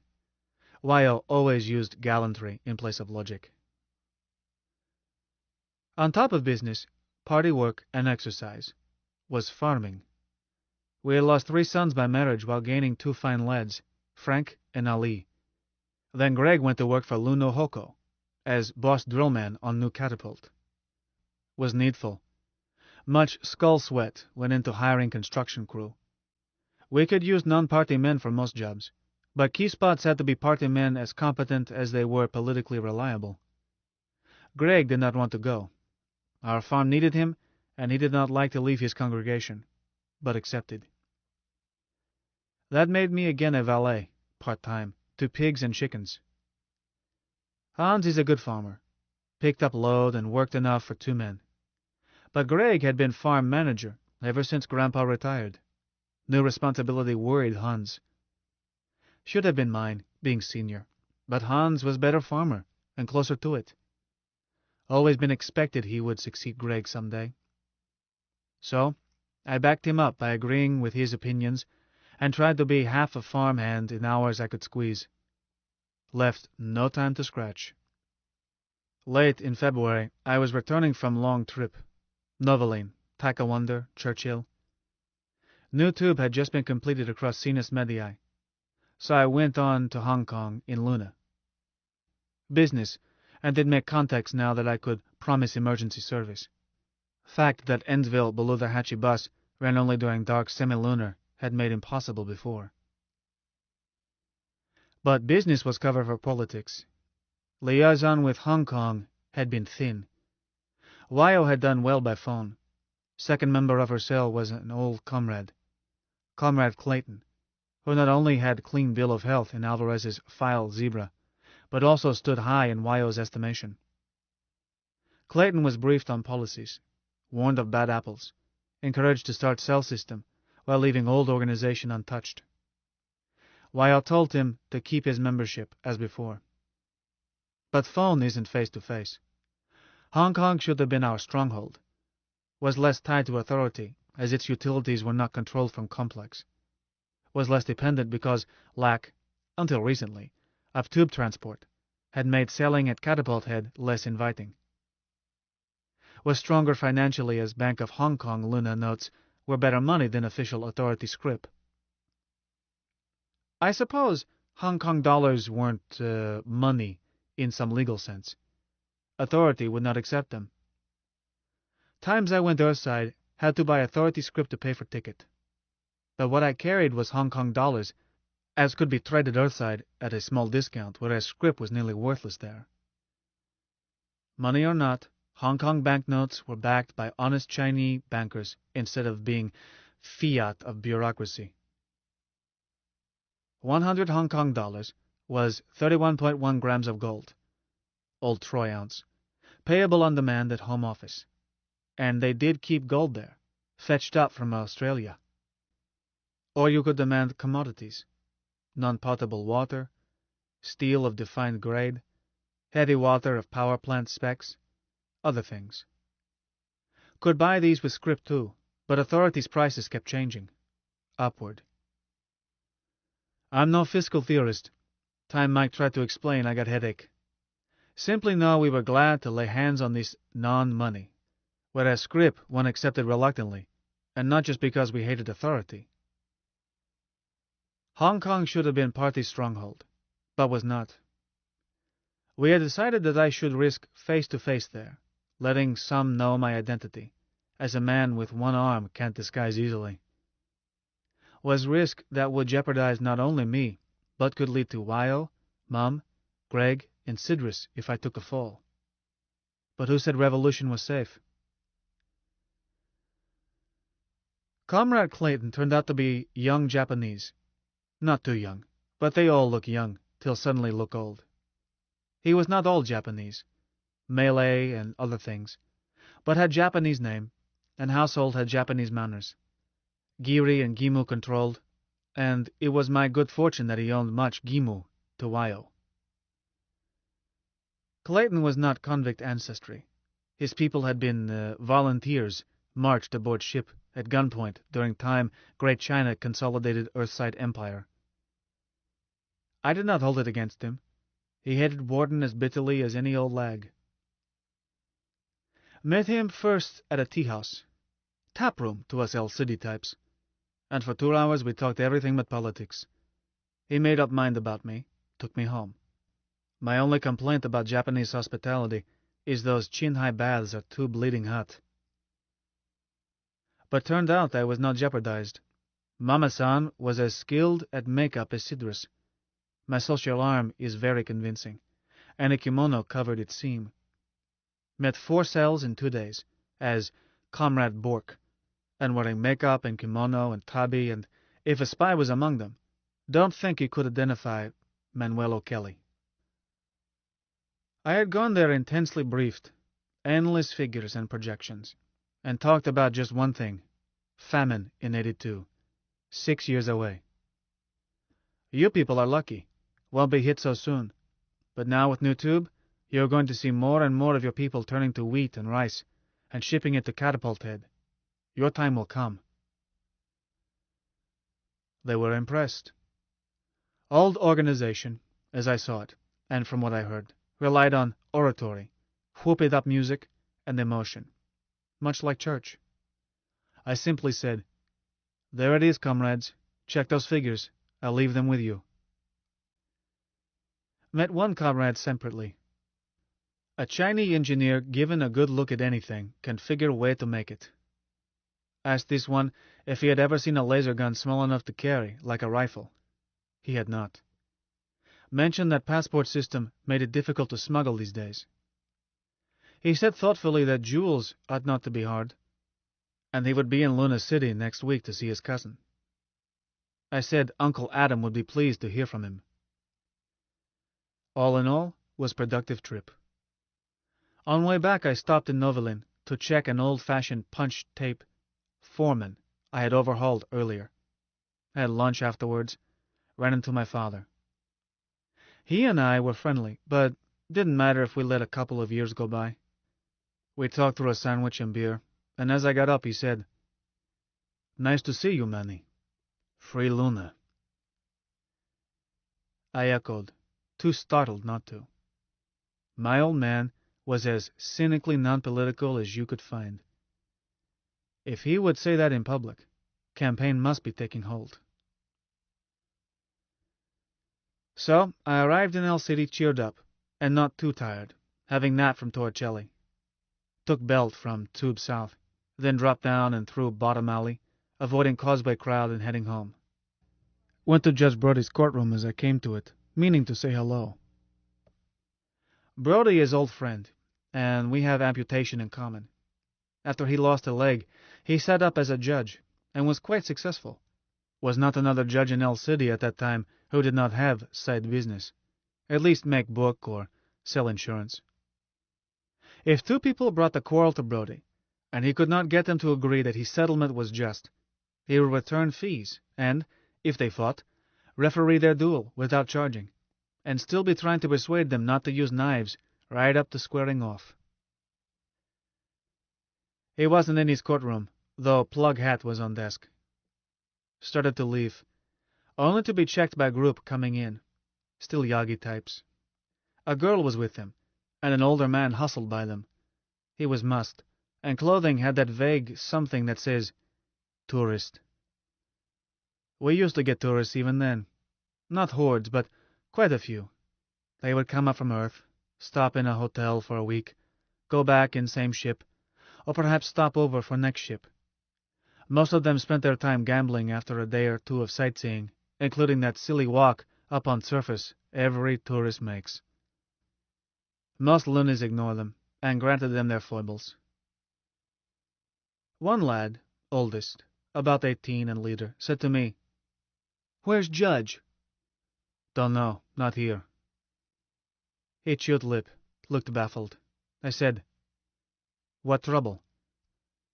He said soberly, "Going to eliminate this tomb, but want Judge to confirm it." I said, "Cover tap rooms around here. Probably find him." A boy about 14 spoke up. "Say, aren't you Gospodino Kelly?" "Right." "Why don't you judge it?" Oldest looked relieved. "Will you, Господин?" I hesitated. Sure, I've gone judge at times, who hasn't? But don't hanker for responsibility. However, it troubled me to hear young people talk about eliminating a tourist.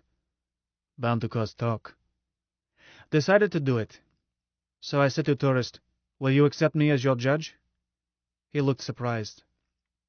"I have a choice in the matter?" I said patiently, "Of course. Can't expect me to listen if you aren't willing to accept my judging, but not urging you. Your life, not mine." He looked very surprised, but not afraid. His eyes lit up. "My life? Did you say?" "Apparently. You heard lads say that they intend to eliminate you. You may prefer to wait for Judge Brody." He didn't hesitate, smiled and said, "I accept you as my judge, sir." "As you wish." I looked at oldest lad. "What parties to quarrel? Just you and your young friend?" "Oh, no, Judge, all of us." "Not your judge yet." I looked around. "Do you all ask me to judge?" Were nods. None said no. Leader turned to girl, added, "Better speak up, Tish. You accept Judge O'Kelly?" "What? Oh, sure." She was a vapid little thing, vacantly pretty, curvy, perhaps 14, slut machine type, and how she might wind up. Sorta prefers being queen over pack of Stilyagi to solid marriage. I don't blame Stilyagi. They chase around corridors because not enough females. Work all day and nothing to go home to at night. Okay, court has been accepted, and all are bound to abide by my verdict. Let's settle fees. How high can you boys go? Please understand I'm not going to judge an elimination for dimes, so ante up or I turn him loose." Leader blinked. They went into huddle. Shortly he turned and said, "We don't have much. Will you do it for $5 apiece?" 6 of them. "No. I'd not to ask a court to judge elimination at that price." They huddled again. $50, Judge?" 60. 10 each, and another 10 from you, Tish," I said to girl. She looked surprised, indignant. Come, come, I said. Tanstaffel. She blinked and reached in the pouch. She had money. Types like that always have. I collected $70, laid it on desk, and said to tourist, Can match it? Beg pardon? Kids are paying $70 Hong Kong for judgment. You should match it. If you can't, open pouch and prove it, and can owe it to me. But that's your share. I added, Cheap for a capital case, but kids can't pay much, so you get a bargain. I see. I believe I see. He matched with 70 Hong Kong. Thank you, I said. Now, does either side want a jury?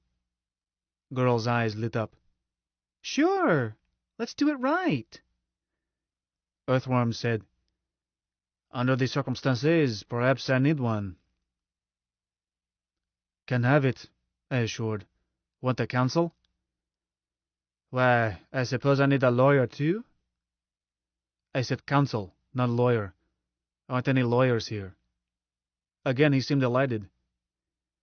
I suppose counsel, if I elected to have one, would be of the same informal quality as the rest of these proceedings? Maybe, maybe not. I'm informal sort of judge, that's all. Suit yourself. I think I rely on your informality, Your Honor. Oldest lad said, this jury, you pick up chit, or do we? I pay. I agreed to judge for 140 gross. Haven't you been in court before? But not going to kill my net for extra I could do without. 6 jurymen, $5 each. See who's in alley. One boy stepped out and shouted, Jury work! $5 job! They rounded up 6 men, and were what you would expect in Bottom Alley. Didn't worry me, as I had no intention of paying mine to them. If you go judge, better in good neighborhood with chance of getting solid citizens. I went behind desk, sat down, put on Brody's plug hat. Wondered where he had found it. Probably a cast-off from some lodge. Court's in session, I said. Let's have names, and tell me beef. Oldest lad was named Slim Lemke. Girl was Patricia Carmen Zhukov. Don't remember others. Tourist stepped up, reached into pouch, and said, My card, sir. I still have it. It read, Stuart René Lejoie, poet, traveler, soldier of fortune. Beef was tragically ridiculous. Fine example of why tourists should not wander around without guides. Sure, guides bleed them white, but isn't that what a tourist is for? This one almost lost life from lack of guidance. Had wandered into a tap room which let Still Yagi hang out, a sort of club room. This simple female had flirted with him. Boys had let matter be, as of course they had to as long as she invited it. But at some point she had laughed, and let him have a feast in ribs. He had taken it as casually as a loony would, but had answered in distinctively earthworm manner, slipped arm around waist, and pulled her to him, apparently tried to kiss her. Now, believe me, in North America this wouldn't matter. I've seen things much like it. But of course Tish was astonished, perhaps frightened. She screamed. A pack of boys set upon him and roughed him up, then decided he had to pay for his crime, but do it correctly. Find a judge. Most likely they chickened. Chances are not one had ever dealt with an elimination. But their lady had been insulted. Had to be done. I questioned them, especially Tish, and decided I had it straight. Then said, Let me sum up. Here we have a stranger. Doesn't know our ways. He offended, he's guilty, but meant no offense, far as I can see. What does jury say? Hey, you there. Wake up. What do you say? Juryman looked up blearily, said, Eliminate him. Very well. And you? Well... Next one hesitated. Guess it would be enough just to beat tar out of him, so he'll know better next time. Can't have men pawing women. Her place'll get to be as bad as they say Terra is. Sensible, I agreed. And you?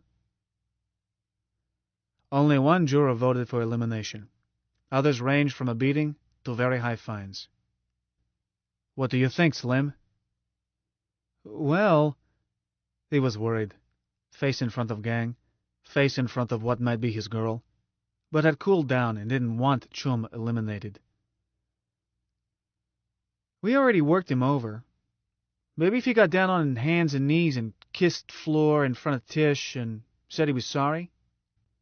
Will you do that, Господин Lajoie? If you so rule, Your Honor. I don't. Here's my verdict. First, the juryman, you are fined. Fee paid because you fell asleep while supposed to be judging. Grab him, boys. Take it away from him and throw him out. They did, enthusiastically. Made up a little for greater excitement they had thought of but really could not stomach. Now, Господин Lajoie, you are fined 50 Hong Kong for not having common sense to learn local customs before stirring around.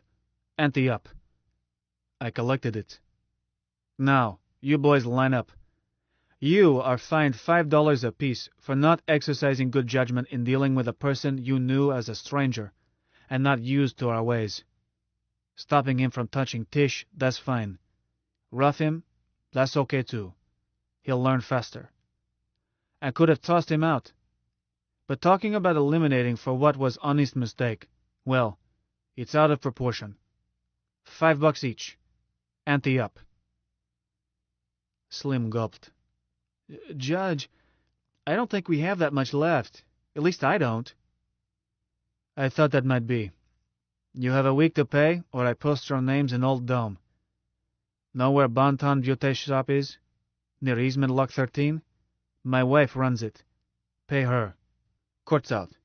Slim, don't go away. Nor you, Tish. Господин Lajoie. Let's take these young people up and buy them a cold drink and get better acquainted. Again his eyes filled with odd delight that reminded of Prof. A charming idea, Judge. I am no longer judge. It's up a couple of ramps, so I suggest you offer Tish your arm. He bowed and said, My lady, may I? And crooked his elbow to her. Tish at once became very grown up. Spasibo, господин. I am pleased. Took them to expensive place, one where their wild clothes and excessive makeup looked out of place. They were edgy. But I tried to make them feel easy, and Stuart Lajoie tried even harder, unsuccessfully. Got their addresses as well as names. Weil had one sequence, which was concentrating on Styliagi.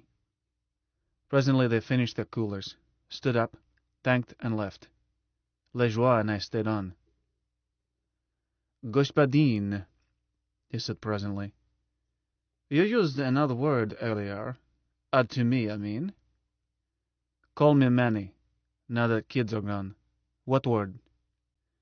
It was when you insisted that young lady Tish, that Tish must pay to, Tonstapel, or something like that.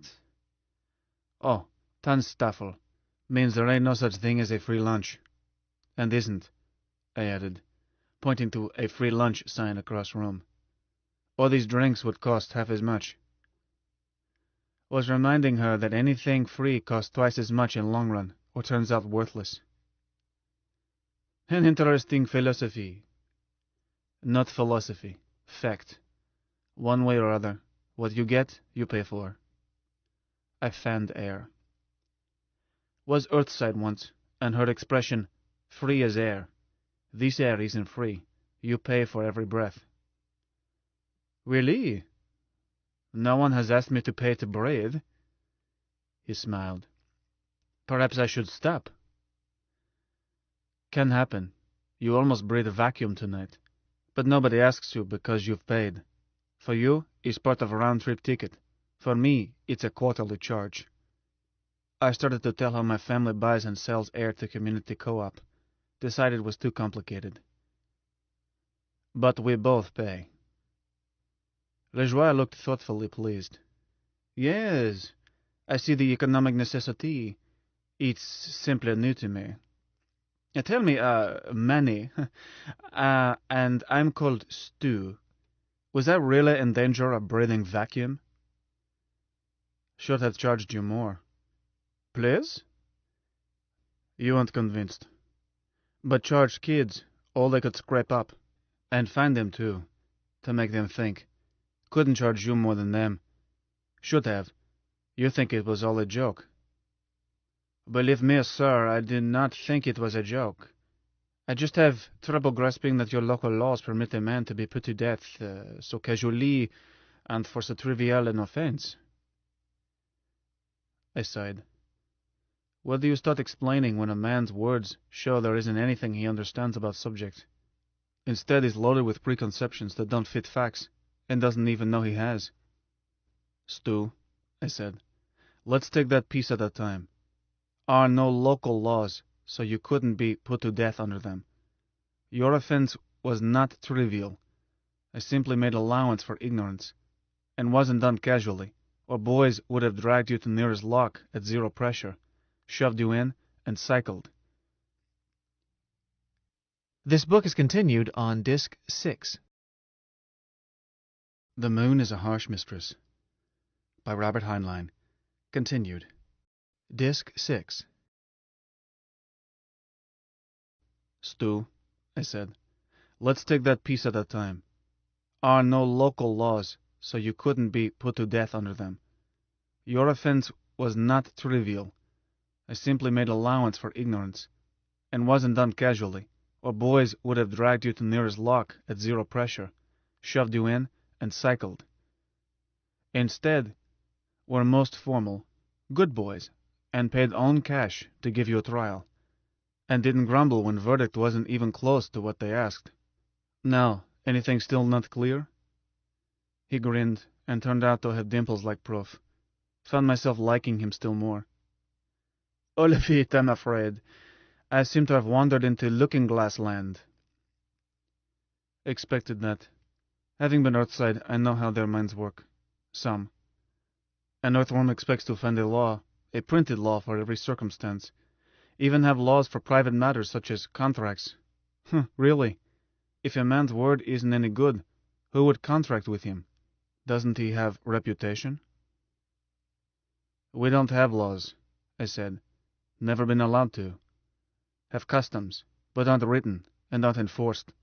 Or could say they are self-enforcing because are simply way things have to be, conditions being what they are. Could say our customs are natural laws because are way people have to behave to stay alive. When you made a pass at Tish, you were violating a natural law, and almost caused you to breathe vacuum. He blinked thoughtfully. Would you explain the natural law I violated? I had better understand it, or best I return to my ship and stay in board until lift, to stay alive. Certainly. It's so simple that once you understand, you'll never be in danger from it again. Here we are, 2 million males, less than 1 million females. A physical fact, basic as rock or vacuum. Then add idea of Tarnstaffel. When thing is scarce, price goes up. Women are scarce. Aren't enough to go around. That makes them most valuable thing in Luna. More precious than ice or air. As men without women don't care whether they stay alive or not. Except a cyborg, if you regard him as a man, which I don't. I went on.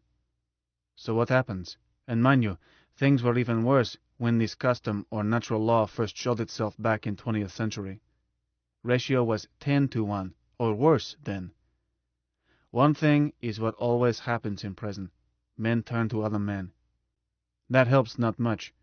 Problem still is because most men want women and won't settle for substitute, while chance of getting true gelt. They get so anxious they will kill for it. And from stories old-timers tell, was killing enough to chill your teeth in those days.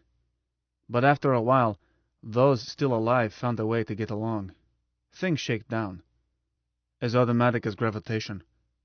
Those who adjust to facts stay alive. Those who don't are dead, and no problem.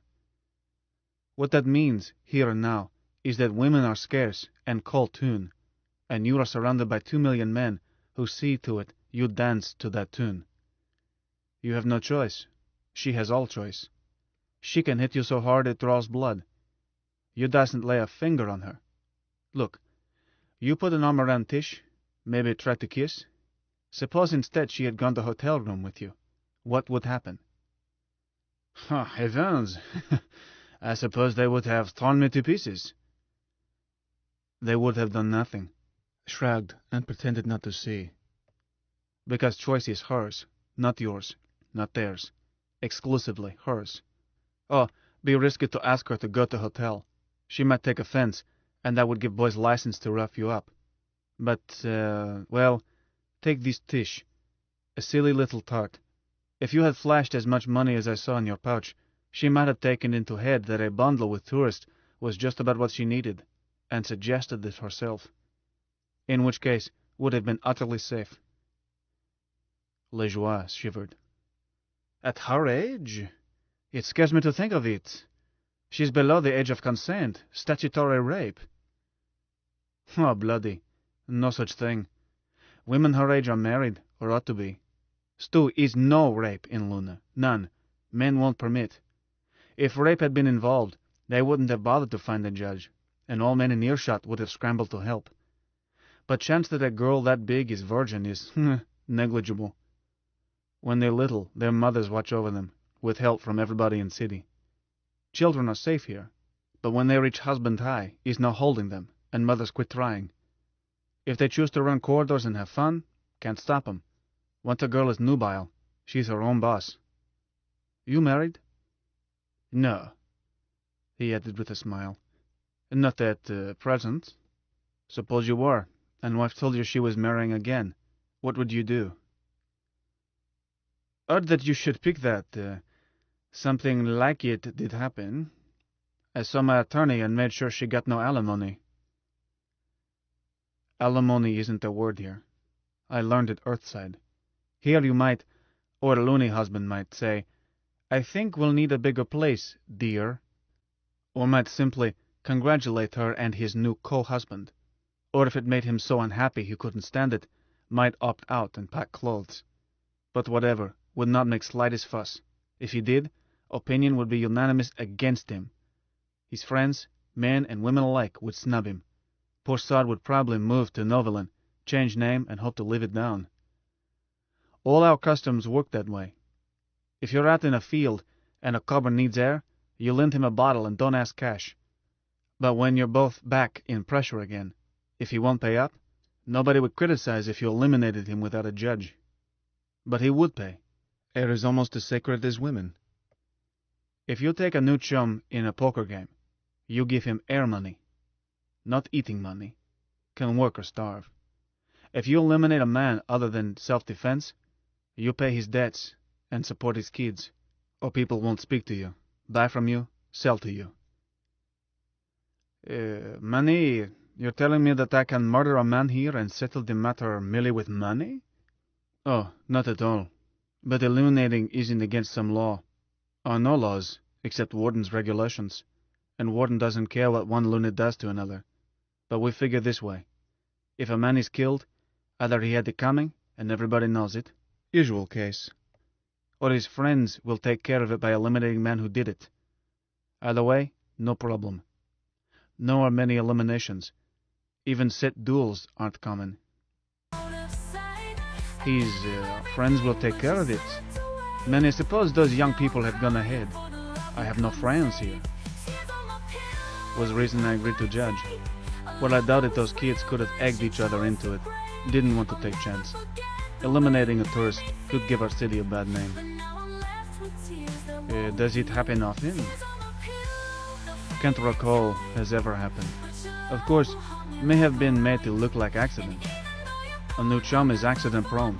Luna is that sort of place. They say if a new chum lives a year, he'll live forever. But nobody sells him insurance first year. Glanced at time. Stu, have you had dinner? No, I was about to suggest that you come to my hotel. The cooking is good. Auberge au Léon. A suppressed shudder. Ate there once. Instead, would you come home with me and meet my family? We have soup or something about this hour. Isn't that an imposition? No. Half a minute while I phone. Mum said, Manuel! How sweet, dear. Capsule has been in for hours. I had decided it would be tomorrow or later. Just drunken debauchery, Mimi, and evil companions. Coming home now, if can remember way, and bringing evil companion. Yes, dear. Dinner in 20 minutes. Try not to be late. Don't you want to know whether my evil companion is male or female? Knowing you, I assume it is a female. But I fancy I shall be able to tell when I see her. You know me so well, Mum. Warn girls to look pretty. Don't want a visitor to outshine them. Don't be too long. Dinner will spoil. Bye, dear. Love. Love, Mum. I waited, then punched Mycroft XXX. Mike, want a name searched. Earthside name, passenger in Popov. Stuart René Lejoie. Stuart with a U, and last name might file under either L or J. Didn't wait many seconds. Mike found Stu in all major Earthside references. Who's Who, Dun and Bradstreet, Almanac de Gotha, London Times running files, name it. French expatriate, royalist, wealthy. 6 more names sandwiched into ones he used. 3 university degrees, including 1 in law from Sorbonne. Noble ancestry, both France and Scotland. Divorced, no children, from Honorable Pamela Blue Blood. Sort of earthworm who wouldn't speak to a loony of convict ancestry, except Stu would speak to anyone. I listened a pair of minutes, then asked Mike to prepare a full dossier, following all associational leads. Mike, might be our pigeon. Could be, man. Got to run, bye. Returned thoughtfully to my guest. Almost a year earlier, during alcoholic talk in a hotel room, Mike had promised us 1 chance in 7, if certain things were done. 1 sine qua non was help on Terra itself. Despite throwing rocks, Mike knew, we all knew, that mighty Terra with 11 billion people and endless resources could not be defeated by 3 million people who had nothing, even though we stood on a high place and could drop rocks on them. Mike drew parallels from 18th century, when Britain's American colonies broke away, and from 20th, when many colonies became independent of several empires, and pointed out that in no case had a colony broken loose by brute force. No, in every case imperial state was busy elsewhere, had grown weary, and given up without using full strength.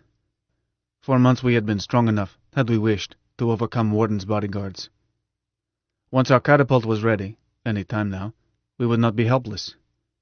But we needed a favorable climate on Terra. For that, we needed help on Terra. Proof had not regarded it as difficult, but turned out to be quite difficult. His Earthside friends were dead, or nearly, and I had never had any, but a few teachers. We sent inquiry down through cells. What Vips do you know Earthside?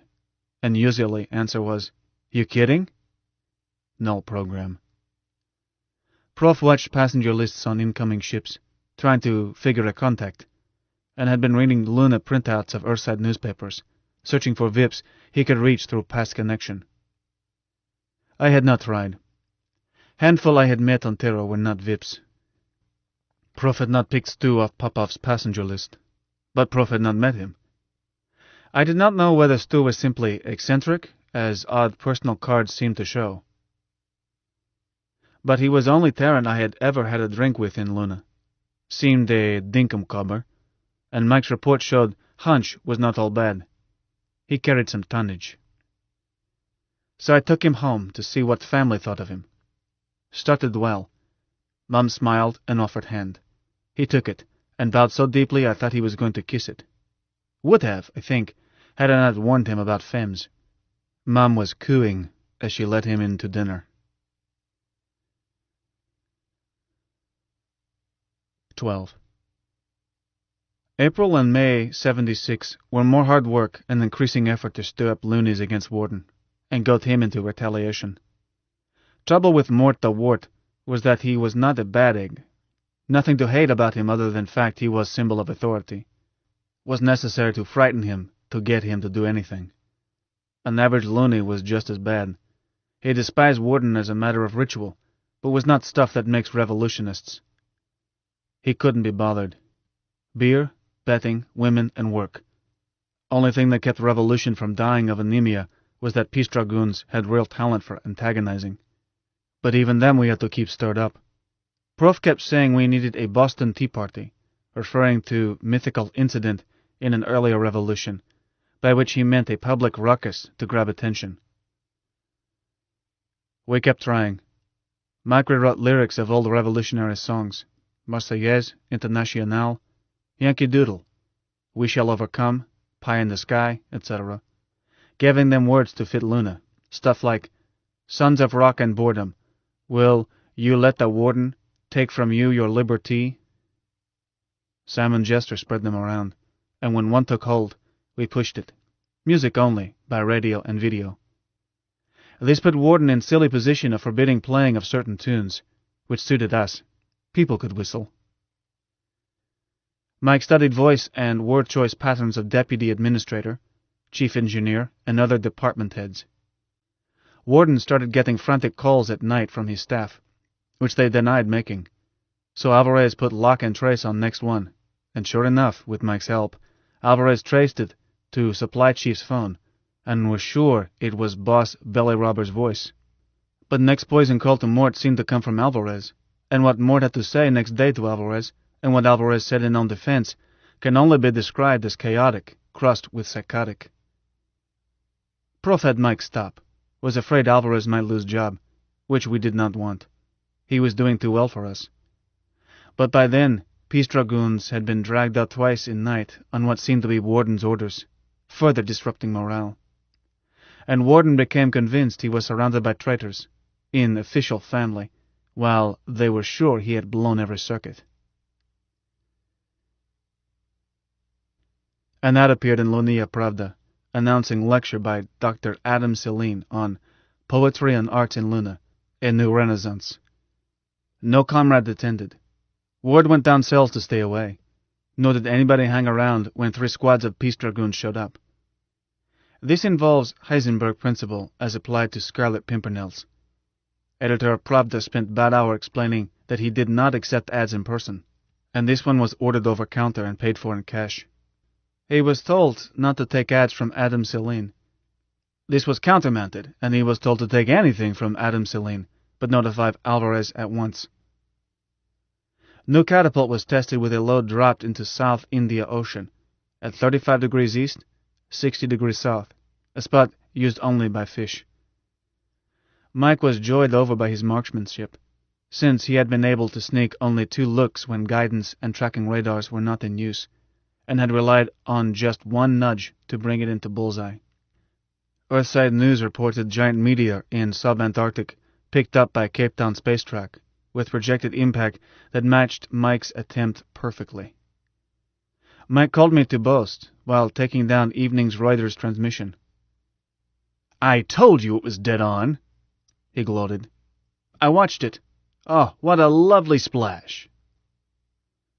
Later reports on shockwave from seismic labs and on tsunami from oceanographic stations were consistent. Was only canister we had ready. Trouble buying steel. Or Mike might have demanded to try his new toy again. Liberty caps started appearing on Steel Yagi and their girls. Simon Jester began wearing one between his horns. Beaumarchais gave them away as premiums. Alvarez had painful talk with Warden in which Mort demanded to know if his Fink boss felt that something should be done every time kids took up fad. Had Alvarez gone out of his mind? I ran across Slim Lemke on Carver Causeway early May. He was wearing a Liberty cap. He seemed pleased to see me, and I thanked him for prompt payment. He had come in 3 days after Stu's trial, and paid Sidris 30 Hong Kong for gang, and bought him a cooler. While we were seated, I asked why young people were wearing red hats. Why a hat? Hats were an earthworm custom, yet? He hesitated, then said was sort of a lodge, like Elks. I changed subject. Learned that his full name was Moses Lemke Stone, member of Stone Gang. This pleased me. We were relatives, but surprised me. However, even best families such as Stone sometimes can't always find marriages for all sons. I had been lucky, or might have been roving corridors at his age, too. Told him about our connection on my mother's side. He warmed up and shortly said, "Cousin Manuel, ever think about how we ought to elect our own warden?" I said no, I hadn't. Authority appointed him, and I suppose they always would. He asked why we had to have an authority. I asked who had been putting ideas in head. He insisted nobody had, just thinking was all. Didn't he have a right to think?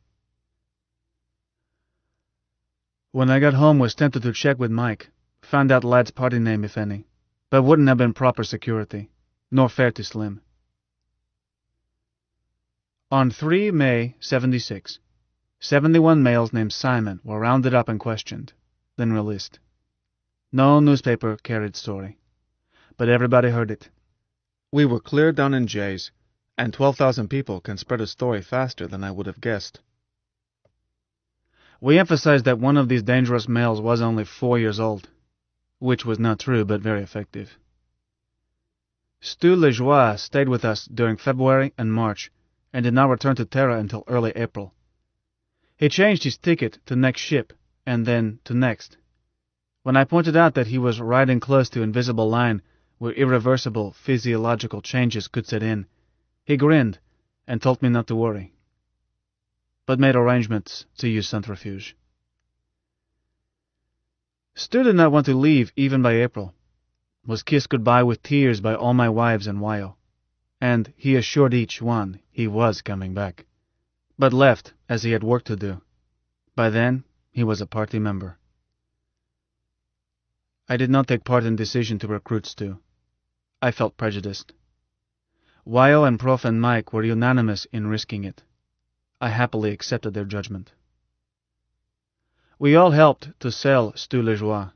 Self, Prof, Mike, Wyo, Mom, even Sidris and Lenore and Ludmilla and our kids and Hans and Ali and Frank, as Davis' home life was what grabbed him first. Did not hurt that Lenore was prettiest girl in El City, which is no disparagement of Milla, Wyo, Anna, and Sidris. Nor did it hurt that Stu could charm a baby away from breast. Mom fussed over him. Hans showed him hydroponic farming, and Stu got dirty and sweaty and sloshed around in tunnels with our boys. Helped harvest our Chinese fish ponds, got stung by our bees. Learned to handle a pea suit, and went up with me to make adjustments on solar battery. Helped Anna butcher a hog, and learned about tanning leather. Sat with Grandpa and was respectful to his naive notions about Terra. Washed dishes with Milla, something no male in our family ever did. Rolled on floor with babies and puppies. Learned to grind flour and swapped recipes with Mom. I introduced him to Prof, and that started the political side of feeling him out. Nothing had been admitted. We could back away. When Prof introduced him to Adam Celine, who could visit only by phone, as he was in Hong Kong at present. By time Stu was committed to cause, we dropped pretense and let him know that Adam was chairman, whom he would not meet in person for security reasons. But Wyo did most, and was on her judgment that Prof turned cards up and let Stu know that we were building a revolution. Was no surprise. Stu had made up mind, and was waiting for us to trust him. They say a face once launched 1,000 ships. I do not know that Wyo used anything but argument on Stu. I never tried to find out, but Wyo had more to do with committing me than all Prof's theory or Mike's figures. If Wyo used even stronger methods on Stu, she was not first heroine in history to do so for her country.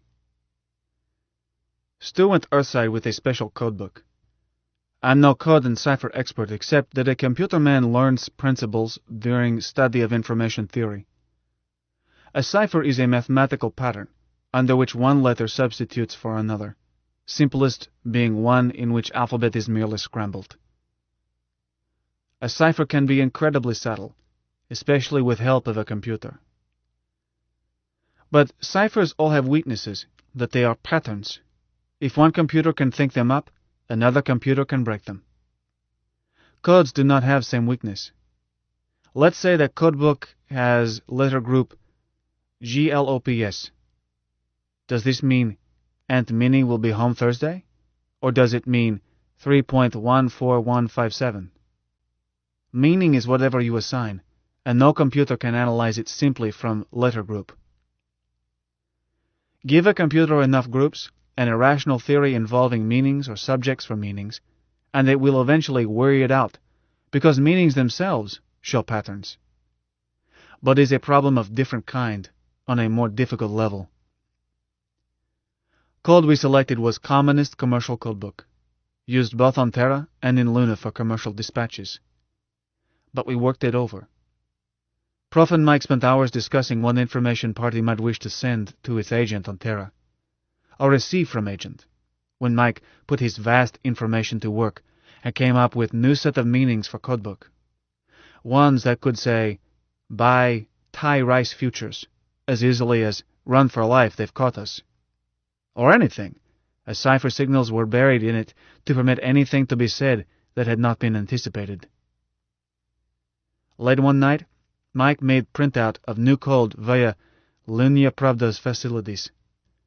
A night editor turned rollover to another comrade who converted it into a very small roll of film and passed it along in turn, and no one ever knew what they handled or why.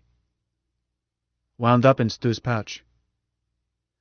Search of off-planet luggage was tight by then, and conducted by bad-tempered dragoons, but Stu was certain he would have no trouble. Perhaps he swallowed it. Thereafter, some of Lunoho Company's dispatches to Terra reached Stu via his London broker. Part of purpose was financial. Party needed to spend money Earthside. Lunoho Co. transferred money there. Not all stolen. Some ventures turned out well. Party needed still more money Earthside. Stu was to speculate, acting on secret knowledge of plan of revolution. He, Prof, and Mike had spent hours discussing what stocks would go up, what would go down, etc., after Der Tag. This was Prof's pigeon. I am not that sort of gambler. But money was needed before Der Tag to build climate of opinion. We needed publicity, needed delegates and senators in federated nations, needed some nation to recognize us quickly, once the day came. We needed laymen telling other laymen over a beer, "What is there on that pile of rock worth one soldier's life? Let 'em go to hell in their own way, I say." Money for publicity, money for bribes, money for dummy organizations and to infiltrate established organizations, money to get true nature of Luna's economy. Stu had gone loaded with figures, brought out his scientific research, then in popular form. Money to convince Foreign Office of at least one major nation that there was advantage in a free Luna. Money to sell idea of lunar tourism to a major cartel. Too much money. Stu offered own fortune, and Proof did not discourage it. Where treasure is, heart will be. But still too much money, and far too much to do. I did not know if Stu could swing a tenth of it. Simply kept fingers crossed. At least it gave us a channel to Terra. Prof claimed that communications to enemy were essential to any war, if was to be fought and settled sensibly. Prof was a pacifist. Like his vegetarianism, he did not let it keep him from being rational. Would have made a terrific theologian. As soon as Stu went Earthside, Mike set odds at 1 in 13.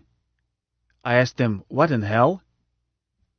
"But man," he explained patiently, "it increases risk. That it is necessary risk does not change the fact that risk is increased." I shut up. About that time, early May, a new factor reduced some risks while revealing others. One part of Mike's handled Terra-Luna microwave traffic, commercial messages, scientific data, news channels, video, voice, radio, telephone, routine authority traffic, and Warden's top secret. Aside from last, Mike could read any of this, including commercial codes and ciphers. Breaking ciphers was a crossword puzzle to him, and nobody mistrusted this machine. Except Warden. And I suspect that his was distrust of all machinery.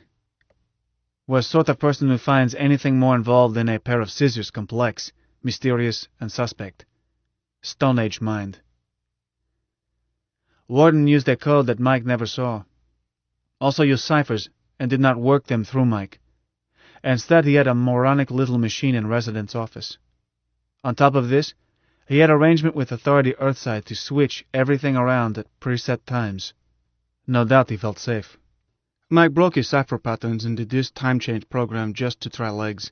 He did not tackle code until Prof suggested it. It held no interest for him. But once Prof asked, Michael tackled Warden's top secret messages. He had to start from scratch. In past, Mike had erased Warden's messages once transmission was reported. So slowly, he accumulated data for analysis. Painfully slow, for Warden used this method only when he had to. Sometimes a week would pass between such messages.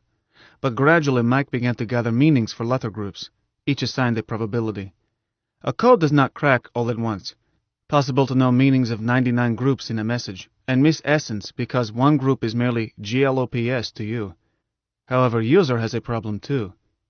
If GLOPS comes through as GLOPT, he's in trouble. Any method of communication needs redundancy, or information can be lost. It was that redundancy that Mike nibbled, with perfect patience of machine. Mike solved most of Warden's code sooner than he had projected. Warden was sending more traffic than in past, and most of it one subject, which helped. Subject being security and subversion. We had Morton at Twitter. He was yelling for help. He reported subversive activity still going on despite 2 phalanges of peace dragoons, and demanded enough troops to station guards in all key spots inside all warrens.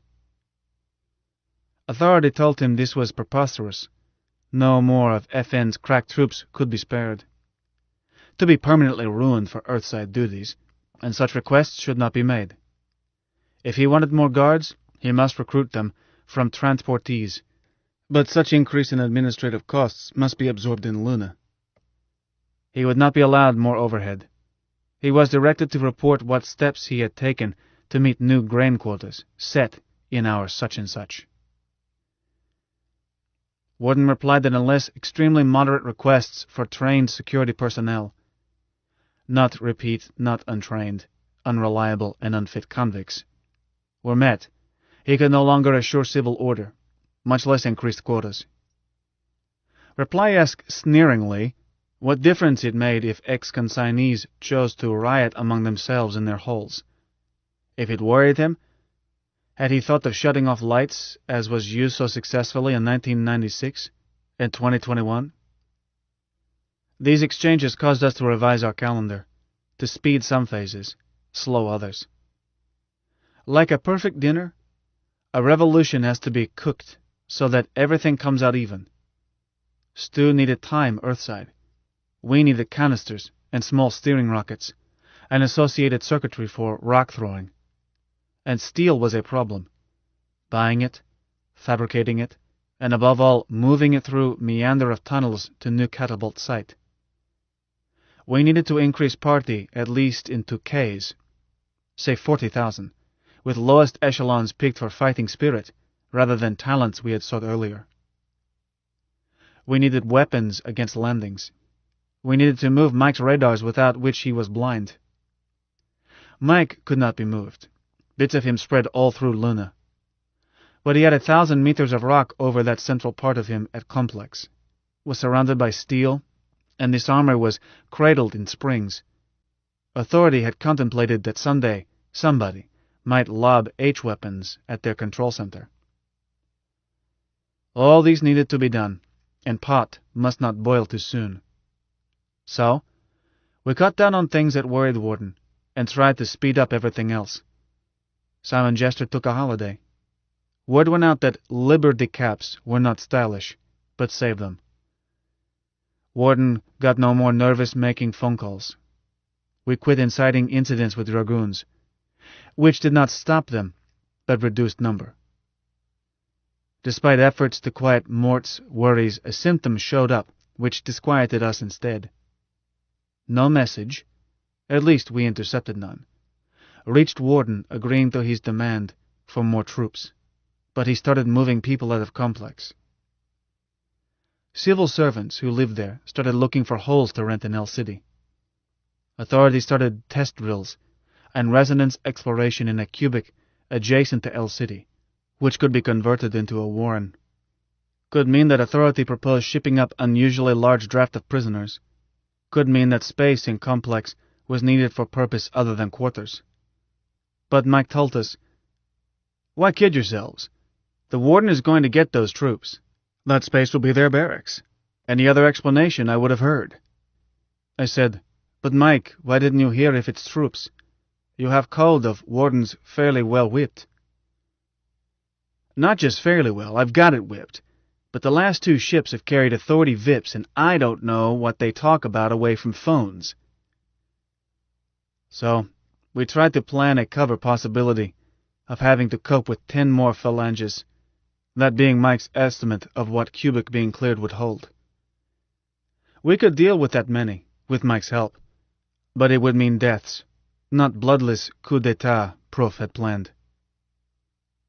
And we increased efforts to speed up other factors, when suddenly we found ourselves committed. 13. Her name was Mary Lyons. She was 18 years old and born in Lunar, mother having been exiled via Peace Corps in '56. No record of father. She seems to have been a harmless person, worked as a stock control clerk in shipping department, lived in complex. Maybe she hated authority and enjoyed teasing peace dragoons, or perhaps it started as a commercial transaction, as cold-blooded as any in a crib behind a slot machine lock. How can we know? 6 dragoons were in it. Not satisfied with raping her, if rape it was, they abused her other ways and killed her. But they did not dispose of body neatly. Another civil service femme found it before it was cold. She screamed. Was her last scream. We heard about it at once. Mac called us 3 while Alvarez and Peace Dragoon CO were digging into matter in Alvarez's office. Appears that Peace Goon boss had no trouble laying hands on guilty.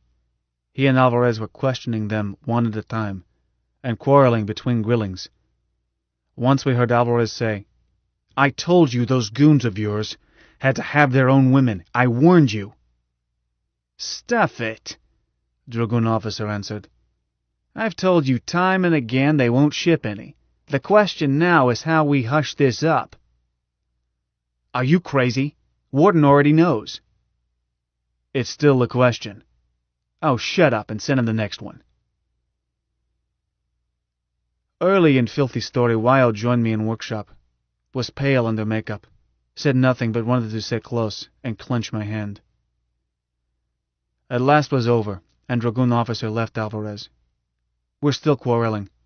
Alvarez wanted those 6 executed at once, and fact made public. Sensible, but not nearly enough for his needs. CO was still talking about hushing it up. Prof said, "Mike, keep an ear there and listen where else you can." "Well, Mike? Why-oh? Plans?" I didn't have any. Wasn't a cold, shrewd revolutionist. Just wanted to get my heel into faces that matched those 6 voices. "I don't know. What do we do, Prof?" "Do? We're on our tiger. We grab its ears. Mike, where's Finn Nielsen? Find him." Mike answered, "He's calling now." He got Finn in with us.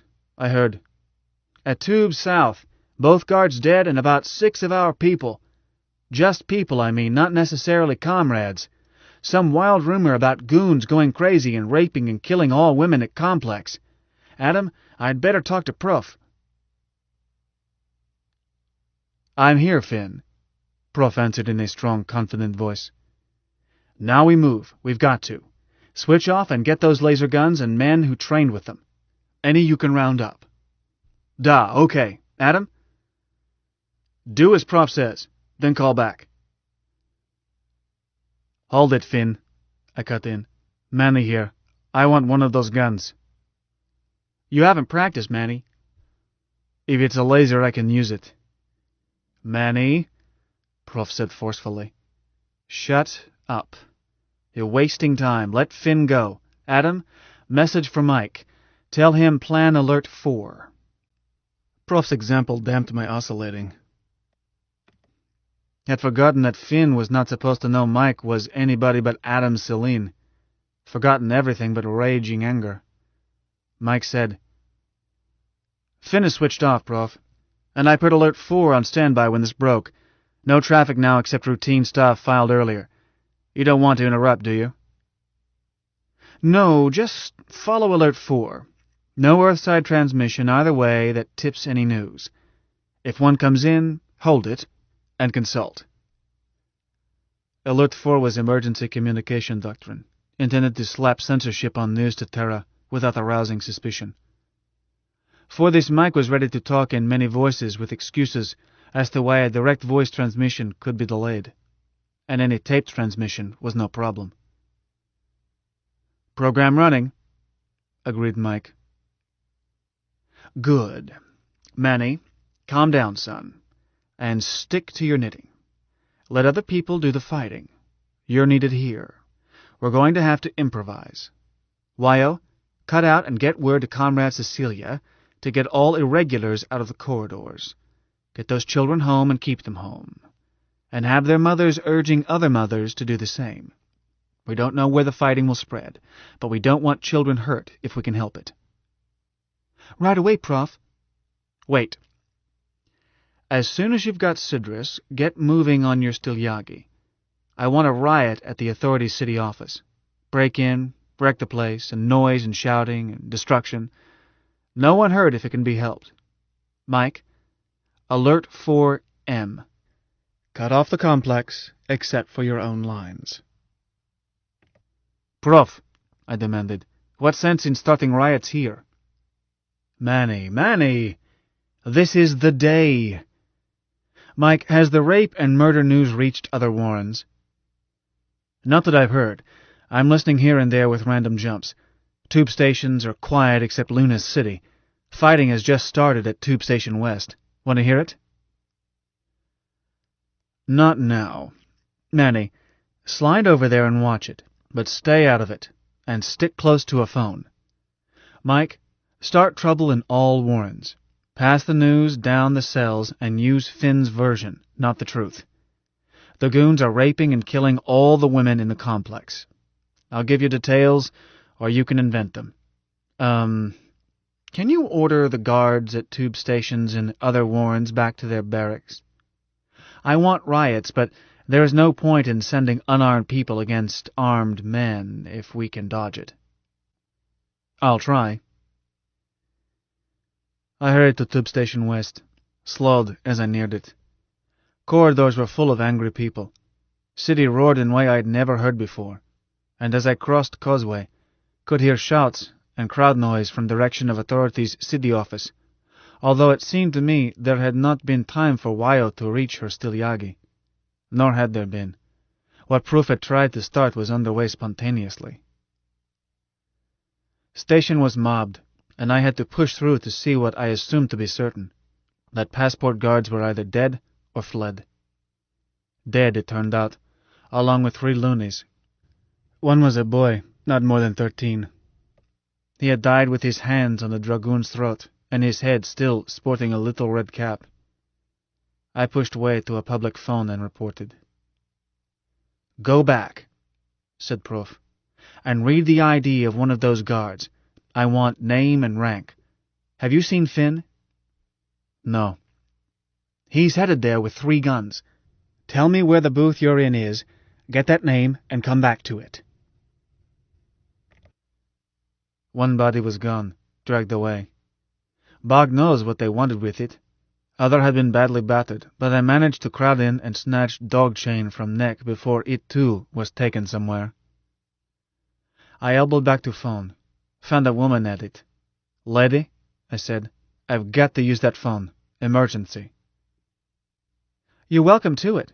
Pesky thing's out of order." Worked for me. Mike had saved it. Gave proof guard's name. "Good," he said. "Have you seen Finn? He'll be looking for you at that booth." "Haven't oh, hold it. Just spotted him." "Okay. Hang on to him. Mike, do you have a voice to fit that dragoon's name?" "Sorry, Prof. No." "All right.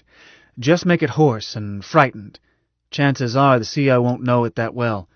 Or would the trooper call Alvarez?" "He would call his CO. Alvarez gives orders through him." "So call the CO, report the attack, and call for help, and die in the middle of it. Riot sounds behind you, and maybe a shout of, 'There's the dirty bastard now,' just before you die. Can you swing it?" "Programmed. No ha-ha," Mike said cheerfully. "Run it. Manny, put Finn on." Prof's plan was to sucker off-duty guards out of barracks and keep suckering them, with Finn's men posted to pick them off as they got out of capsules. And it worked, right up to the point where Mort the Wart lost his nerve and kept remaining few to protect himself, while he sent frantic messages Earthside, none of which got through. I wiggled out of Prof's discipline and took a laser gun when second capsule of Peace Dragoons was due. I burned 2 goons, found Bloodlust gone, and let other snipers have rest of squad. Too easy. They would stick heads up out of hatch, and that would be that. Half of squad would not come out, until smoked out, and then died with rest. By that time I was back at my advanced post at Fon. Warden's decision to hole up caused trouble at Complex. Alvarez was killed, and so was Goon CO, and 2 of original Yellow Jackets. But a mixed lot of Dragoons and Yellows, 13, hauled up with Mort, or perhaps were already with him. Mike's ability to follow events by listening was spotty, but once it seemed clear that all armed effectives were inside Warden's residence, Prof ordered Mike to start next phase. Mike turned out all lights in Complex, save those in Warden's residence, and reduced oxygen to gasping point. Not killing point, but low enough to ensure that anyone looking for trouble would not be in shape. But in residence, oxygen supply was cut to 0, leaving pure nitrogen, and left that way 10 minutes. At end of that time, Finn's men, waiting in pea suits at Warden's private tube station, broke latch on airlock and went in shoulder to shoulder. Luna was ours. Book 2. A Rabble in Arms. 14. So, a wave of patriotism swept over our new nation and unified it. Isn't that what histories say? Huh, oh brother. My dinkum word, preparing a revolution isn't as much haha as having won it. Here we were, in control too soon, nothing ready, and 1,000 things to do. Authority in Luna was gone, but lunar authority Earthside and federated nations behind it were very much alive. Had they landed 1 troopship, orbited 1 cruiser, any time next week or 2, could have taken Luna back cheap. We were a mob. No catapult had been tested, but canned rock missiles ready to go you could count on fingers of 1 hand. My left hand. Nor was catapult a weapon that could be used against ships, nor against troops. We had notions for fighting off ships. At moment, were just notions. We had a few hundred cheap laser guns stockpiled in Hong Kong Luna. Chinese engineers are smart, but few men trained to use them. Moreover, authority had useful functions, bought ice and grain, sold air and water and power, held ownership, or control, at a dozen key points. No matter what was done in future, wheels had to turn. Perhaps wrecking city offices of authority had been hasty. I thought so, as records were destroyed. However, Prof maintained that Lunas, all Lunas, needed a symbol to hate and destroy, and those offices were least valuable and most public.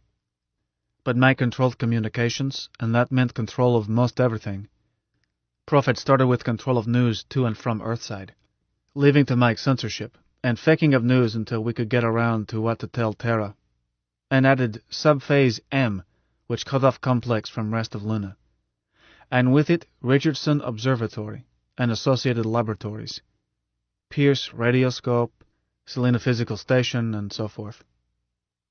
These were a problem, as Terran scientists were always coming and going and staying as long as 6 months, stretching time by centrifuge.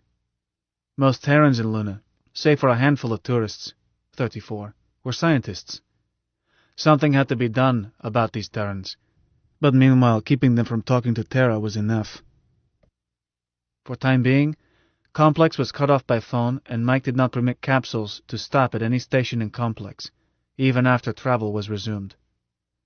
Which it was as soon as Finn Nielsen and squad were through with dirty work.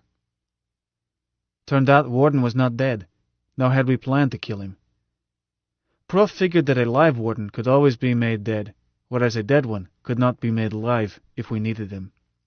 So, plan was to half-kill him, make sure he and his guards could put up no fight, then break in fast while Mike restored oxygen.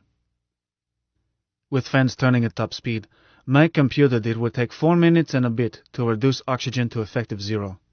So, 5 minutes of increasing hypoxia, 5 minutes of anoxia, then force lower lock while Mike shut in pure oxygen to restore balance.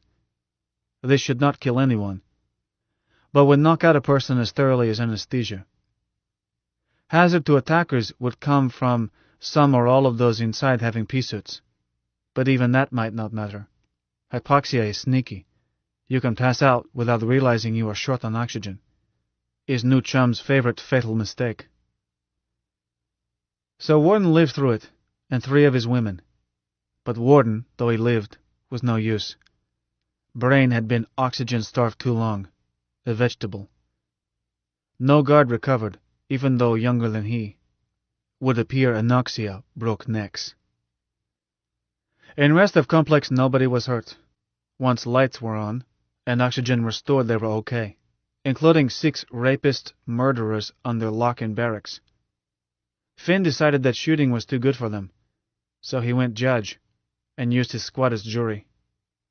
They were stripped, hamstrung at ankles and wrists, turned over to women in Complex. Makes me sick to think about what happened next, but don't suppose they lived through as long an ordeal as Mary Lyons endured. Women are amazing creatures.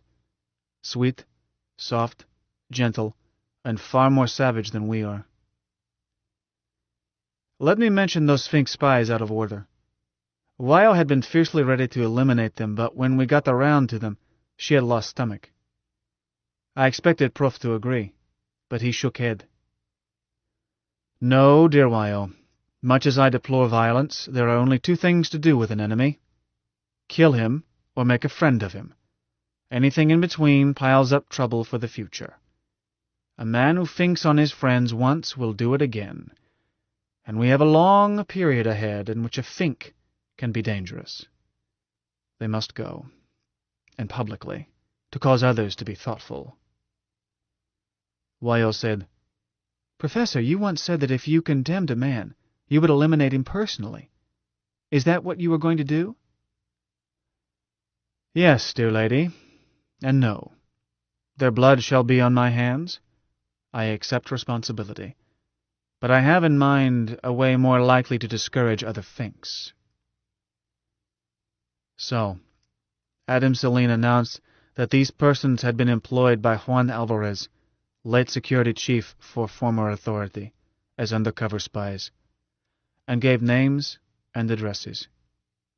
Adam did not suggest that anything be done. 1 man remained on Dodge for 7 months by changing warrants and names. Then, early in 77, his body was found outside Novalin's lock, but most of them lasted no more than hours.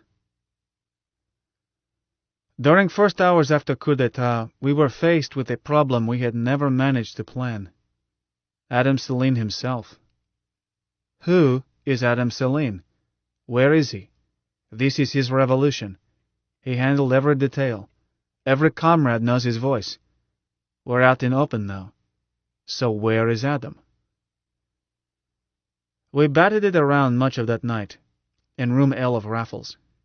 Argued it between decisions on 100 things that came up, and people wanted to know what to do, while Adam, through other voices, handled other decisions that did not require talk, composed phony news to send Earthside, kept Complex isolated, many things. Is no possible doubt. Without Mike, we could not have taken Luna, nor held it. My notion was that Prof should become Adam. Prof was always our planner and theoretician. Everybody knew him. Some key comrades knew that he was Comrade Bill, and all others knew and respected Professor Bernardo de la Paz. My word, he had taught half of leading citizens in Luna City, many from other warrens, was known to every VIP in Luna. No, said Prof. Why not? Asked Wyo. Prof, you're opted. Tell him, Mike. Comment reserved, said Mike. I want to hear what Prof has to say. I say you've analyzed it, Mike, Prof answered. Wyo, dearest comrade, I would not refuse were it possible, but there is no way to make my voice match that of Adam, and every comrade knows Adam by his voice. Mike made it memorable for that very purpose. We then considered whether Prof could be slipped in anyhow, showing him only on video and letting Mike reshape whatever Prof said into voice expected from Adam. Was turned down. Too many people knew Prof, had heard him speak. His voice and way of speaking could not be reconciled with Adam. Then they considered some possibility for me.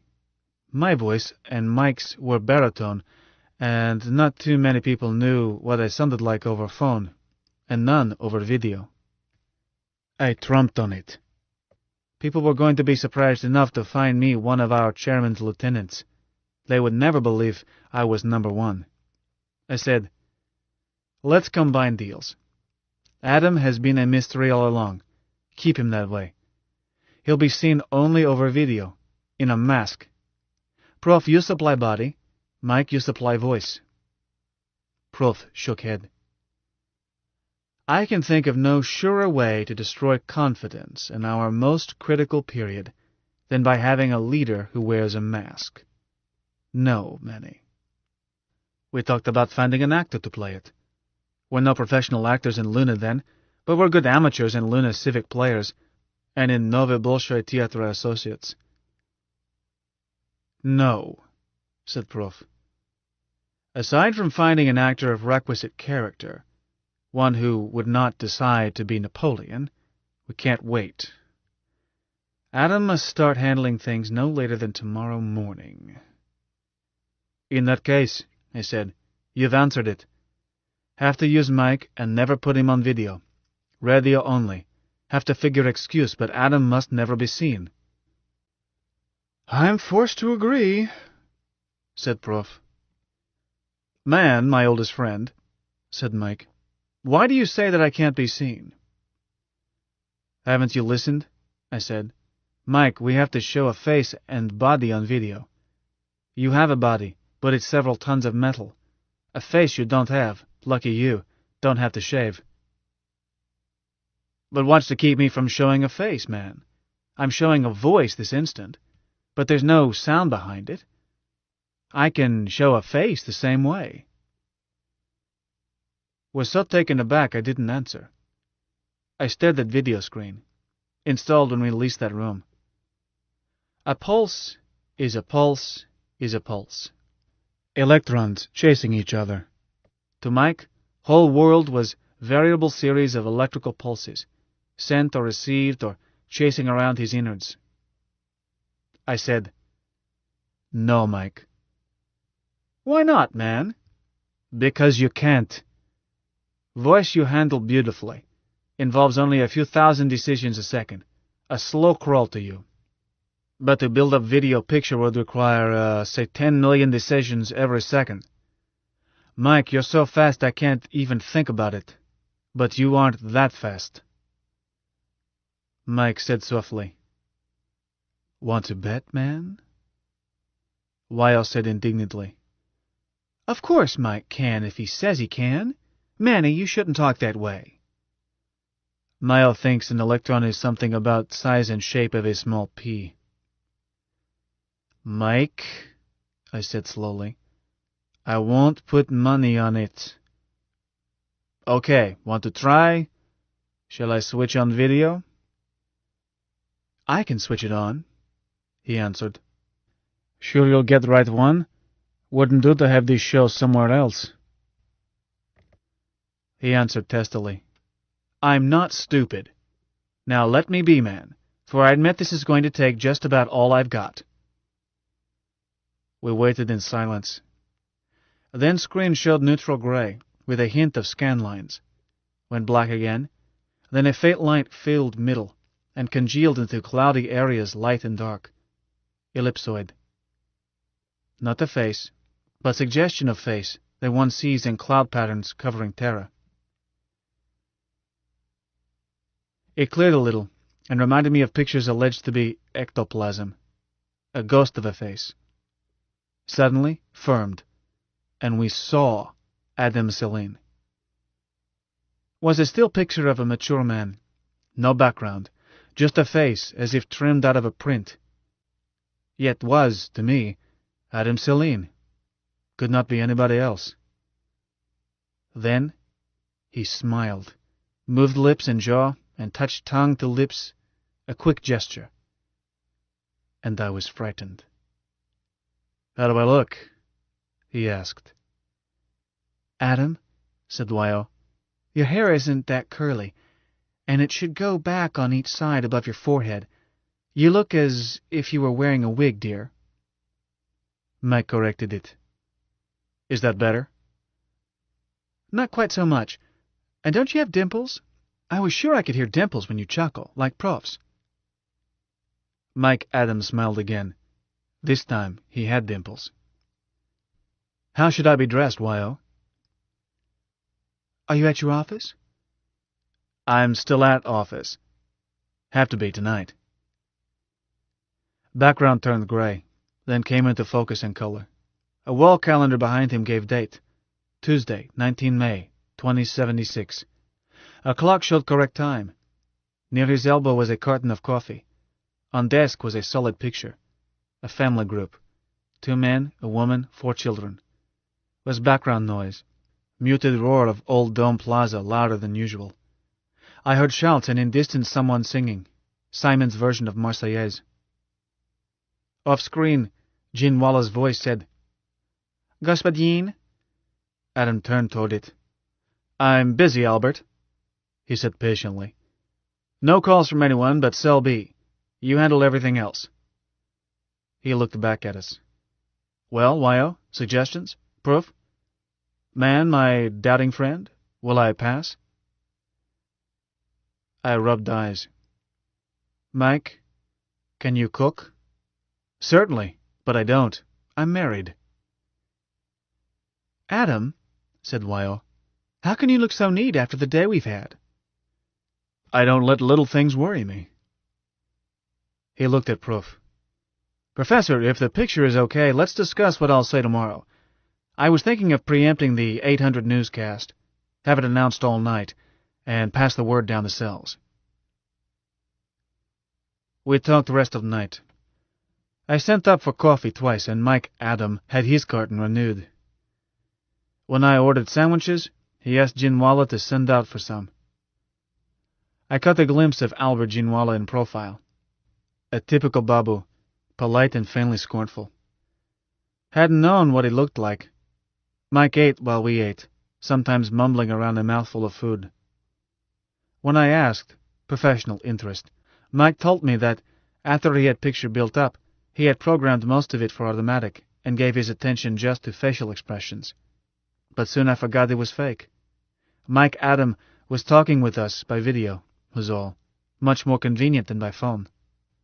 By 0300, we had policy settled. Then Mike rehearsed speech. Prof found points he wanted to add. Mike made revisions. Then we decided to get some rest. Even Mike Adam was yawning. Although in fact Mike held fort all through night. guarding transmissions to Terra, keeping complex walled off, listening at many phones. Prof and I shared big bed, Weil stretched out on couch. I whistled lights out. For once, we slept without weights. While we had breakfast, Adam Selene addressed Free Luna. He was gentle, strong, warm, and persuasive. Citizens of Free Luna, friends, comrades, to those of you who do not know me, let me introduce myself. I am Adam Selene, chairman of the Emergency Committee of Comrades for Free Luna. Now of Free Luna. We are free, at last. The so-called authority which has long usurped power in this our home has been overthrown. I find myself temporary head of such government as we have, the Emergency Committee.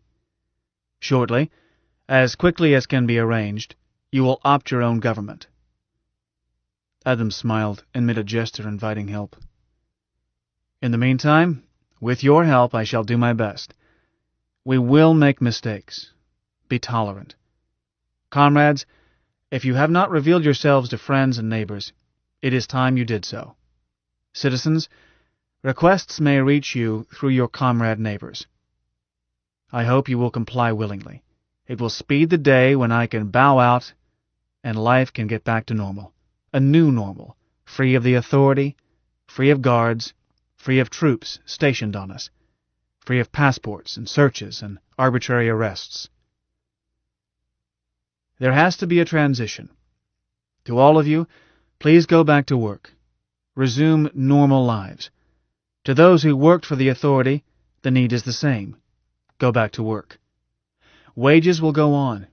Your jobs stay the same, until we can decide what is needed, what happily no longer is needed now that we are free, and what must be kept but modified. You new citizens, transportees sweating out sentences pronounced on you Earthside, you are free. Your sentences are finished. But in the meantime, I hope that you will go on working. You are not required to. The days of coercion are gone. But you are urged to. You are, of course, free to leave the complex, free to go anywhere. And capsule service to and from the complex will resume at once. But before you use your new freedom to rush into town, let me remind you, there is no such thing as a free lunch. You are better off for the time being where you are. The food may not be fancy, but will continue hot and on time. To take on temporarily those necessary functions of the defunct authority, I have asked the general manager of Lunoho Company to serve. This company will provide temporary supervision and will start analyzing how to do away with the tyrannical parts of the authority and how to transfer the useful parts to private hands. So please help them. To you citizens of Terran nations among us, scientists and travelers and others, greetings. You are witnessing a rare event, the birth of a nation. Birth means blood and pain. There has been some. We hope it is over. You will not be inconvenienced unnecessarily, and your passage home will be arranged as soon as possible. Conversely, you are welcome to stay, still more welcome to become citizens. But for the present I urge you to stay out of the corridors. Avoid incidents that might lead to unnecessary blood, unnecessary pain. Be patient with us, and I urge my fellow citizens to be patient with you. Scientists from Terra, at the observatory and elsewhere, go on with your work and ignore us. Then you won't even notice that we are going through the pangs of creating a new nation. One thing, I am sorry to say that we are temporarily interfering with your right to communicate with Earthside. This we do from necessity. Censorship will be lifted as quickly as possible. We hate it as much as you do. Adam added one more request. Don't try to see me, comrades, and phone me only if you must. All others, write if you need to. Your letters will receive prompt attention. But I am not twins. I got no sleep last night and can't expect much tonight. I can't address meetings, can't shake hands, can't meet delegations. I must stick to this desk and work, so that I can get rid of this job and turn it over to your choice. He grinned at them. Expect me to be as hard to see as Simon Jester. It was a 15-minute cast, but that was essence. Go back to work, be patient, give us time. Those scientists gave us almost no time. I should have guessed. Was sort of my pigeon. All communication Earthside channeled through Mike, but those brain boys had enough electronic equipment to stock a warehouse. Once they decided to, it took them only hours to breadboard a rig that could reach Terra. Only thing that saved us was a fellow traveler who thought Luna should be free. He tried to phone Adam Celine, wound up talking to one of a squad of women we had co-opted from C and D level. A system thrown together in self-defense as, despite Mike's request, half of Luna tried to phone Adam Celine after that videocast. Everything from requests and demands to busybodies who wanted to tell Adam how to do his job. After about 100 calls got routed to me through too much zeal by a comrade in phone company, we set up this buffer squad. Happily, comrade lady who took this call recognized that sue them down doctrine did not apply. She phoned me. Minutes later, myself and Finn Nielsen, plus some eager guns, headed by capsule for laboratory area. Our informant was scared to give name, but had told me where to find transmitter. We caught them transmitting, and only fast action on Finn's part kept them breathing. His boys were itchy. But we did not want to make an example. Finn and I had settled on that way out. It's hard to frighten scientists. Their minds don't work that way. Have to get at them from other angles. I kicked that transmitter to pieces and ordered director to have everyone assemble in mess hall and required roll call, where a phone could hear. Then I talked to Mike, got names from him, and said to director, Doctor, you told me they were all here. We're missing so-and-so. 7 names. Get them here. Missing Terrans had been notified, had refused to stop what they were doing. Typical scientists. Then I talked. Loonies on one side of room, Terrans on other. To Terrans I said, we tried to treat you as guests, but 3 of you tried and perhaps succeeded in sending message Earthside. I turned to director. Doctor, I could search Warren, surface structures, all labs, every space, and destroy everything that might be used for transmitter. I'm electron pusher by trade. I know what wide variety of components can be converted into transmitters. Suppose I destroy everything that might be useful for that, and being stupid, take no chance and smash anything I don't understand. What result? Would have thought I was about to kill his baby. He turned gray. That would stop every research, destroy priceless data, waste, I don't know how much. Call it $500 million. So I thought, could take all that gear instead of smashing, and let you go on best you can. That would be almost as bad. You must understand, Gaspadine, that when an experiment is interrupted... I know. Easier than moving anything, and maybe missing some, is to take you all to Complex and quarter you there. This book is continued on Disc 7.